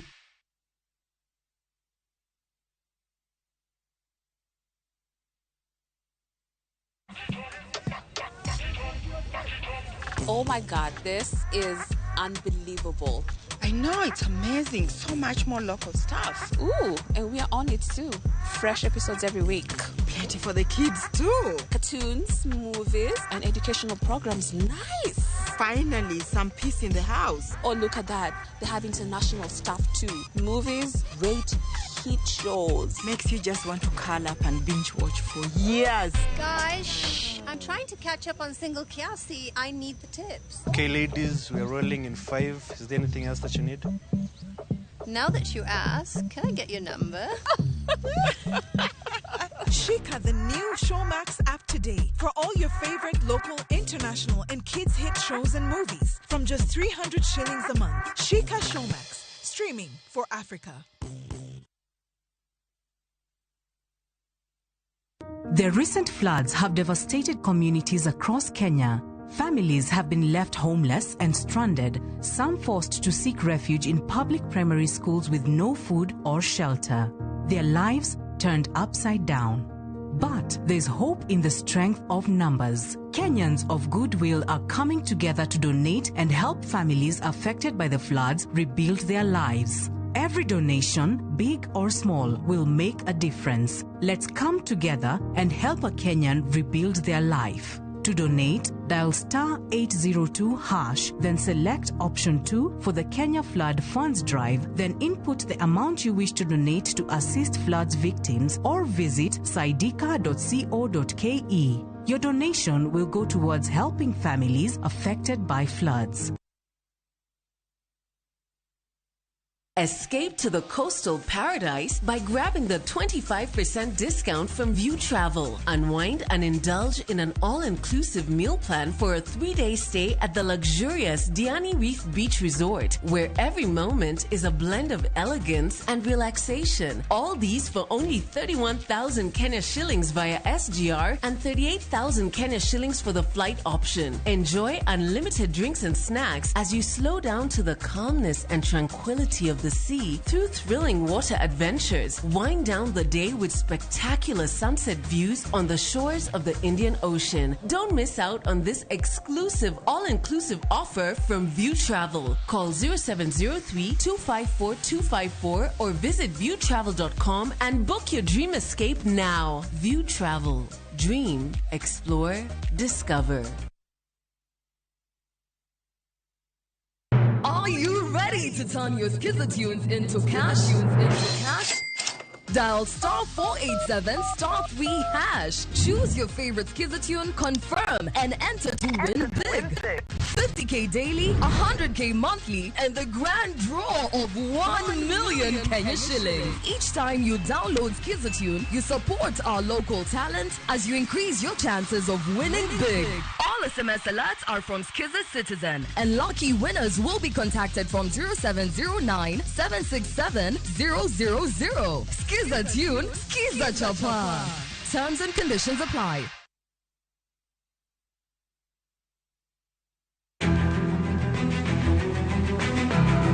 Okinyi kokinyi ka piny oru. Oganda wuok oko mar timo ohala. Ohala ber. Ohala chakre iwi. Johala matindo koda madongo giduto giwuok to gintiere e yor manyo. Nyaka ibed gi excellent customer service. Tim kinda moloyo gimoro amora. Wabiro menyo ni ohala mopogore opogore. Atimo ohala mar branding. Watimo ohala mar hotel. Atimo ohala mar agrovet. Ka wamenyo ni lony madwarore mondo mi chakgi kendo ka ginyalo tayogi e yo makare.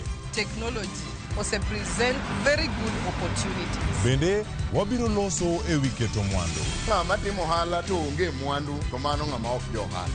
Mano ng'ama rawe ohala. Tudri gi Cleophas Oluoch, tich ang'wen ka tich ang'wen, saa 1:45 otieno, mana e Ramogi TV.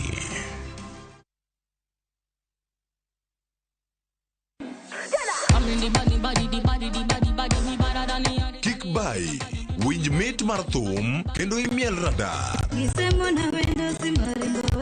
Kik od belo bai. Number 1. Gi twak mamulo rowere gi oganda duto. Ka in gi nyako ma tiyo, oneno mbele mayot moloyo nyako ma ok osomo. Wakelo ni jongolo mopogore opogore. Mane mbak ndalo chakre wuok tich nyaka tich abich saa 8 odiochieng'. Mane Ramogi TV.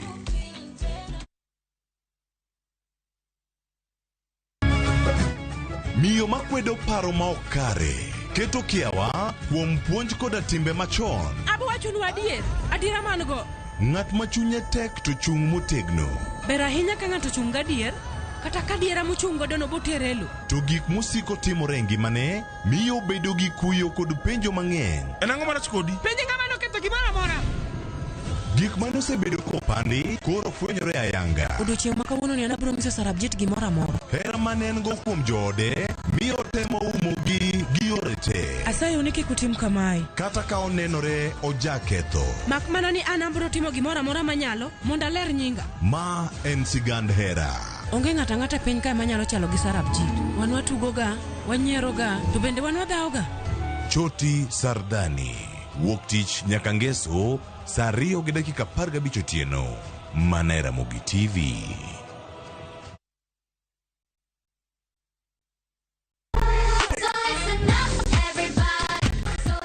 Piny mopong' gi mor, nyiero gi gik mabeyo ma ok rum. Wagweli mondo ibiri uri kodwa e piny majaberni. Chenro ka chenro nigi puonj gi tugo e yo maber ahinya. Riwri kodwa ngeso ka ngeso, fweny gik mabeyo. Mino lep mara en, nengo nanga nenore ni ng'eny ngang. Bedo gi osiepe, gi nyalo mar loso gik moko. Nyithindo. Wazazi, ino ng'ani? ng'ani tar maka jo Kenya to tenge to yudo mogo. Ket alama e kalenda mari nikech rogo mar nyithindo. Tieko juma mari gi mor kod ilo. Chakre saa 3 okinyi mana e Ramogi TV.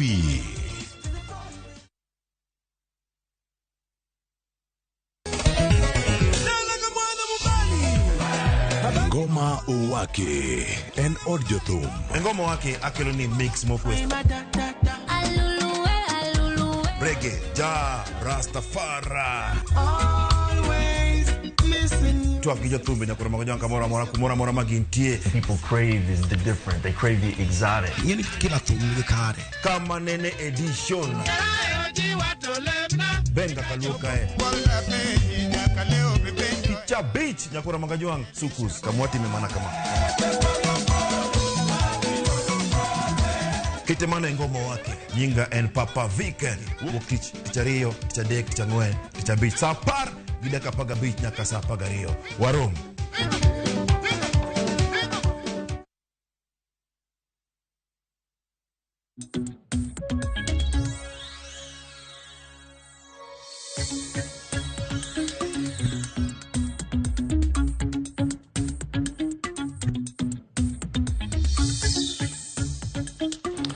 Nyakora Mogejwang machiegni okinyi makawuono chenro mar mbako romo chako ayanga ma en chenro wada menyo ni kendo waranga tudruok mantiere chik mar omenda kod mago mag ohala matimore kone mopogore adhi bedo kata ye chenro nyinga Cleophas Oluoch jakisumo kanyakwar mokeo nyaka sango antiere kae kod welo matimo ohala kachel kod kajalony weche mag osuru kod uchumi ma pacho kae wasebedo kod studio kino mokalo kachel kod kawelo mamoko rakini machiegni bedo kod kanyaka giko yulendo ni achiel kachel kod kachenro ni kokale mbui kod duto te mag Ramogi TV mano Facebook X kod mano mara YouTube mano kamiyudo kacha achiel kachel kan ben turi kod mbui ka duto te mag Facebook X Instagram TikTok gi mamoko yudo kacha @Cleophas Oluoch arwakini machiegni welo mwada bedo kwa twago kawuono kawarango ohala kod osuru manyien gi nyakoro Mogejwang gidhi kelo lokruok kata pogruok e chenro mag ohala e yo mane jatend piny Kenya e twak mokwongo winjo kanyo kendo nyoro kano loso owacho ne koko chakore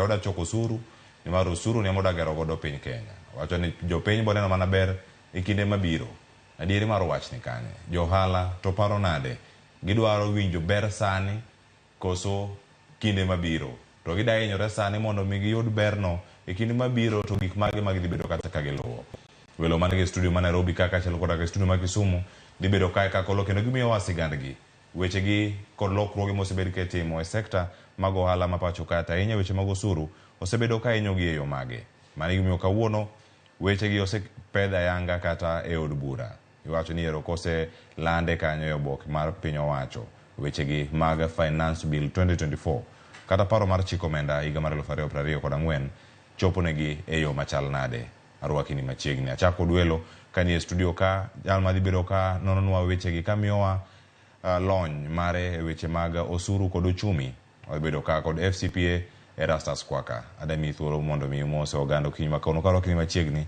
e chenro mar mbako romo. Jothurwa an iluonga ni Erastus Kwaka Omolo ang'amo war mohero Yesu jaduond warruok kod chang kendo an kae ni mondo awuoye weche mag omenda kod osuru kod kata weche miwacho sani kata gidhi bedo chik adiera wabiro ng'eyo to sani amor kendo amoso uduto.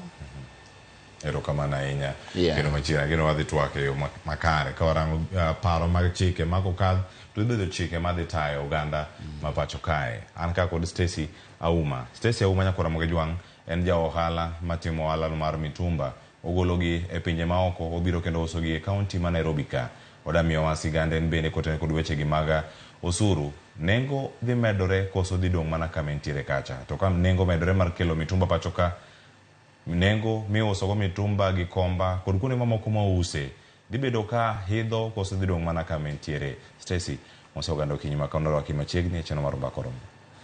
An iluonga ni Stacy Auma to joma ng'eny ong'eya gi Stacy wa mitumba an uso mtumba gi komba to amor bet kae. Erokamano ahinya kendo machiegni weche mag tuke bende ilonye ene chiemoro wabo manyi okinyi moro chieng' wuok tich kawuono to wamako mana weche mag ohala kama chelo nyakoro Mogejwang antiere kae kod wendo ma hango ni biro Ramogi TV George Mahalon arwaki ni machiegni itimo ohala motenore kod weche gi maga kelo mwandu pachoka kata rwako gi ka gidonjo e dho wath kachel koda ka e paw ndeke mano ka gintiere e kaunti ma Nairobi kae gilony mari kachel koda ka osuru ma igeno ni ka okal to bedo chik mano gi nyabedo ni nengo gi dhi bendore to tiju dhi bedo yo machal nade mosogando kinyi makawuono. Erokamano amoso nyikwa Ramogi Jwang' maneno e wang' jowi mar Ramogi TV okinyi masani. An nyinga Malon George jakanyamkago makatieno ma Yarapogi kendo agwero kamano ne Ramogi TV kuom miwa thuolo mondo mi wabika wa golo dok e jopiny kata mondo mi wawach weche ma samoro miyo ohala nyalo bedo maber kata nyalo bedo marach. Erokamano. Erokamano nyaka machiegni ka wantiere kod kachel mar George Malon. Wadhi bedo kod weno machielo bende studio ma Kisumu kaman kata kod Robert Mbok jalonye weche gi mag duso nyamburko ma bende tiyo kod mwandu mopogore opogore ka obiro kod gi counties mamoko county ma Nairobi ka entie bade machielo bende yawo kache county ma Kisumu mane omiyo kawuono watudore kod achiel kachiel ka en studio marwa ma Kisumu mano Robert Mbok Kisumu chewe machal nade arwaki ni machiegni twak mar okinyi ma kawuono.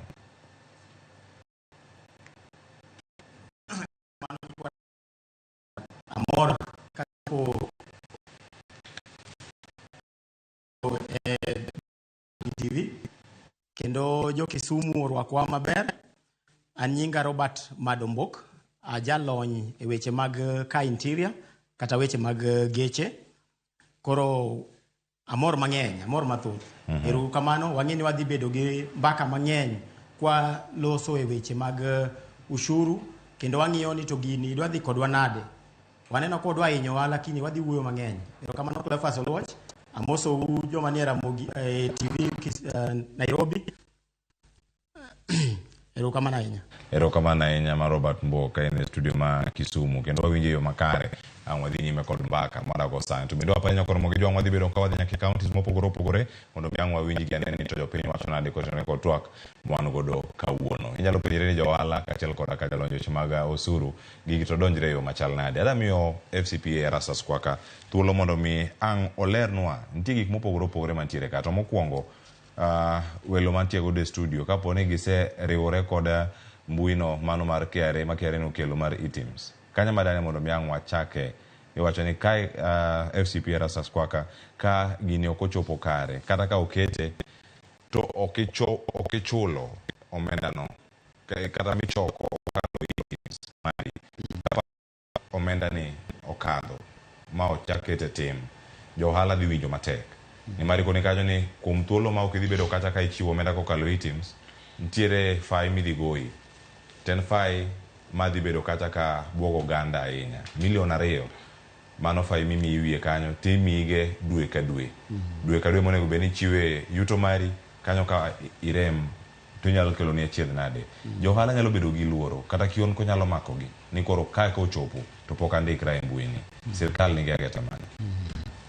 Kamano nyikwa Ramogi Jwang' mokwongo wach ni gik ma ondiki mwowuoyo kuom gi sani gin weche milieko ok ni gisebedo chik mak mana gima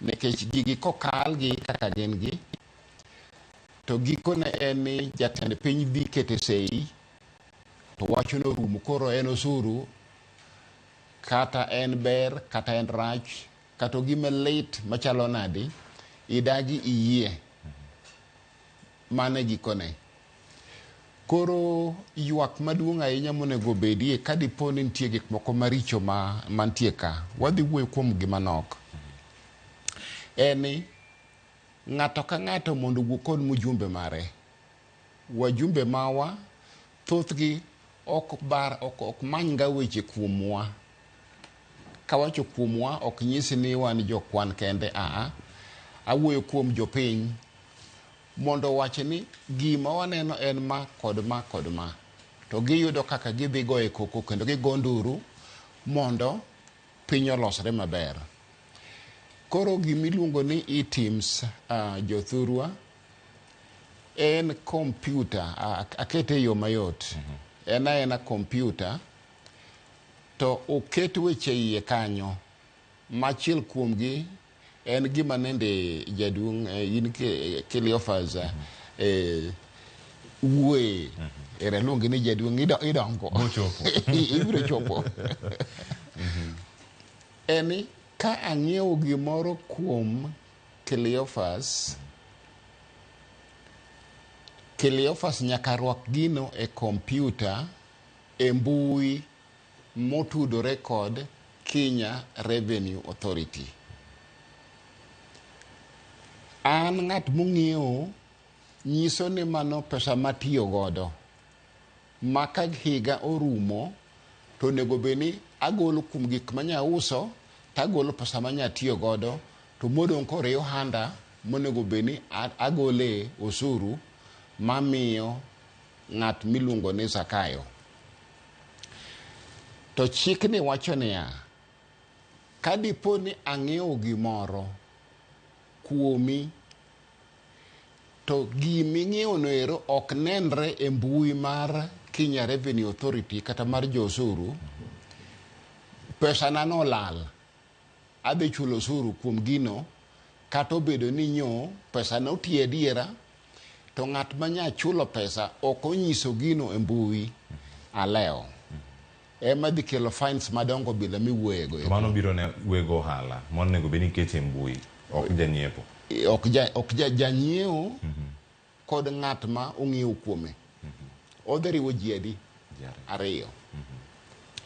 To kanyocha wabadho weche mag pesa gi ke makoro sano wuok gi achiel kuom gik mane wawuoye ma ok aneno korwaki e bill masane ni kata chik moliek sani aluonge no lieke nikech pod en bill pok obedo chik ne en ni chik mondo yiena kang'iewo gimoro kuom ng'ato to ng'ano korwake mbui to an awuon ng'at mong'iewo ni eri oyiena rwake mbui gimiluongo ni reverse invoicing kata golo ranyisi manyiso ni nang'iewo kuom ng'ane to ok aneno korwake ka.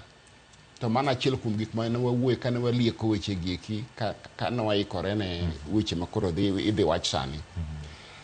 To en odhi kelo chandruok nikech wang'eyo kaka piny osebedo karingo. Ji mang'eny ong'iyo kod go kona to moloyo jo mang'eny mauso noseng'eyo ni idwaro receipt koso kidwa receipt to kiwacho ni miya gik madwaro ai weche mang'eny go timi gik moko tidhi godo to nyiso ni pesa mana chuli cha ok anyal dhi golo e nweng'o mara mondo ohala madhi yudo odog piny. Mana e chandruok ma wan godo ni odhi mako jang'iewo kendo ng'at mong'iewo kuome. Erokamano. Ang'eni kakoro wan gi jok ma uso to gin bende gin gi jonyiepo kama gintiere sani. Stacy awinja ne kuomi ohala ma itimo mar mitumba ka KRA koro chopo iri bende gisechopo iri to bende sedonjo e items to bende paro ni ka gini okadho mochopo kare nikech koro wacho ka KRA dhi yudo teko mano mar kono ng'ata machulo osuru pacho ka to timo weche gi mag ohala mondo mi otie gi chenro ni mar items mano kokalo e lony manyasani mondo neni ochudi to chulo omenda marom nade to osuru ni gin bende giyude.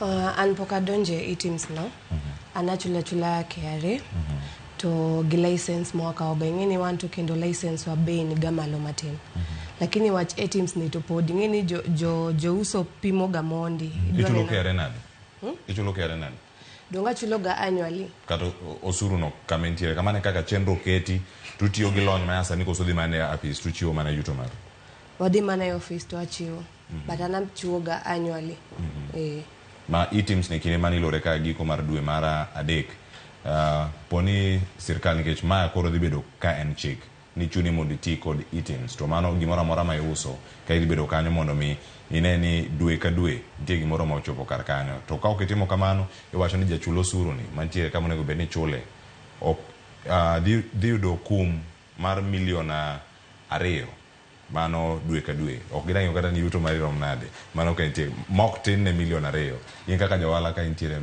okay ing'eni kendo gi Kenya wani gimochuno to chuno dakwa kos chulo lakini ko wach ni ochuno to abokao lakini sani pod ing'eni wapimo nikech ing'eni ohala watu chuloga tax mang'eny yudo ni samoro isechulo mzigo biro isechulo jo clearing go samoro fumigation no ero KRA ni kanyo license be idwa renew koro wan pod wapimo lakini ko chuno to abotiogo ero kama na inya FCPS rasa sanga duo giri mana gima Stacy wacho sani mondo mi angi lere matin ka utenre kod iwacho ni weche mag items gi ne rango mana oindi madongo dongo mantiere ka makoro sani giwacho ni kama gidare ide mondo jok matimo wala kaka mar mitumba gichopirgi jok ma uso alot ka onene kama gintie jok ma nie puodho to uso gik mopogore opogore bende mondo neni kanyo mondo omak gigo kanyo mondo mi osuru ni bende chul nikech ka dir George onyalo wacho point machielo mangi bedi thuolo maduoko to sani nyaduoko mana mano kata osudi kaka osewuoyo ko kuche chande kod meetings ma asebetie ni gidwaro ni mondo gindhi jite makato bedo mana ng'at mariembo pikipiki plan en ni items ni dhi ndhiye momiyo giwacho ni kata iuso mana gimoro $10 wasewuoyo mwaywak ne jogo ni gik moko mathindo thindo gi ng'aduru oko to nenore ni pok giwinjo wachano maber momiyo kaka johala ma mitumba bora ni ng'ato manyo ng'iewo kuome odhi morwako gino e items ni ang'iewo kuom ng'ane to system mar KRA no dhi nyiso nyinge gi namba ne to gibiro chako manye mane gima nitie koro idwaro ni ng'ata matimo gimiluongo no hala o register morwak namba ne e items ero kamano George yes Malon ohala ma itimo rwako mwandu pachoka timonegi clearance gik mopogore opogore mantie ka to moko bende ntiere ma imiyo mondo muter kata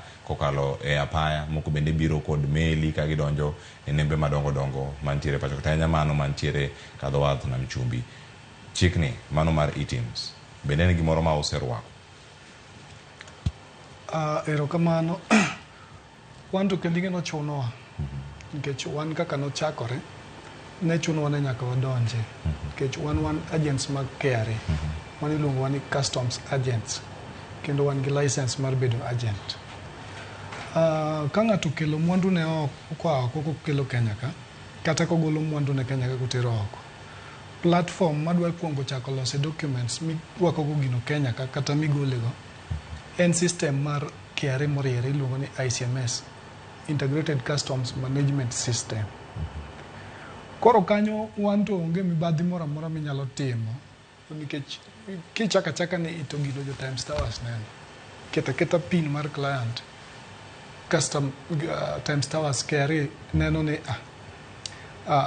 mzigo ni wa kama en nengo maromo kama to osuru mochul ne romo kama koro osuru bro luore gi invoice mane kuma bro ng'iyo ni ng'iewo gicha pesa di oko kucho koro wan to onge kakwa nyalo go kona to gima nyalo wacho ni nyaka nye gini bed introduced kata mana taxes moko neno machien manyo biro gi to kaka wan ingene airport gi ports madongo machalo kaka Mombasa ICD mano kuonde ma government choke pesa mang'eny seriously to nitie johala makata mano osuru mineno manyo oket chien kaegi ose impact mana nyalo kata mana nyisi nitie kata mana kembe ariyo mosewuok Kenya ka mana tiyo negi giwuok ni giloro nikech osuru obedo mapek osuru obedo mapek Nitie kambi manilo ni Alsa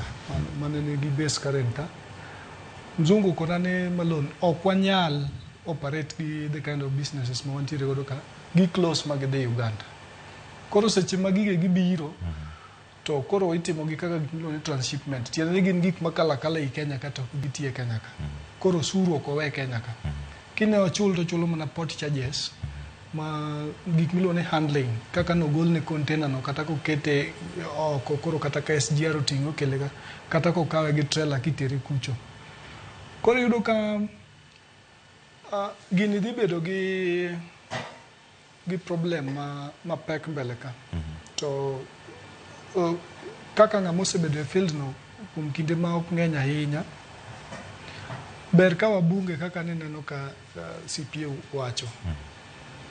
Nitie gimilo ni tax base. Keto yo michoko godo osuru bedo malach. Ineno kaka wan ka iketo wane wadwa golo kata mana Sh500 dwe ka dwe. To wan ji adek. Ing'eni mano dhi bedo milion achiel gi nus donge. To kiketo tax base ni iye ka ne wan kata mana ji 20. To koro wami Sh300,000. Koro ibiro yudo kamano en koro kendo en koro pesa mang'eny. Koro tax base tiende ni sirikal owinjo bed ni keto environment kata giket lwasi maber manyalo miyo ng'ato ji mang'eny timo ohala. Koro bedo ji mang'eny timo ohala no ichoko osuru mang'eny. To kichoko ji matin tithung'o gi osuru mang'eny gibiro muomi. Koro sama gini dhi muomo the government kidwa ng'e ni gini dhi muomo gi. Koro ng'i kata mana rendi gin gi plan mar medo osuru. Chien kacha nyocha ne gimede matin ma kere opakore kaka ne gichoko pesa mang'eny. Koro som gazet. Ibiro yudo ka Kenya osiko ywak ni kata gazet ma kawuono onge pesa mar feeding.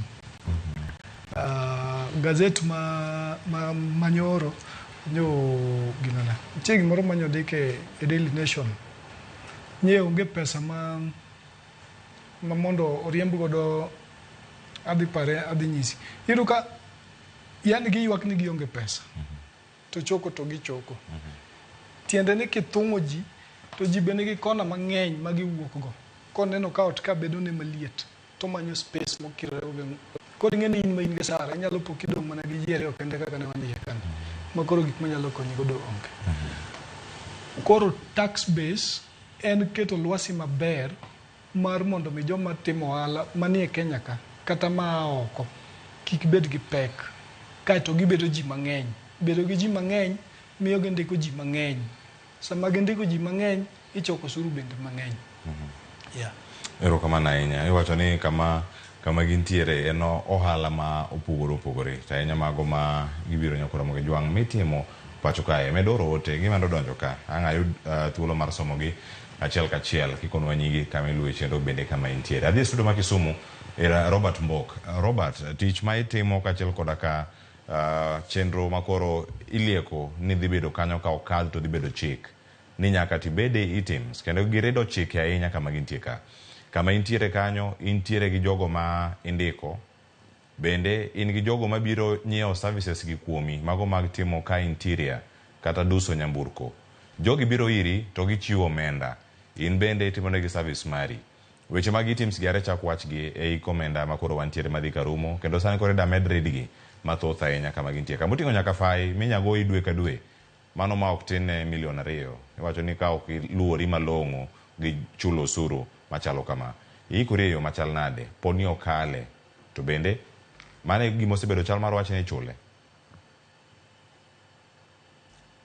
Erokamano Cleophas Oluoch. Anyalo wacho ni wan kaka Stitch by Wash wasebedo e-teams compliant.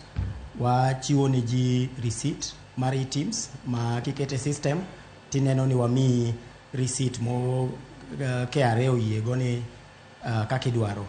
Koro gima wahinyorega ahinya e wach mar e-team system kopogore gi jomwa miyo nikech wachiwo ne clients wate modwaro e-teams receipt. Problem maduong' wayudo nikech gik mwatiyogo e ohandwa mar loso igeche yudo ka nitie gik mwayudo e chiro matindo, nitie gik moko mwayudo kuom jomoko ma pok obedo gi e-teams. Manyiso ni an sama ng'iewo gimoro kuome to ata bro declare ni amiyo ng'ato receipt manie e-team system to ng'acha to onge receipt. Koro samoro chunowa ni wanyalo ng'iyo mana gigewa kuom jogo ma samoro osebedo gi e-team systems, jogo moselony modhi malo, to mano kuom yo moro waduoko piny jomoko mabedo ating'ore malo. Wan gi jomoko ma samoro ng'ato odonjo onyalo supply gi leather, onyalo supply gi material moro to onge e-team system. Koro yudo kamano gibedo disadvantage.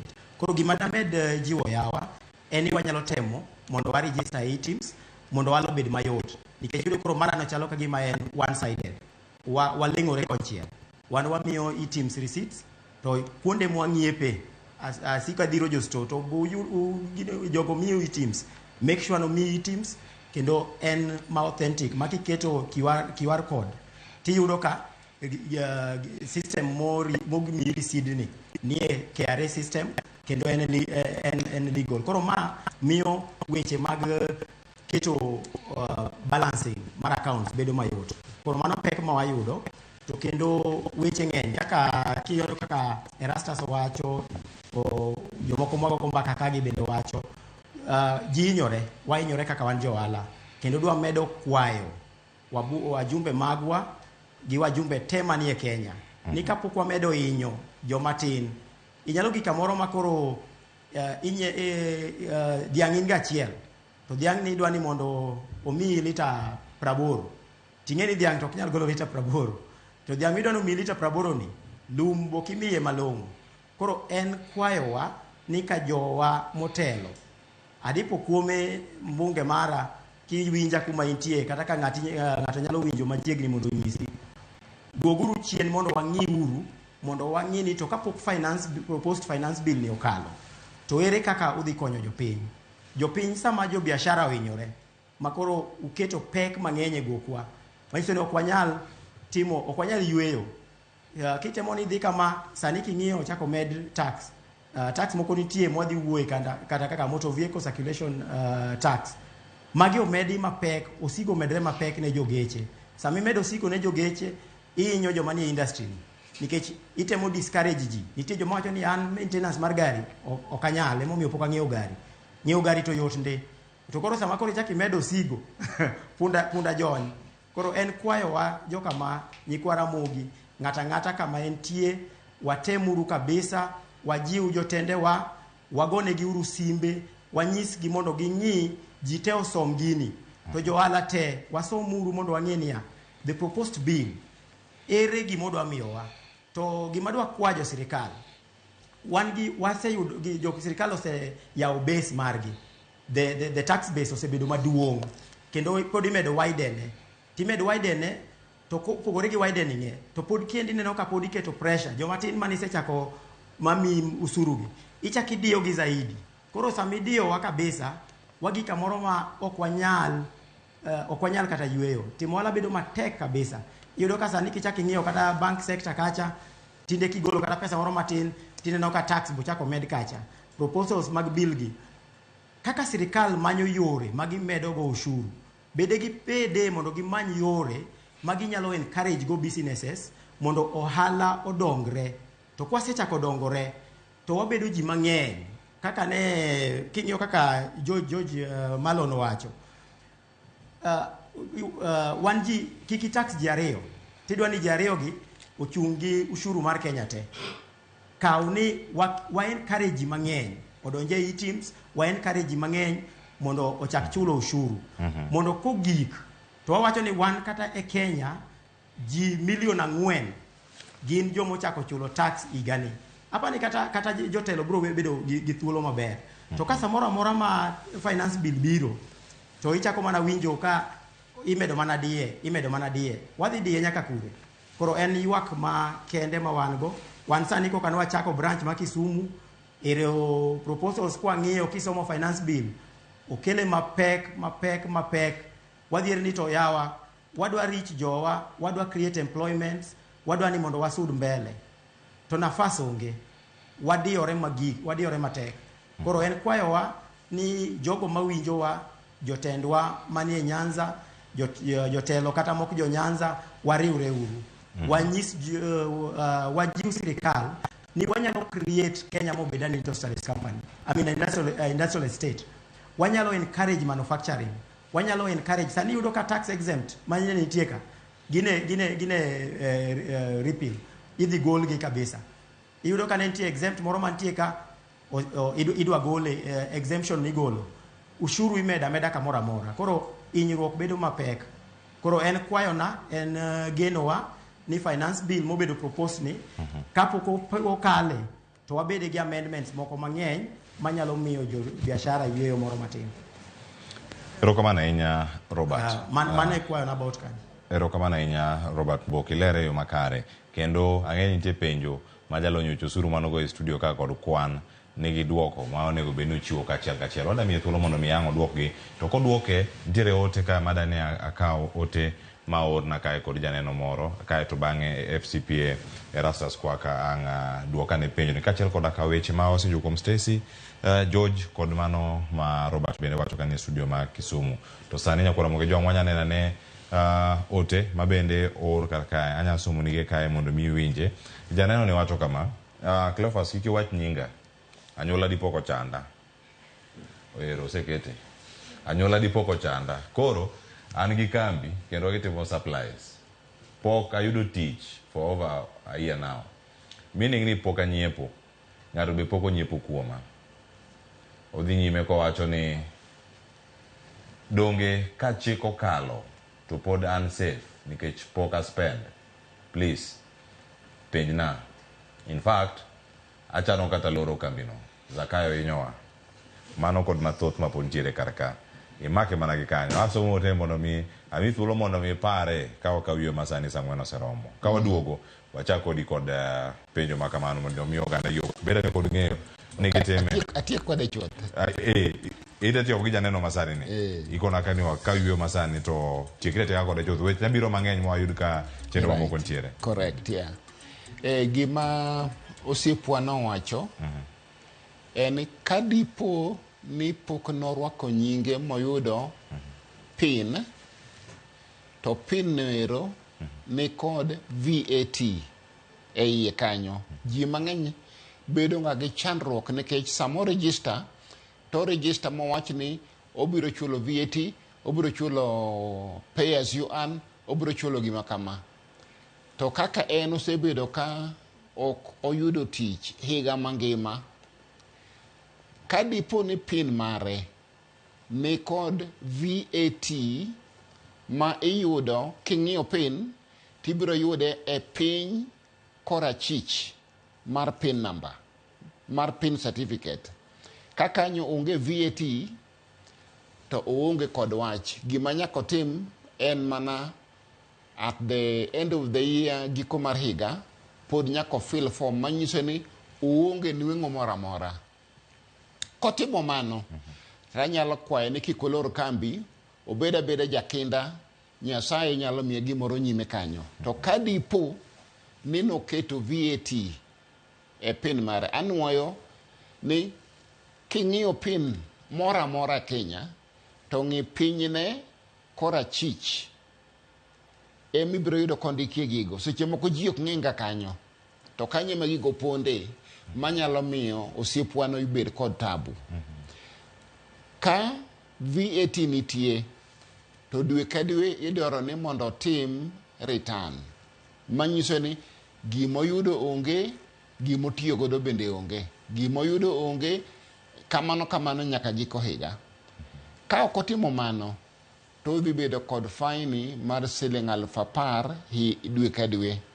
To mano pesa mathoth malich ma ok onego bed nochulo kayiem nono to ne ok otiyo. Mama gik moko mawego ohala moko nyalo bedo ni kiaga kata ni nitiere kanyo. To kere be biro kata ire gi bang'e mondo kone ni VAT ero penalty mari nitiere ka. Kosipogi go apa chieng' moro. Ipoyi mana chieng' midhi dwaro kata tax compliance certificate. Mondo kata mar timo gimoro tidwaro ni mondo inyisa ni to usuru mari chalo nade.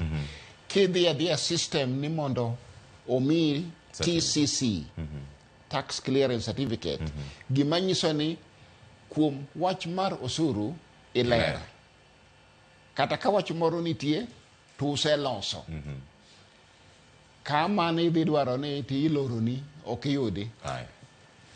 erokamano ilere yo makaranga duogo mono to ni polo dhi nyime sa osekal dakika dek to sangwen mar okinya koro mo jonga kawiyo masani ka waduogo pod wantiere ka chenro en mar mbako romo.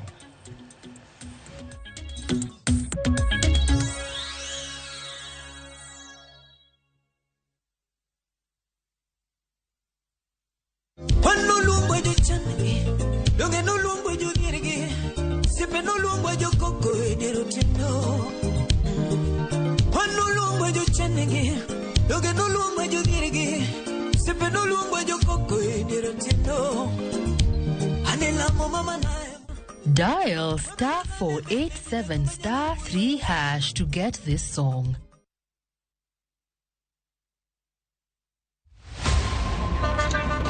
Tuanze kulipa kadi sasa. Na kadi ni cashless. Umesema tunaweka pale? Na kwa ile namba. Mimi niko na cash. Nisaidie do na namba yako ya simu. Na kusoti.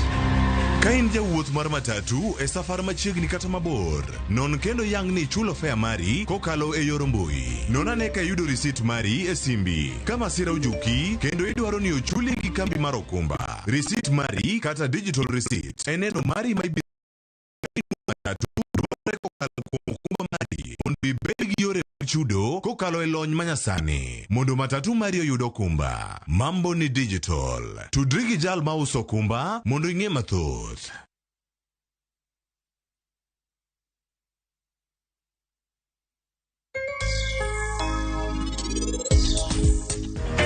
Wakonyre uru, promote each other in business, kaka many other tribes chain. Indians mar within town, they first buy from fellow Indians. Tich oko winjo bedni ng'ato yiero. Tich mar office nyalo deko, lakini ka nitie mari moro ma pod inyalo timo to ber. Ohala ber nikech ohala puonji managerial skills. Lek ma in go mar chieng' moro idwa bet, idwa no andi no chal kama. In iwuon iriembe mineni gigo choponi.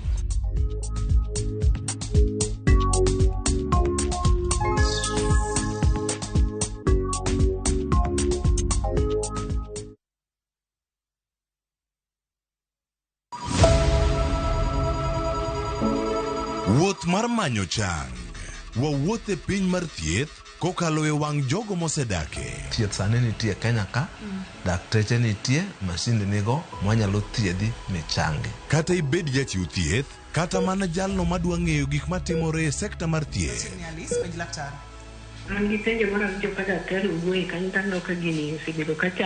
Wakolo pat jolony ka wayudo sigana tok kode marochere. Waweuru keto reputation mbele ne ngima mar ng'ato. Ng'eyo matut e weche mag thieth chako gi goyo mbaka. Advice jowani ne uru penj laktar mondo ing'e kuma inyalo konyorie kapok iyumba yumba. Penj laktar. Wuok tich nyaka tich abich, saa 12 odhiambo. Mana e Ramogi TV.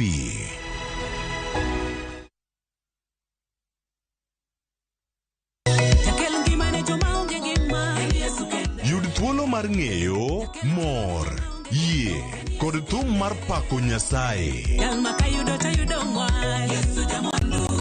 Bedo gi yie motegno, kendo bedo gi mor kod kwe odiochieng' Jumapil.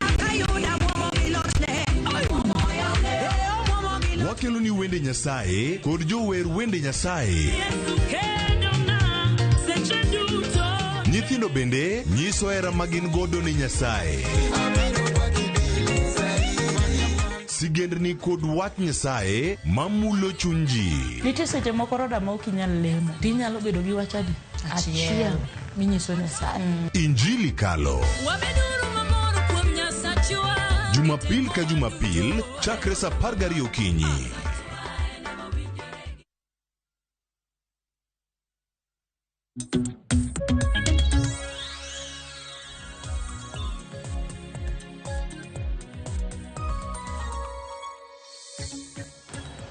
Nyakora mwe jong machiegni waseduogo kae yweyo wasekao nitie mwandu mathoth ahinya kae mabedo ka iketo e usuru ang'ena ni giwelo kar kae ang' wayud thuolo ne wakao mana thuolo mar madho pi matin ka wakao yweyo matin mantiere kar ka ma wanya yudo thuolo mar neno ni wadhi godo e yo machal nade mano ka wantiere kodi kanyo kora mwe jwang mondo mi wabedane kod ng'eyo mano ni gik mage ma osebedo kantiere alwora wanjo ote mopogore opogore mabendo wasebedo kae ka waluoni to wadhi nyime mana gi sigana ka wacho ka Victor Tala wacho ka neno ka en Ramogi TV Light Industries Kariobangi wacho ni en kodwa kachiel wagonero kamano ahinya. Jaote Millicent kawuok Meru Panda Siaya County wacho ni en kodwa e chenro. Abito kawuok Muru Bay Tagache Beach wacho kani asedonjo kendo Ramogi TV ler ahinya. Wuod Kwach bende ni kae ka entiere sori.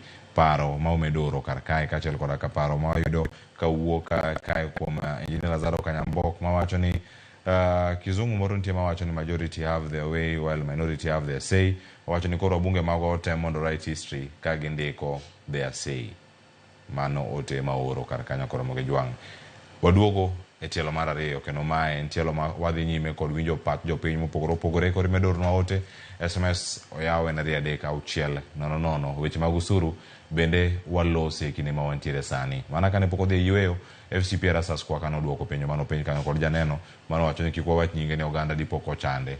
Kata kamano wadhi nyime kod twak. Tanga chako di kendo FCPR Asas kwa ka Lwasi mane wacho ni jidar wuok pacho ka dhi timo ohala kuonde mamoko kalure kod weche mag usuru manyien. Jatend piny Kenya oduno winjo kano loso. Wacho kanyo ni usuru koko chakore, poko chopo kata diere, poko chopo kata giko. Onge kama dhi chope. Winjo kanyo sigana ma Jojo kono wakarka. Jaket mwandu wuoka kendo dhi e piny malibamba ma Uganda. Debed ni mane lek ma sirkal nyalo bedo go ni omed ride to jok moko yude matek. En paro mana mar dhano. To chutho en chuny mar wuoro. Jawuoro kata toyo chamo gimoro amora mimiye nyaka kidi. To kidi no kosedhi opong'o iye tiyudo ka koro mere en piny tigoye tinege. Kik wawe Kenya chop kama chuny otoyo mamuodo nyaka kidi nikech nyose wir remo kuome. Awacho mano nikech ang'o?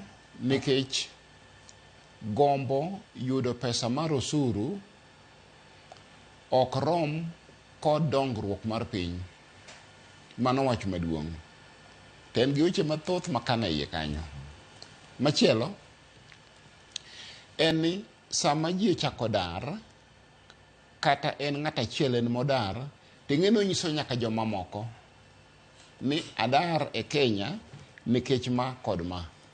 Koro nyiso ni ng'ama chielo ma bende dino biro mondo ket ohande ka manyalo miyo wayud tije kendo wayud gik moko ma ging'iewo to kendo wabe wang'iewo kuomgi, ute wa bende gipango, offices wa bende gitiyo godo kendo mitokni wa bende gitiyo godo, petrondwa gimadho, gik makamago dok piny.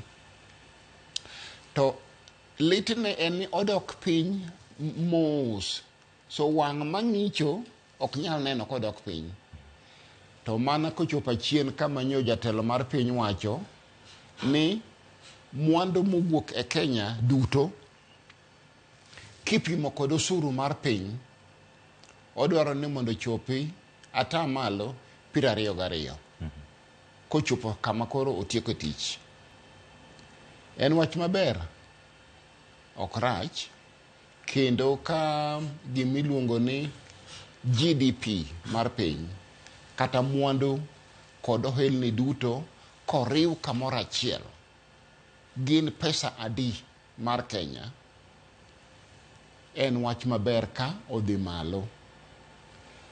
To gima wuorni e jakanyakwar en mana ka jokuoge onge. Namba 2, ka dipo ni jomo ketho indhuno itgi magi yuag moromo magi wacho ni ok achak atim kendo. To ka wantie kod gik moko manio fertilizer manyo jopiny ywakne to ng'ato wacho ni mago nyo gin wecha wecha, mago nyo gin mana rumors. Mano piny mochomo kure. Ka wan kod piny machalo kamano, ka keso dhi e court to niyo evidence onge to ng'ani nyo makne mibadhi. Gimomiyo adwar atemo wacho kanyo kendo anuoyo en ya kata wachok pesa marom nade to ka yor mibadhi ma iumo godo joma oketho kendo ma joma oketho dhi kanyiero kendo go korgi Kenya ok bi dongo kendo kata wachoko osuru ok bi konyowa. Tiende niya, mondo wach machielo en choko masani mar osuru. Ok wachoki mang'eny nikech osuru ni malo. Dwaro ni mondo wachoki nikech osuru oyar tiende kaka nende osiepwa ni owacho. Oyare ma ji mang'eny golo. To kata ji mang'eny golo, nyaka wadin rot ma pesni kalo godo. Kendo mibadhi idil godo ka ng'ama dil kod jasigu. Eka wabiro konyore. Koro gima nyo jatelo piny owacho no bera onge wach. Mak mana ni ka onge yo midino godo yore ma pesa wuok godo, yore mag oyieyo madongo gi huga ng'owa, ok wabi konyore. Akiana lero kanyo maber. Ilere e yo makare. Mana kumoro achiel kende ka omiyo ji dar ka wuok e pacho kaka dhi timo ohala kuonde ma oko. Okelo ber ne piny Kenya koso tero picha marach? Okelo picha marach kabisa. Kaka nawacho ni ng'at achiel modar nyiso jomoko. To ka wapimo kuom research mangima, piny mangima, en gani ng'at achiel ma oyudo disappointment kata ma ochwanyore nyiso ji 13. Mano science osenyisowa. Koro ng'at achiel modar dhi nyiso ji 13 moko ma oko. Kenya ema ni kod lal. Kenya ema wito mwandu. Kenya ema wito tije. Kendo Kenya ema wito lal mar ohala mamoko matindo mano tudore kod machielo modarno. Kamano, iwacho mano bende lal maduong' ne jopiny kata jogo matimo ohala. Stacy, ohala itimo, iwacho ni ichulo osuru mamalo ahinya kata kichulo dichiel e higa. Bende neno ka gima osuru ma ichulo ni duogo kendo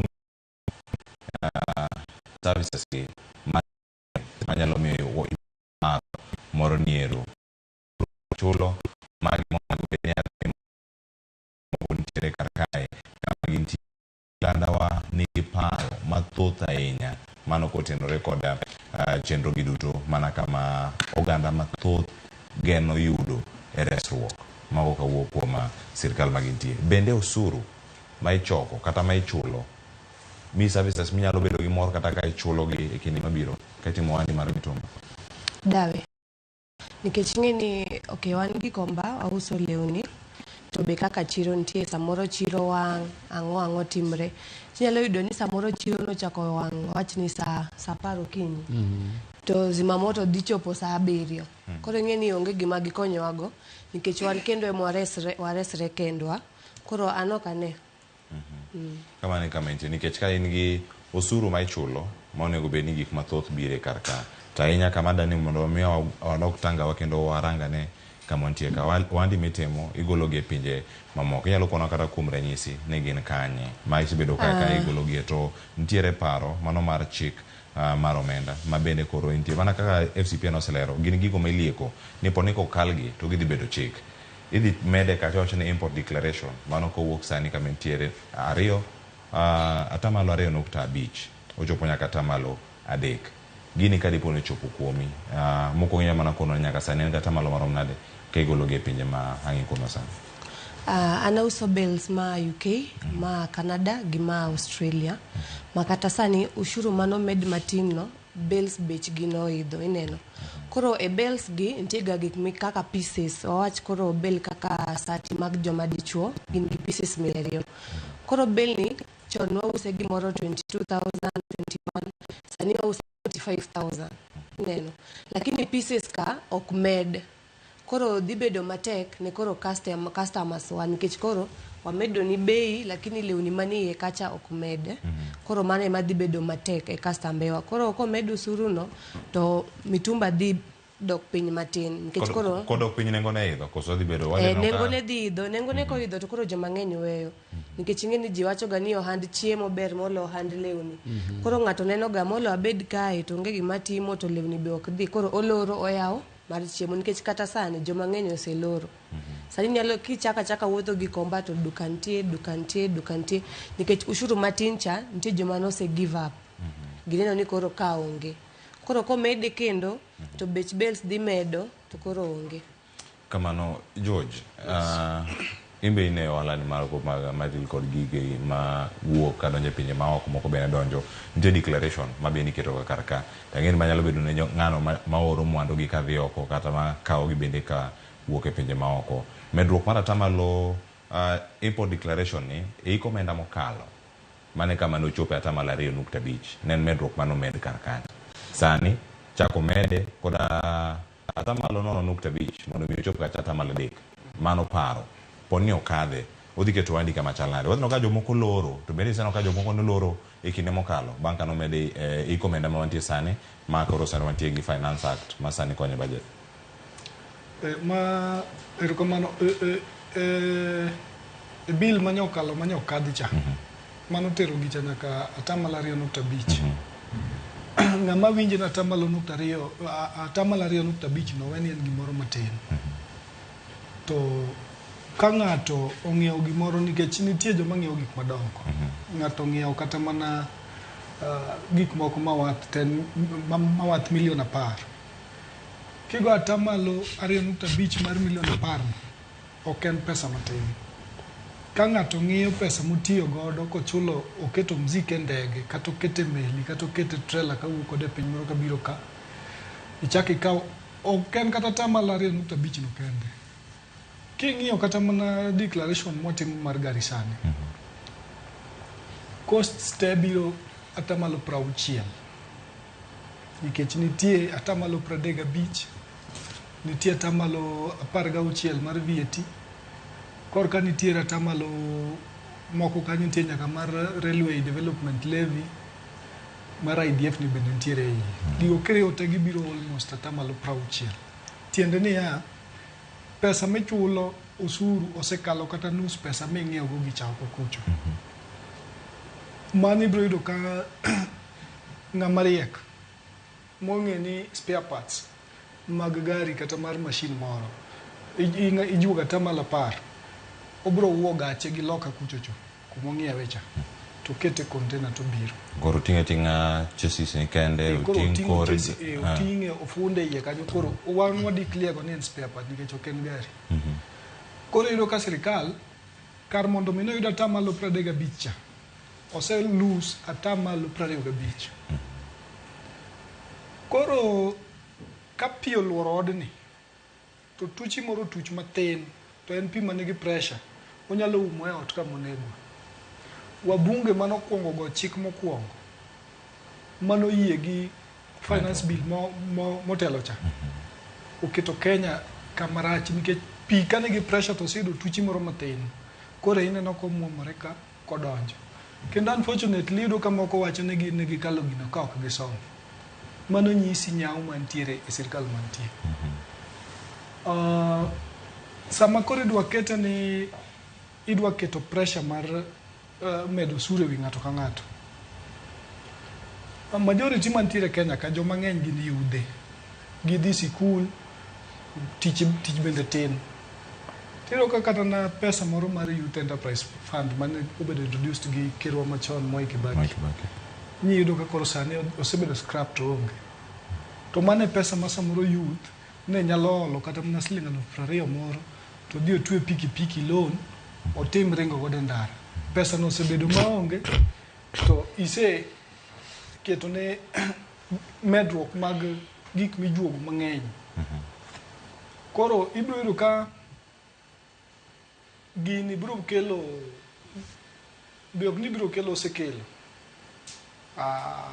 gisani kata kiwuoyo kata mana jok manogo ombulu ne sirikal matiyo sani kata mana kogonegi iyudo ka nitie chuki e kind raia ma kawaida matimo biashara gi gik ma sirikal gi josiasa timonegi to mago gin gik manyalo tero piny e andaki nikech ing'eni nyalo sandi e sanda midhi gik economy koni ka to koro uchopo na kama koro kanyalo to mano state moko winjo bedni piny madongore nitie. Nyoro ka nying'iyo ka keruoyo to odwano pim piny mar Kenya mondo chope kiwango ma piny mar France nitie. Akiani an makia France kaka dwa pime gi Kenya ma gin gi chula ta malo 45 koro wadwa lao gino maka ker tieko to chope 22. Sami tungo jogi pi nego gi mbolea manyimiyo gi magi kete puodho bende bandia kata kama nyodo maber pi ochako yweyo. Koro yudo ka priority ma owinjo bedni giketo mbele giketo chien. Kikawo kuom ranyisi kata mana kuom pesa mwinjo ma wacho ni mar Youth Enterprise Fund ne osekonyo youths mang'eny. Koro onge. Koro onge gazet ma kawuono. Idhi yudo ka ofis mar jalup ker omiya location mar $250 mar madho kong'o. En gazet front page ngi kawuono. Koro kong'o ni to gine manyo gi fight kong'o chien ka. Gichagi kawo $250 gichagi keto mar kong'o gi entertainment office mar gina.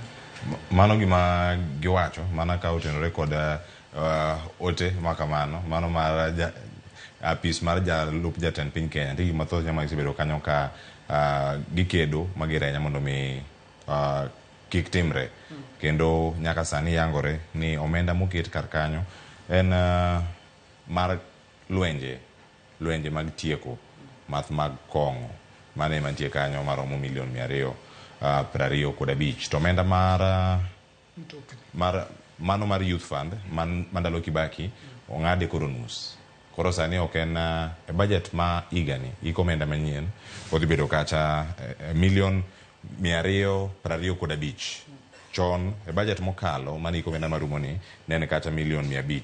Manyiso ni sani ong'ade nus kama intie. Ginya bedo ka giyore to dhi bedo mana okang' moro mana matin kama intie. Debed ni omenda gi nitiere. To mana gima FCP wacho ka nitie ko point mari modadhi ka Kisumu.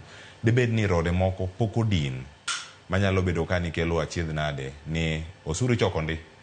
Tichoko osuru ken ng'ama dhi lupo. Ikaw ikere chien kata donje ng'ama kawe bende. Ng'ato lal kode. Debed ni mage rode monego bedi gidino kata ka gidhi mbele choko osuru machal kama gi jot. Rode poko di nikech pesa.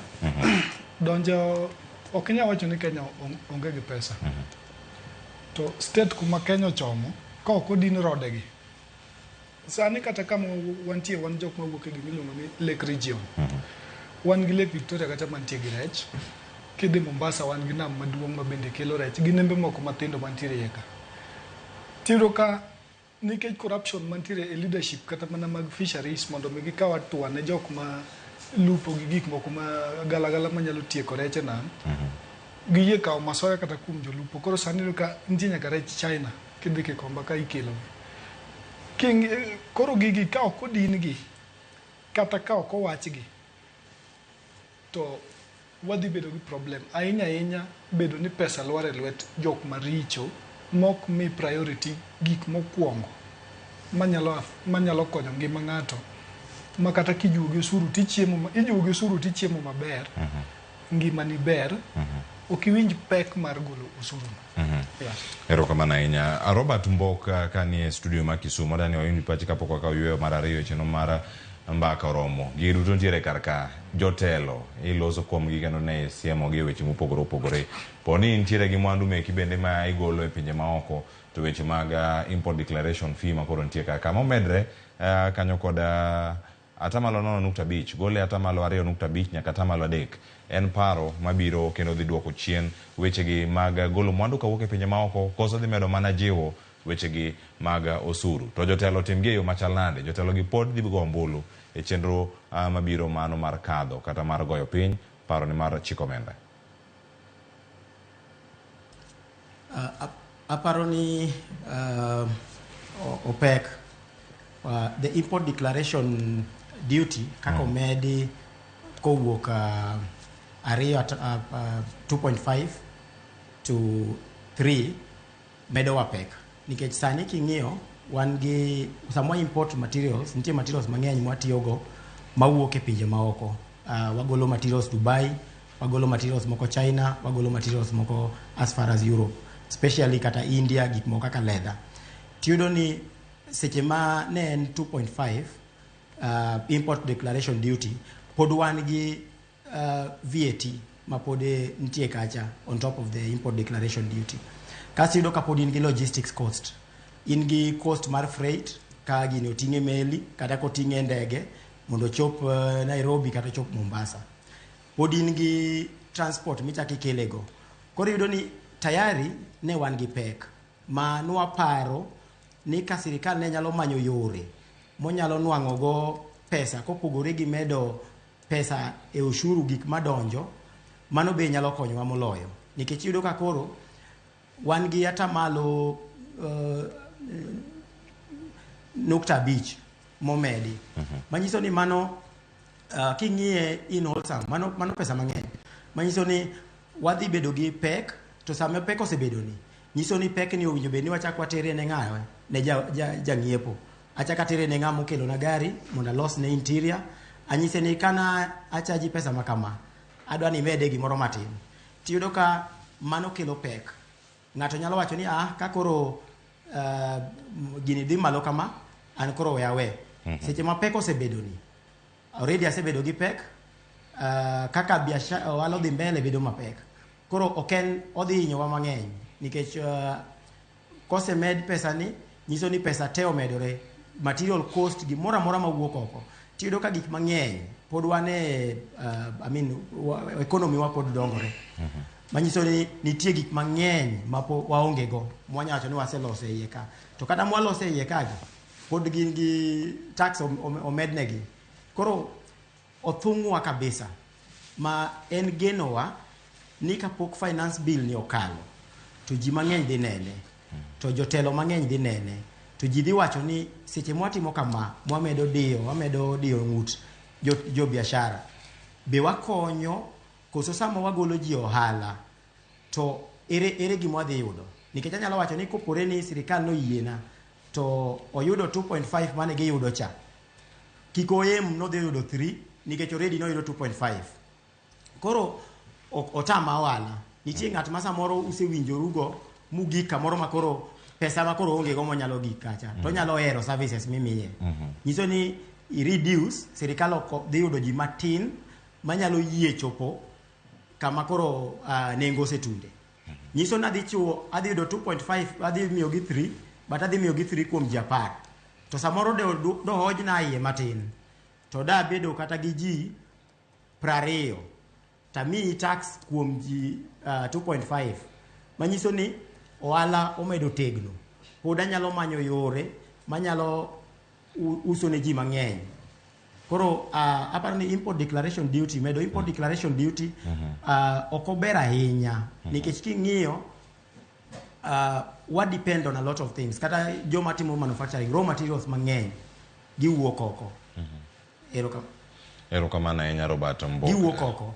Sama adani magi kanyongo duoko kaisa sa ikona kano dong chopo samar ka oyueyo ka dakika 31 osekalo tok sa 4 oduogo kae kod paro mathoth ahinya kotene kod weche gi mag osuru kod ohala ma itimo. FCPR Rastas kwa kanika waduogo ka mondo miango duoka de penjo mag import declaration duty ni kaachiel koda ka mamoko mag jood bura. Gisom gini kose somo negi to gidhi kata gigo ombulu moko bende ok chopi, kochopo sago ombulu moko onge od bura. Gigo jopiny noma ka jo mtaa nyalo wache e gwenge mopogore opogore yo machal nade. Wakaw yo masani ka waduogo to wak dhi nyime, kik idhi mabor.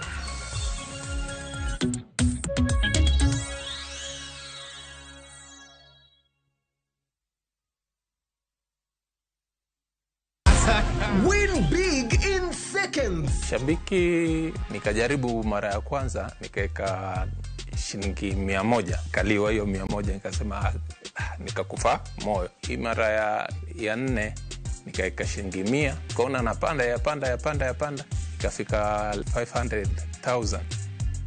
Nikamusisha msichana wangu mkubwa, akaniambia dadi toa hiyo usiache, toa. Nikasema wacha tu niendelee tu kucheza, ndio ikafika 1.4.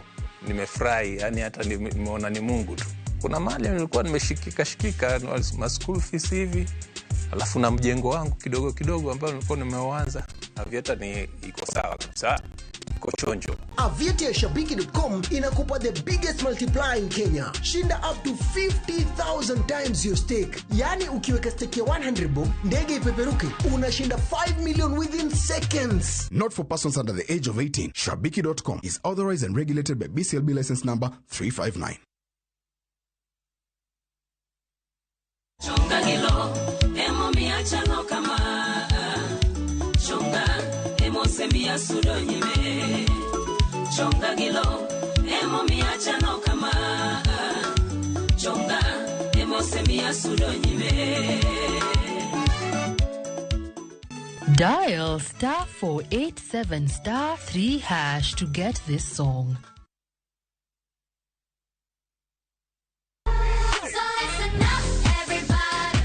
Ikrine piny mopong' gi mor, nyiero gi gik mabeyo ma ok rum. Wagweli mondo ibiri uri kodwa e piny majaberni. Chenro ka chenro nigi puonj gi tugo e yo maber ahinya. Riwri kodwa ngeso ka ngeso, fweny gik mabeyo. Minolep mara en nengo nanga nenore ni ng'eny ngang. Bedo gi osiepe gi nyalo mar loso gik moko. Nyithindo. Wazazi, uno ng'ani? Ng'ani tar maka jo Kenya to tenge to yudo mogo. Ket alama e kalenda mari nikech rogo mar nyithindo. Tieko juma mari gi mor kod ilo. Chakre sa 3 okinyi, mana e Ramogi TV.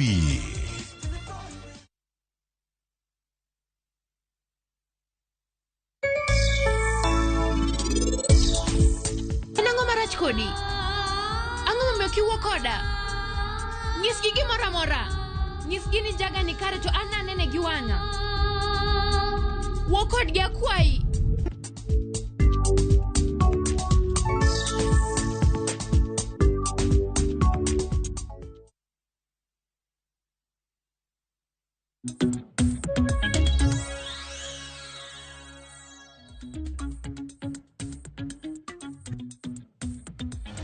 Nyoko Ramogi Jwang' machiegni wantiere kar kanwa koni ni e chenro mara mbaka oromo. Wago mbaka kod jopiny kendo wawinjo paro mopogore opogore. Mano e kinde ma wachope sani ma en tiel mogik. Wadong' mana gi matin dakika 20 to watieko chenro. Kinywa kona koni kama waduogo to wachako kod FCP Erastus Kwaka mondo mi ang' olerno paro mantie kama mopogore opogore. To Alia Beach bende ikore county ma Homa Bay.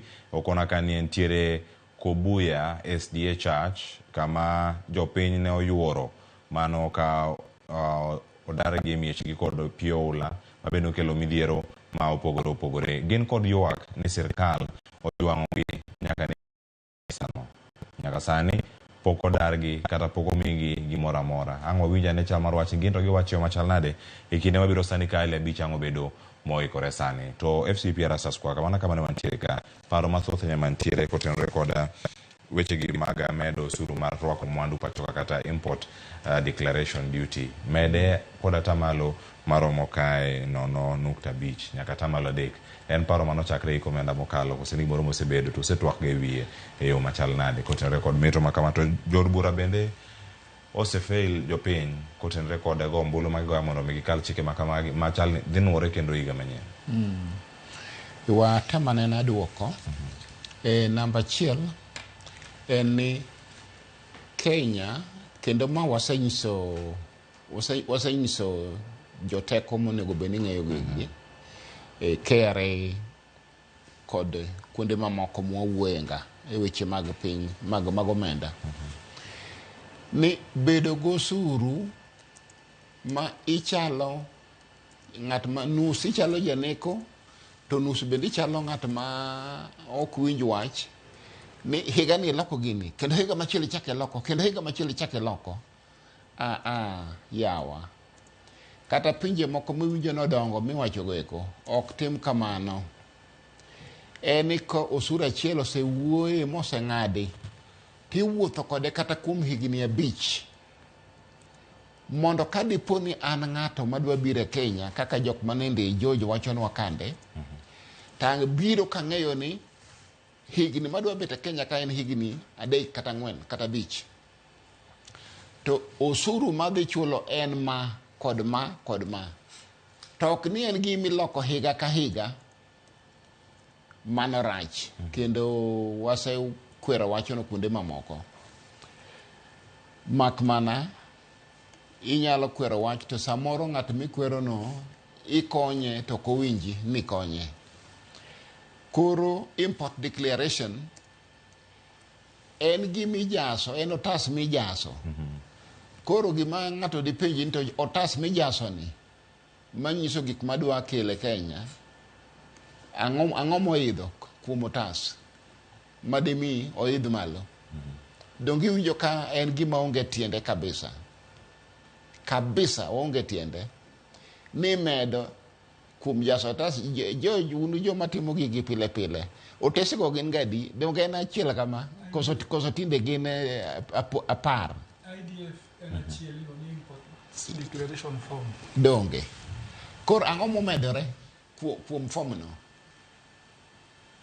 Momiyo gik mimedo iluongo ni aoyaye okony Kenya.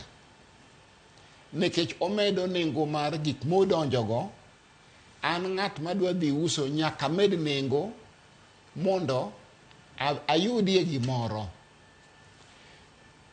Adwa nawe kamano, koso nitie bathe moko alero. Ilere yo makare. En ang'o momedore otas koso en ang'o mantie iye ka. Nyakoromo gi jwang'. E kinde mantie sani iwacho ni wadaloko tanga kendo warang kamachielo to watemo rango ka Alia Beach oseikore e kaunti ma Homa Bay mondo mi ang'wa tudre kode kapok wadhi e twaka moro machielo kama ntiere kode ka ang'wa ikora kanyo niero poko biro kendo poko ikore e yo makare. Johala tiyo kod sime, gitiyo kod bengi, gik mopogore opogore kama gintiere ka en medruok ka chano dhi bedo e weche gi duto. Achaka kori e winj pachi kaka jalony e weche gi. Kendo kata nga winjane pat johala kama gintiere ka to bang'e ka motieko twaka kama wachomo ni. Ochal nade ka irango weche gi mag chenro mag omenda ka gitiyo kod gi bengi mag simu kaka ochane Finance Bill 2024. En ni ka adwa oro pesa kata orna pesa dhi chal e yo makama. Ranyisi en ni, for example, ka an kod standing order gimoro machulo nga ndalo ka ndalo kata dwe ka dwe kata bang' dweche moko. Banks mang'eny, benge mang'eny biro chaji siling 200 kata 600 e kinde kanyo. Yani aoro kata awach kuom ranyisi ni adwa chulo ot madakie. Ta nyiso jo bank mondo gibed dwe ka dwe ka gioro ne ng'at ma wuon ot pesa. Pesa mar wuon ot dhine to an ng'at manende manochiwo chik ne jo bank mondo bed ka oro dwe ka dwe, an bend gimoro nitie ma jo bank kawo kuoma, commission.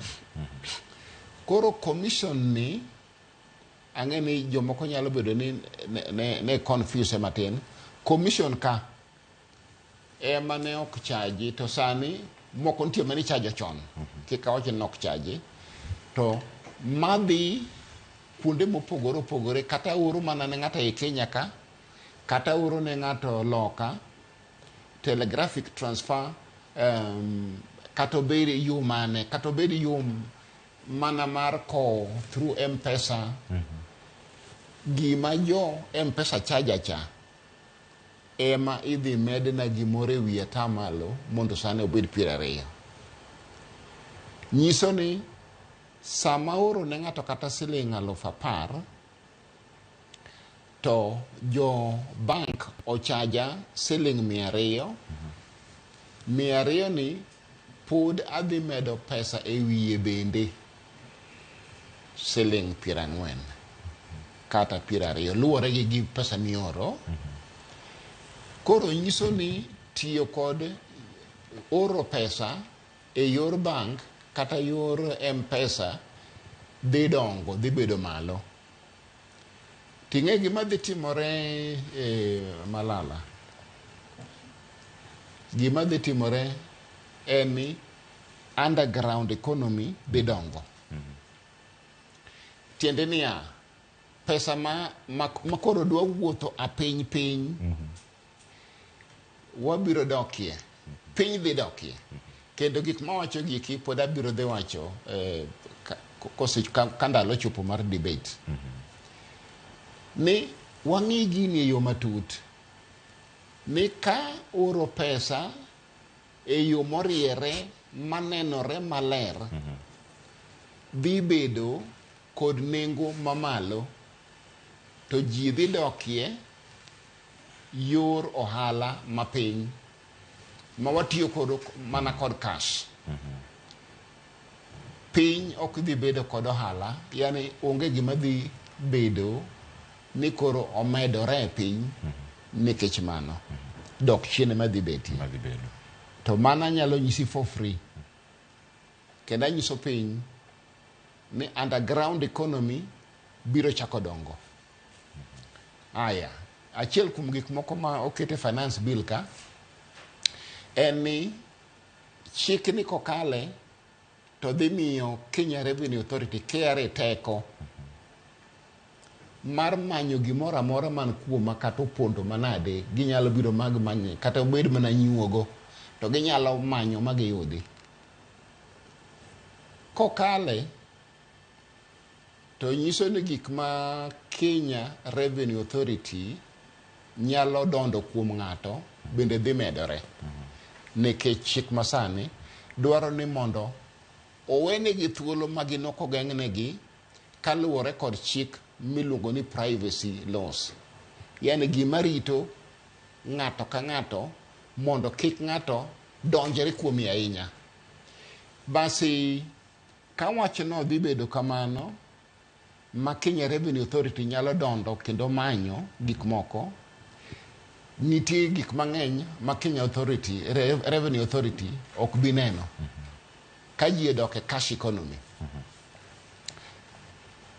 Mane chal mar wach kod wechegi mag omenda bende ka gintiere ka Stacy aduogo iri mondo mianga kaw mari George kachal koda ka Robert Mboka nitie Kisumu adhi ane kaunti Homa Bay kama noko ni kanyo nitiere chal mar wach e wechegi mag midhiero mag oula to sani atura kod Alia Beach ka en e kaunti ma Homa Bay mondo mi okono ne achiel kachiel ni jogo mantiere kar jot ma Kobuya SDA Church nyaka sani to giwacho nade kotenore kod gigi duto. Alia Beach machiegni.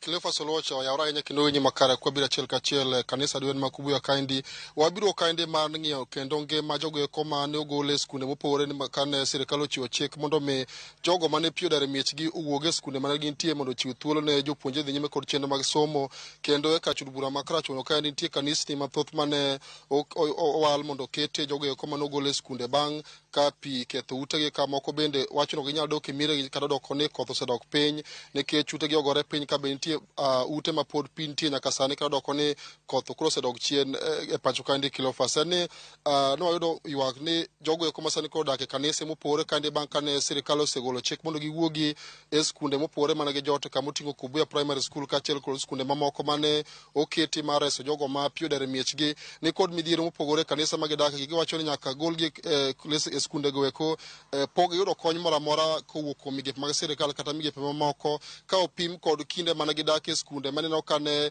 jotelo kaachiel kod migepe mopogore mag sirikal ne timo negi limbe mar miyogi kony mag chiemo mondo mamoko ma nyalo tiyo e yore mag nindo kaachiel kod mamoko ma bende nyalo konyogi e rito ler e kuonde ma gijote gi eki.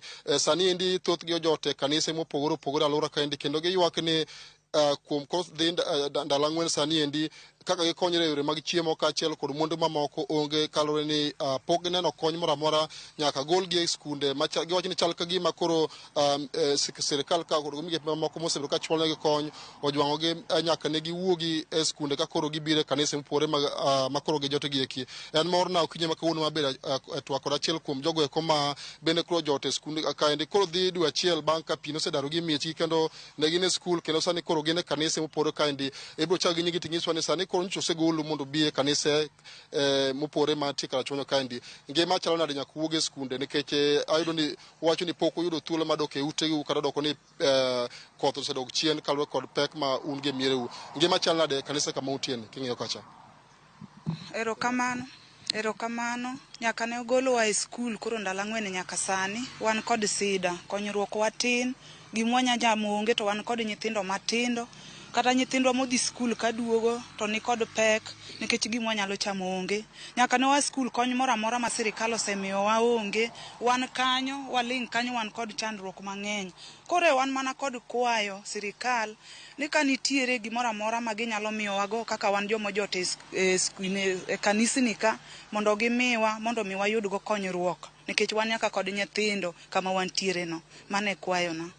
Gin kit kony mage modwaro nikech kane un e skul kocha neno ka ne ikelo chiemo mopore kaachiel kod mondo mutiyo gi weche mag nindo. Aneno achiel kuom kanise mon ka gi kaneno ka upedho mana mkeka moko matindo piny ma bende ok oromo. Ere kaka ngima uchalo weche mag kata tuoche manyalo jukuo kanisa kende kiwe weche mag chiemo wacho ni bende osebed kimiyo nyaka donje kanise gi eki. Mana adier kony mwanyalo yudo en kaka gimichamo kata mattresses moko. En adier ni gik ma ineno kaka mkeke mwaninde go chieng' manigolowa kacha jo Red Cross nokelonwa kony mago gigo ni mondo wayud kaka wanindo, mak mana ni waonge kod gigo machalo kaka onget, gik machalo kaka onget onge pi nodhigo to ne ginyiswa ni wokelwa pok waneno, gimichamo onge, mattress onge, kasto nets be nokel matin ne ok oromo jomoko to ne gin kod ywak ni tin margi. Koro wan kod ywak mar giminyalo ninde ki samoro yudo mkeke no tin to in kod nyithindo. Koro onge kaka inyalo nindo kod nyithindo gi kod chiemo. Tuo ng'eny sani wariwore wan kanyakla achiel e kanisa nikech wanyalo nindo kama waninde no. Tuoche ng'eny kaka nyaldiema, nitie nyaka miyo mane nyaldiema ogoyo mano ringo tero hospital to tuo landore. Malaria ng'eny, suna godiochieng' kecho kogi kodhiambo kata kapok wanindo suna kecho sana. Koro tieno net nyalo konyi. Koro suna ng'eny. Koro kaka malaria, yedhe mag malaria kod nyaldiema go nyalo konyowa wakwa mana konyo. Kamana yenya bere chakane gi nyigi tingisho ngema chalo nade kanisa kama utine. Koro ndala ng'wen banka usegulu e skul kama no jote banka piyo sedaro wumire. Ngema chalo nade kanisa ma utiege. Anyi ka Loisa Kotogada nyaka nche golwa e sikul mwakelwa wadake kanisni. Adieri jo Red Cross nokelonwa gik moko mwaninde kaka mkeka, tandarua wachielo gokinyi, otieno wadanjo gi mkeka wa iot. Onge kaka wanyalo ninda. Adieri suna ng'eny to nyithindo tuo en athung'a gi homa gi kor mapong' ma onge kaka nyithindo nyalo konyore. To wakwaya ni kuyie ukelnwa thieth. Mar ariyo, chiemo nyaka ne wakun onge kata kaka ji konyore. Onge kony moro amora moseyudonjonwa e kanisni nyaka nche wabika. Mar ariyo, adieri wan gi nyithindo madhi sikul. Nyithinde riembo maonge kata kony minyalo yud kaka janyuol dhi manyo mondo dhi ochul ne nyathi fee. To nyathi ni e yo wang' ka wang'. Kata sani wan kod gi e mier. Kaka gidogi e kanisni gi onge pesa onge ma kata janyuol nyalo chulo ne nyathi e sikul. Mane ka kwayona. Ute uchal nade nikech koth sana osedok chien. Be ute unyalo dako ka mtie ma ute moko wacho ni mtie manogore piny to mtie moko mane koth ok ogoyo piny. Ma koth ne ok orumbo piny ndalo mag oula cha be inyalo dak sani gi sama uwene. Sama uweni onge ot ma ng'ato nyalo dak kacha cha. Mana ka chieng' moro ponono ni pi odok ma ute go dong to kata gidong to onge kaka ji nyalo bede nikech thoth gi omukore. Pi moko pod pi nie igi nyaka sani. Koro onge kaka wanyalo konyo. Ka ginyalo konyo kaka wanyalo loso kaka utego eno mondo ji oyude konyruok kata ginyalo manyonwa yo ma ji nyalo loso go utegi yor gedo. Adieri rach maonge kama wanyalo dhie gi nyithindo matindo. Kamana Nyaklefas kapok aduoke studio we an ka kod president ka jatend kanisa mar Adwen e bade ma Kenya Lay Conference ma ubiro ka gi tim mare mar ng'iyo limo family gi kima sani kodak e kanisa mopogore kama oting'o kanisa Adwen ma Osodo ma Kubuya kama koro wantie niendi. Pastor ina achiel kuom jogo ma sani koro biro mar ng'iyo kaka jogi kodak e kanisa mopogore. Ang'eni thoth kanisa ma jogi odak gi gin achiel kuom kanisa mirito e Kenya Lay Conference kaendi. Chal magi jogi kineno ka chal nade tang'o madwarore mondo mi giyud konyruok kama koro kanisa kama koro gi jote niendi. Erokamano Ali kachako mokwongo. Nyinga iluongo ne Pastor Benson Okecho Gayo, President mar Kenya Lay Conference mar jo SDA ma yudore Kindu Bay e headquarter Magendia. Kendo adwa wacho ni abiro mondo me ane kuonde ma jowa gi ojotie jogo mane oula omwomore kuomgi kendo ne oginyal dak e utegi kaka ne gidak chon. Ago erokamano mokwongo ne skus kuonde mano host gi. To wang'eyo ni e thuolo ma wan go ni en thuolo ma school is on. Koro kanisni wa e kuonde mane ginyalo konyorego kaka kuonde mag jot. Adiera ka wuotho e kuonde mag jote nitie gik mathoth ahinya madwarore. Namba achiel e condition mag dake kata kuonde mag nindo ok en kuonde ma moro wang' adiera. Jomoko pedho ngete lo ka onge kata mattress. Moko bende kata gig umgi onge go, to mana kaka joma moko bende osewacho ne kata yor thieth nikech wang'eyo ne kama oula nitie gik mathoth yudore kaka tuoche mabiro nikech suna. Mago duto dwaro ni mondo giyudie yedhe moko madigi konyrego. To moloyo gima wang'e ne jowagi kama gidake ne ok gin kama gidakie pile. E sama gini notimore kane puothegi ne giiko. Koulo dhi kod gigo duto mane gichano mondo mi giyudie keyo, mago duto kodhi nyiso ni kech bende gin go. Omiyo gibiro dwaro gik konyruok kaka gik chiemo, obed bando, obed oganda, obed kata lot. Magi duto Ali aneno kan chandruok. Yeah. Cleophas mano ne wanachiel twa kod jatelo mar kanisa mar Adwen ka achiel kod mokum jopiny ma bende osebedo ko jot kanisni mopore kane nyaka dargi ka winjo ka ywak magin go maduong' en nyaka golgi e skunde mopore ma gisebedo ka gijot chal ka gima sirikal owigi owil kodgi ka achiel kod jotelo mopogore kod migepe mano osebedo ka chiwo negi kony e skunde magintie no ka giwacho ni pod ok ginyal dok e utegi kata dok koni koth osedok piny nikech utegi pod otimo chuodho ka be nitie ma utegi ne oulogo piny ma ka ginyalo dok ma gichuo wigi utegi kionge ka kwai maduong' magen go en ni mondo mi sirikal kod migepe mamoko oriwre kodgi kanyakla mar chiwo negi kony mopogore e kinde ma pod gidhi nyime kod jote kanisa mopogore kaendi nikech utegi pod ok ginyal dok kata dok koni koth osedok piny e pacho kaendi. Cleophas Oluoch. Agoni erokamano ahinya Alebich kedang'o ilo sigana kedang'o kete e yo makare e weche manyien mag migago ka gikacha ng'ichwelo kod mano maro imore odiochieng' ma kawuono. Stacy achopo kama datieko kendo wach mari mogik kotenore kod weche giduto masebedo kwalo set ahinya magi mag bengi bende makoro dhi chopo kama chopo ni machiegni ahinya nikech nengo dhi bedo malo ka dipo ni okale mobedo chik. Mane boda ikariyo waduto kama wadong' kanyaka Robert Mbok ka wach mari mogik. Okay, kaka CPO wacho sani joma ng'eny prefer cash. Ka customer biro e duka to kwa yega no chulo gi pay bill kata chulo gi till wamiyega agent. Samoro be waore agent wanise ni odhi ogol mondo big cash, lakini customer man dala jo kama jo Siaya jo Kisumu mogo to wayega, lakini koro ok gichule till, gichule pay bill nikech yudo ni ko chuli e till Safaricom ng'adi kendo 3% moro cha be ng'adi, koro onge kata profit at the end of the month. Koro wan prefer cash ne customers mabiro to joma maoro pesa watiyo gi pay bill mar bank. Erokamano kuom thuolo mar biro Ramogi TV bende mondo watwago odiochieng' ma kawuono kotere kod ohala ma itimo wabo manyo chieng' machielo kendo mondo wamed kolo ne nyako Ramogi Jwang'. Wach mari mogik George Malo.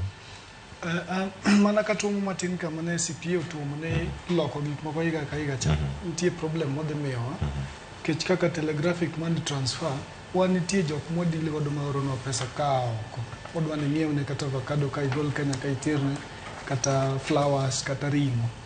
Koro kanyo nitie change ga mokalo higa ni bicha kiko nitie change ma pesa mioro na nitie moko midhi ng'adi mok rom.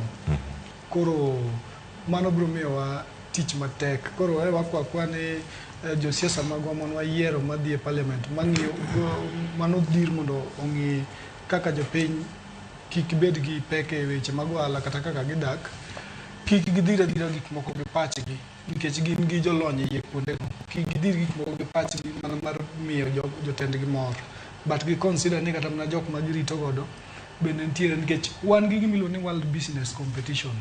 Sama mrabu oro pesa mondo ang'iew ne ringo kata avocado ka tako nitie medruok, ng'eno bro shift bro manyo kama obdhi yude product gi pesa moro ma piny moro machielo, automatically an gi jok matiyo godo nyaka koro wabed ni walus tich. Ka ok kamano to erokamano ne thuolo mano miya Ramogi. Erokamano ahinya George Malon. Kama chielo bende nyako Ramogi Jwang' wach mogik kawuok kuom Robert Mbok kotere kod twak mosebedo kar ka ote mari ne jogo ma pono nitie kar kanyo ng'eni desengo negi ni ero kawuono ohala nitie kendo ohala bobedo maber e kinde mabiro to sirikal ema koro rango osuru mantiere wiye kae ionge teko mar wacho ni ero wan nego wago piny koidho to idho. Robert Mbok wach mari mogik bedo mane okinyi ma kawuono. Erokamano daher wacho ni kaka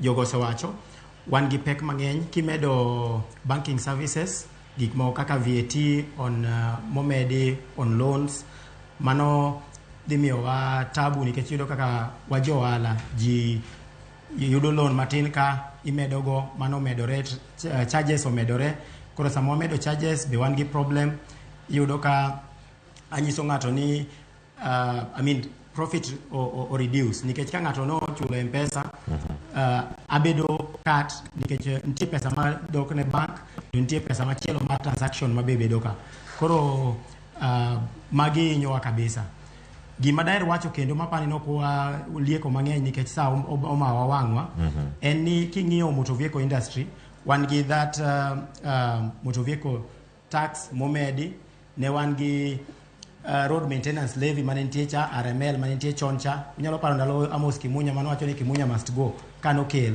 sani ochako medwa moro omed ne jo mtokni to magi jo mwasav mang'eny koro en pek momedore mang'eny to wan gi geno ni jotichwa jo bunge ma wan go ji mang'eny pod biro kelo ywak mondo owinji mondo finance bill ni kapok okalo to ng'iye kaka inyalo mbeke matin erokamano agoni daero nyisi erokamano wach mari mogik dacho ne Joramogi erokamano wan gi branch Kisumu mwayawo manyien Stitch by Wash erokamano karibu uru wan Uzima Estate machiegni gi Western Union SD headquarters warwako kabisa manyien erokamano ahinya agoni erokamano ahinya mano Robert Mbok mabende ni kodwa okinyi ma kawuono wach mogik mari FCPA Erastus Kwaka otiyo kadongi dakika matin dakika achiel. Thank you.